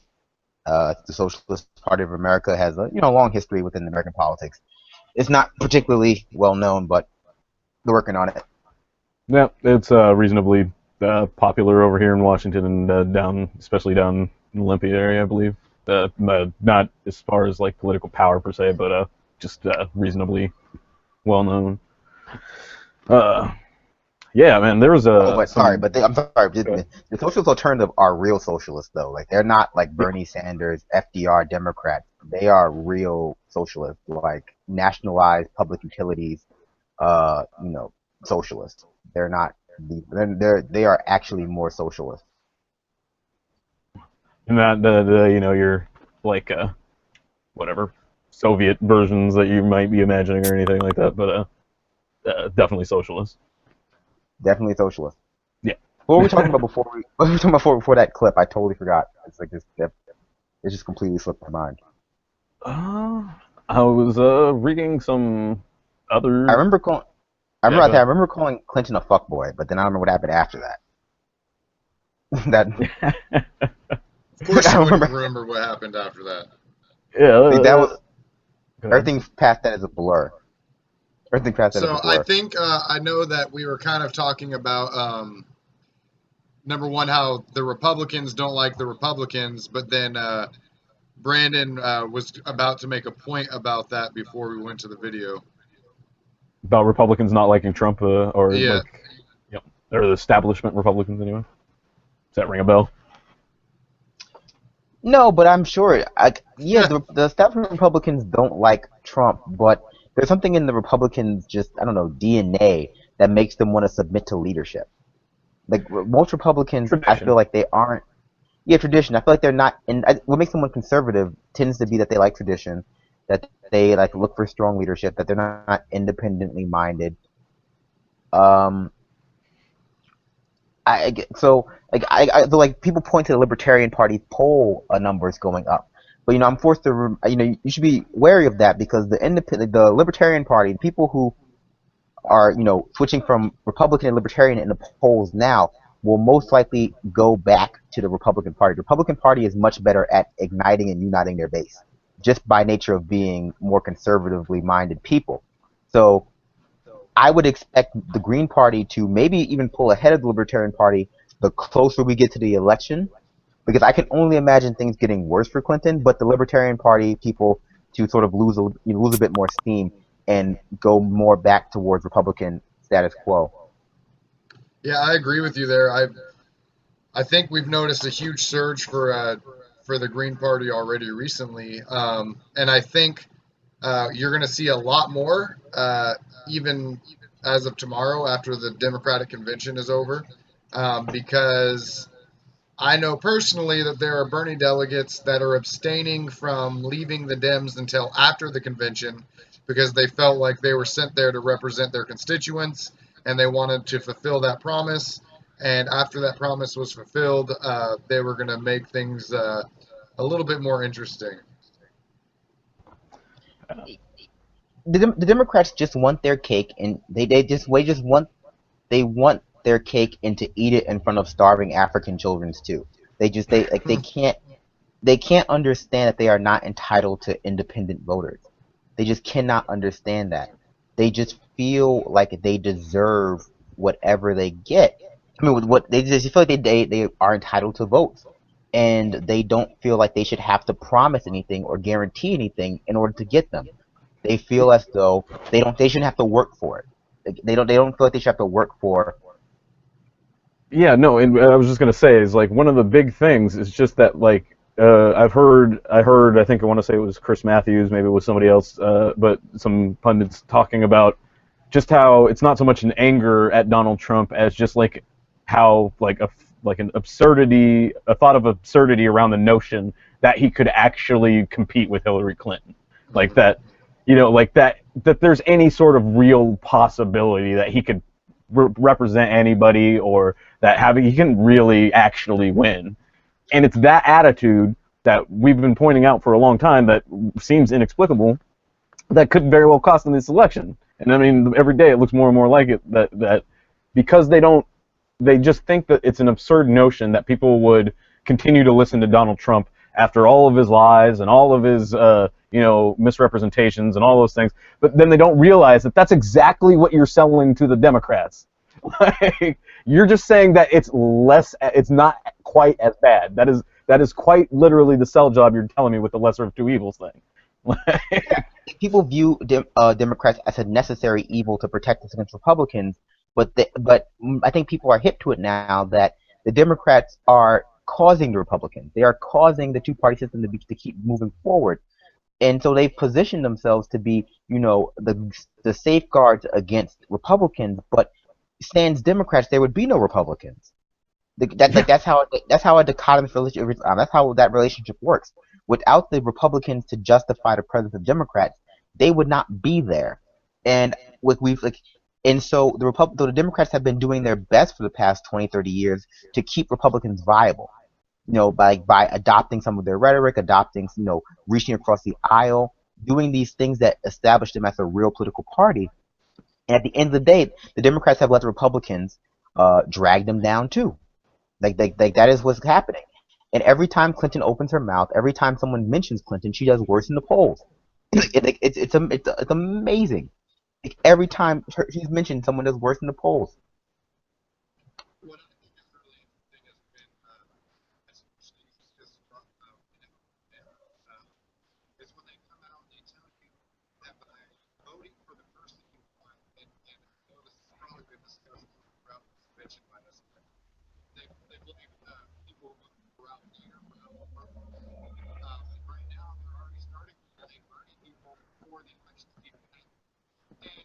They were starting before she got nominated. It's like, that's not how it works.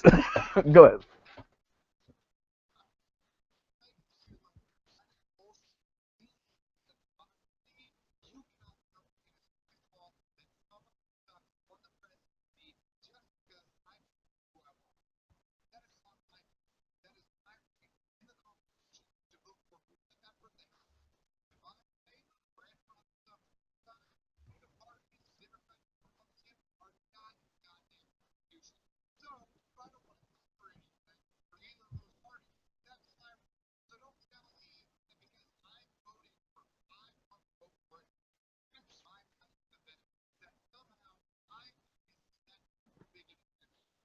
Absolutely. And if you can't, okay, so for our listeners, if you can't admit, okay, I can, I would never say that Trump is as bad as Clinton, because I think that they are in some ways different. You know, whether they're comparable is one thing. I think depending on where you are in society, you know, your race, society is sort of the globe. Let's call the globe one big society. Your race, your geography, whether you live in the Middle East, whether you're poor, whether you're black, whether you're gay, whether like the degree to which their difference will make a difference in your life is probably, you know, vastly different. But if you can't admit that the Democratic and Republican parties suffer from the same problem, you at least have to admit that they help create each other. You at least have to admit. There's no audio? Oh, I don't. Oh man, that's rough, Erica. You were rooted for that passion speech. So everybody follow good notes. It was a Hangouts. Yep. Okay. Well, I could give it again. I felt it. Let me just finish mine. Okay. So if you can't, if you do. Yeah. If you can't admit that the Democratic and Republican parties are both pretty shitty, to the point in which determining which is the worst is more of an issue of perspective than it is like an objective pursuit of reality. You know, it really just depends on where you are in the world. You at least have to admit that the Democrats, who for all of their sort of assertion that they are less evil, help create the Republicans. Like, the Democrats do their best to make sure that the Republicans stay around. And so like it becomes like, okay, so even if they are better, they are facilitating the problem with the other party. Yeah, and you can see this in legislation where there's so much legislation that's passed with just a handful of Democrats or just a handful of Republicans, not because that it doesn't seem to break up along lines of political nature, of the typical political nature, but of arbitrary kind of constructed lines. So, you know, like the fast tracking TPP, like the senators that supported that, yeah, exactly, and Washington were familiar with that especially. It's like that doesn't match up. It doesn't particularly line up, but for instance, in Washington, it makes sense when you realize, oh, it's a trade bill, Washington, Tacoma, you know, the port, the Puget Sound, like this is going to significantly impact them. So. I'm an American. I refuse to give in to terrorism. I refuse to, because this is what this is. This is the use of fear and coercion to get me to support a particular political agenda. This, like, what the Democrats are doing is, if not terrorism, it's blackmail and extortion, because basically they're creating problems and demanding that we pay them to stop them. The Democrats are basically your mafia enforcers coming into the neighborhood barbershop, tipping some shit over and going, well, you know, it'd be a shame if something happens to this place. You know, like, you need protection. Like that's what the Democrat Party has become. They're a group, like they're mafia enforcement. So I'll mute Go ahead, yeah. myself to you guys when I retell this, but I do want to retell this so Yeah, go so ahead. they can hear it. So basically, when I foolishly had my audio muted to you guys, what I had gotten so fired up about is the fact that there is this narrative from the Democratic side that it is suddenly our fault if that stupid bigot, gets in the White House because we vote our conscience and we vote for who we want. As Brandon has pointed out numerous times, there is nowhere in the Constitution of the United States of America that says that the Democratic Party and Republican Party are the only parties we can vote for and are the only parties that have any rights. No, we can vote for whoever we want. They blamed the people who voted for Ralph Nader for Al Gore losing, but it was not their fault. This is a democracy. Nowhere has it ever been written into law, into legal law, that we have to vote for one of the two major parties. This is just not true. So I urge all of you, do not listen to that narrative. It is your right as a citizen of the United States of America to vote for whoever fits your values the most and whoever you believe in the most. And that may be someone different than who I believe in the most, but I want you to vote for who you trust, who you believe shares your values, and who you believe will fight hardest for you. And I wish that I had gone the original one because I got really fired up, but the message stays the same. Don't let them bully you into voting for one of the two major parties. Vote for whoever you like the most, whoever you trust the most, and whoever you value the most, because you have the power, you are the person with the vote, and you matter the most. All right, guys, you can take it back. I think one of the points that you did in there I wanted to touch on is just that how we accept so many things for what as they are or what they are, and we don't challenge them often enough so that we don't realize things. One that I mentioned on Project Sanity before is, like that boys used to wear dresses when they were young, and we used to have a tradition called breeching, which was when you got a boy his first pair of pants, and that was like one of the a maturity thing kind of thing, and and throughout history that would happen anywhere from 5 years old to well into puberty or past. So like it's something that's always been different and it's changed a lot. And so when we accept parties or whatever as, oh, this is just how it is and this is how it always will be, it'll always be a two-party system and the two parties will always be Democrats and Republicans. Well, it's not even how it started, so obviously that's not the case. So we could it's valuable to re-examine those types of things as often as we can. Absolutely. You have people who are ostensibly put in front of us, or rather who are given platforms because they are supposed to be smart. And you have them commenting on stuff like this. You have them commenting on the third party run. You have them commenting on Clinton. You have them commenting on all these things, and like they are going through the mental gymnastics required to make things fit. And it comes across as being incredibly, incredibly hard to watch. I watched Dan Savage, basically stretch reality, just try to bend reality in order to make the Green Party seem like the evil party here without doing any research. And the danger behind that is that these people have audiences who are just as uninformed as they are. They are just as uninformed, and these people are spreading misinformation. They are normalizing things that should not be normalized. And it becomes hard.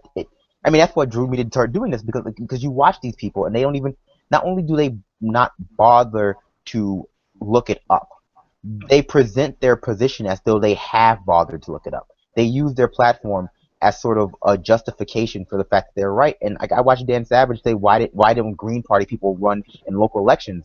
And the Green Party people run in all local elections. They are at all levels of government. It's crazy. It's crazy how entitled these elite white people feel to just spout nonsense on air. But not even white people, because Whoopi Goldberg said the exact same thing, and it's just like, and these sort of you can never forget that elite black, elite gay, elite women are still elitists, and they will always try to maintain the balance of power in their favor, because the status quo has put them where they are. The status quo has given them their platform, and it behooves them to keep the status quo the way it is. Yeah, and I consider myself no one significant, and the standards that I'm holding myself to with what trying to make sure that I'm spreading accurate information and qualifying my statements with my sources, or whether it's an opinion or what, like, and then I see somebody else that's making 6 figures to do it on national television, and they're doing things that seem like I wouldn't feel like I could get away with on an episode of Project Sanity, let alone even the DNC. If Clinton has taught us anything, it should be that just because you are, put in front of something, put at the head of something, it does not mean you deserve to be there. It is not an indication of skill or quality. Sometimes it's just that you knew the right people, you got lucky, you were able to force your way through, or that you're just quite, you have an audience. But Project Sanity, the Benjamin Dixon show, Progressive Army has the best audience ever because they like us, so they have quite good taste. Yeah, exactly. This election has made me hate so many people who I used to like. It's revealed so many different people who I used to think were not my heroes, but I used to watch their shows. I used to refer to them when I thought when I had ideas about something, and it's ruined them for me, because you realize that the same system that put them in the place to give you that information, the same system, that structure that put them in that place to have that platform, is the same one that's keeping you down, and they are trying to protect that platform. They're trying to protect that place that they are in, and so they will go out of their way to present information that supports this false meritocracy. I want to take us down the path that really highlights it for me, and one of the persons that, like you mentioned, people that you liked and respected that were basically ruined by this. For me, one of them was Jonathan Capehart, man. I didn't think of him as especially exemplary, but I was happy to have a brother on MSNBC, and I thought he brought some interesting opinions to the show often. And then the whole Bernie civil rights thing happened, in the exposure, saying, oh, that's not Bernie in this photo, and then he just got caught red-handed, just putting out a lie when he knew that there was other evidence out there, or at least before I say lie, I should say that he knew there was other evidence out there that he didn't even bother to do. And then days later, he was snarky on Twitter saying, oh, I'm gonna go do this interview now. It's like, or it's journalism, blah blah blah blah. It's like, don't you think you should have done that before you went and said that's not Bernie Sanders in the photo, and you published that and did all that? And he starts blocking dozens and hundreds of people because they're calling him out on it and bringing attention to it. And then I follow and I see what's happening with Melissa Harris Perry, and then I see how Joy Reid is talking on MSNBC, and I see how they're both, compare them to. I see what happens to Melissa Harris Perry. I see what happens to Joy Reid on MSNBC. I see what happens to Jonathan Capehart after he put out that article. Suddenly he's on way too early more often, and so on and so forth. And then I see the success, like you said, that they're trying to save and reinforce the system that put them in place. And I don't know what bothers me more, that I was so blind to it, or I just kind of turned a blind eye towards it while I liked what he was saying, and that when I just really found out that not only was he just saying certain things, but he was just outright deceiving people, and then in an effort to further either himself personally or Hillary Clinton campaign at large. And that was incredibly bothersome to me, and to find out and see what I see elsewhere and among other people, it's been very disheartening just in general. But go on, sorry. No, I had to get that rant out. No, it's true. And it becomes so sad when you realize that these people are not smart. They're just self-interested and opinionated. That's the part where you're forced to get that sort of whoa moment. Like these people don't know anything. Not only do they not know anything, they have internalized the fact that, oh well, I write for Salon.com. That must mean I'm smart. That must mean I know everything. And part of that is an entitlement complex that comes from being wealthy, white, middle class. And part of that is just reinforced by the internet, that platform, being able to exist in a bubble. But it's disheartening when you find out that you're not on the same side. You just happen to have a lot of overlapping issues. Mm-hmm. But when it comes down to actually tackling the structural reason for those issues, they're unwilling to do that because that structure it's responsible for putting them in charge. Yeah, and when you mentioned the level of intellect engaged, while I generally don't like challenging people on that in any sort of way, it is shocking to find out. Especially, I found I have unique insight by doing the productions like these and doing Project Sanity and participating in other productions before, of just how, like, what goes into something like this, and so what it takes to look like what they're doing. And then when you see what they're doing and then you see how they talk about things, you realize how much of it is getting fed to them. When I see somebody like Ben, or I see somebody like Anoa on, and I can see a lot of what's getting input from other folks, the other contributors and stuff, and then I see what they're able to turn around and do with that, it's awe-inspiring, you know. Then when I see what's going on the media, and I'm thinking they have a staff of probably, you know, whatever, people getting paid several, you know, probably millions of dollars over the course of years just for the people that are producing and coming up with all the content and giving them the information that they need, and that's the best they can do with that. They have a narrative already in their head.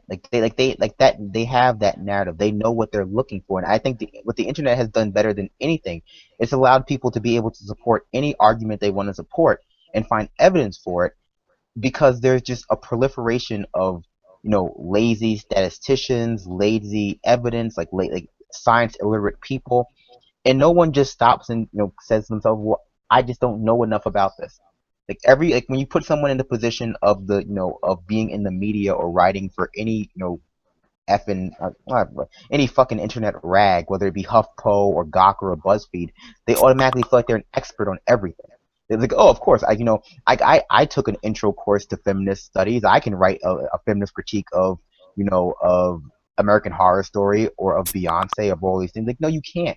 You know, a lot of this just comes down to being able to say to yourself, you know, this is not my area of expertise. I need to, you know, I don't know enough about this. I can't judge society based on my life. But these people they just lack empathy. It's the old saying, you know, Superman only hears what he wants to hear. Superman can hear everything in the world, but if you're saying something that he doesn't want to hear, he won't hear you. And these people only can find evidence for what they're trying to prove. Like, they're not doing objective research. They're doing, you know, oppositional research. Like, they have a theory in their head, and they're just trying to find numbers to fit it. You could point to, you know, gun control debates, and people just find evidence that they want to find. Yeah, that's absolutely right. It looks like Grossman was trying to get in here, so if you, I don't think he's going to cam up or anything. Just go ahead and mic up, and we'll be quiet. Yeah, just want to make a quick comment on what both of you guys are saying. Hey, everyone, just tuning in now in the primetime hours or the start of the prime time. Specifically more in Richard's comment, what you had said with regard to what the media does with the massive size of teams and personnel and resources. That's not the best they can do. That's the best they choose to do. That's the best they can do because it's what they want to do. You know, with their intentions, with their points, with you know, and exactly what Brandon had said, the narrative they're trying to drive, as opposed to they're also competing with us, with everybody else, as much as it's a very awkward battlefield, because we don't have the finances, we don't have the funding, we don't have the people, but technology, that's what we have. We have technology. And so we are able to launch things that, if we are willing to, you know, dedicate ourselves to it, and they have to fight that truth. They have to, you know, they have the baby boomers, they have the older generation, and I hate to say it because you know, no one likes to say it, but they're not going to be here forever. And the people that are going to be here longer are going to be here longer. They're not tuning into the media. They're not tuning into MSNBC, CNN, Fox News. They're losing that battle, and I don't know that they've determined how they're going to not lose it yet, or they're just not concerned. Because I think they're trying to, like you said, they're trying to appeal to a niche audience. Not only just so you have the MSNBCs and your Fox News and your CNNs all trying to appeal to baby boomers and like the older disgruntled generation who are all going to die soon. Let's be honest, they're going to be dead soon. Sorry if you're listening to this and you're over 60. You know, your days are coming. It's fine. I'm sure you know. But then you have like the alternative to that, which is the liberal media establishment, like your Jezebels, your HuffPo, your Salons, your Slate, your Daily Beast, who are also an echo chamber. They're also an echo chamber of middle-class white elites who are just trying to engage in lazy liberalism. Lazy liberalism, they want to talk about the Lilly Ledbetter Act. They want to talk about how bad Trump is for saying all these words, but they don't want to, how brave the show Girls is, but they don't want to engage with like real deep structural change, because like I said before, engaging with real deep structural change it's like engaging with disrupting the system that puts you in the position you're in. It's much easier to disrupt the system that puts you at the bottom than it is to disrupt the system that puts you at the top, because ultimately you're fighting against your own success in the latter case. But in only representing such a small minority, a very vocal minority that becomes vocal by nature of our society overvaluing their voices, they appear to be successful. But there are just growing pockets of people who are fed up with lazy liberalism, who are fed up with with mixed feminism, who are fed up with lazy anti-racist rhetoric, who just want to hear some real talk. Like, Hillary Clinton is not a feminist. She's going to do worse shit to women than pretty much than I could imagine. But a lot of people just engage in this sort of lazy liberalism because to go any deeper to implicate yourself. To go any deeper within society's power dynamics is to start looking at, well, why am I where I'm at? Absolutely. I think we're going to take a break so that we can switch the production team. The primary reason I jumped in, but also, I don't mind co-hosting with Brandon. Looks like Richard had to take a computer break because of technical issues. But we're going to go offline for a couple minutes so that we can change production teams and come back stronger, refreshed. Yeah, we're gonna take a break, guys and gals. We'll be back soon. Stick with us. Things get really crazy after about 7 or 8. I get a little drink in me, so you should stay around for that. See you soon.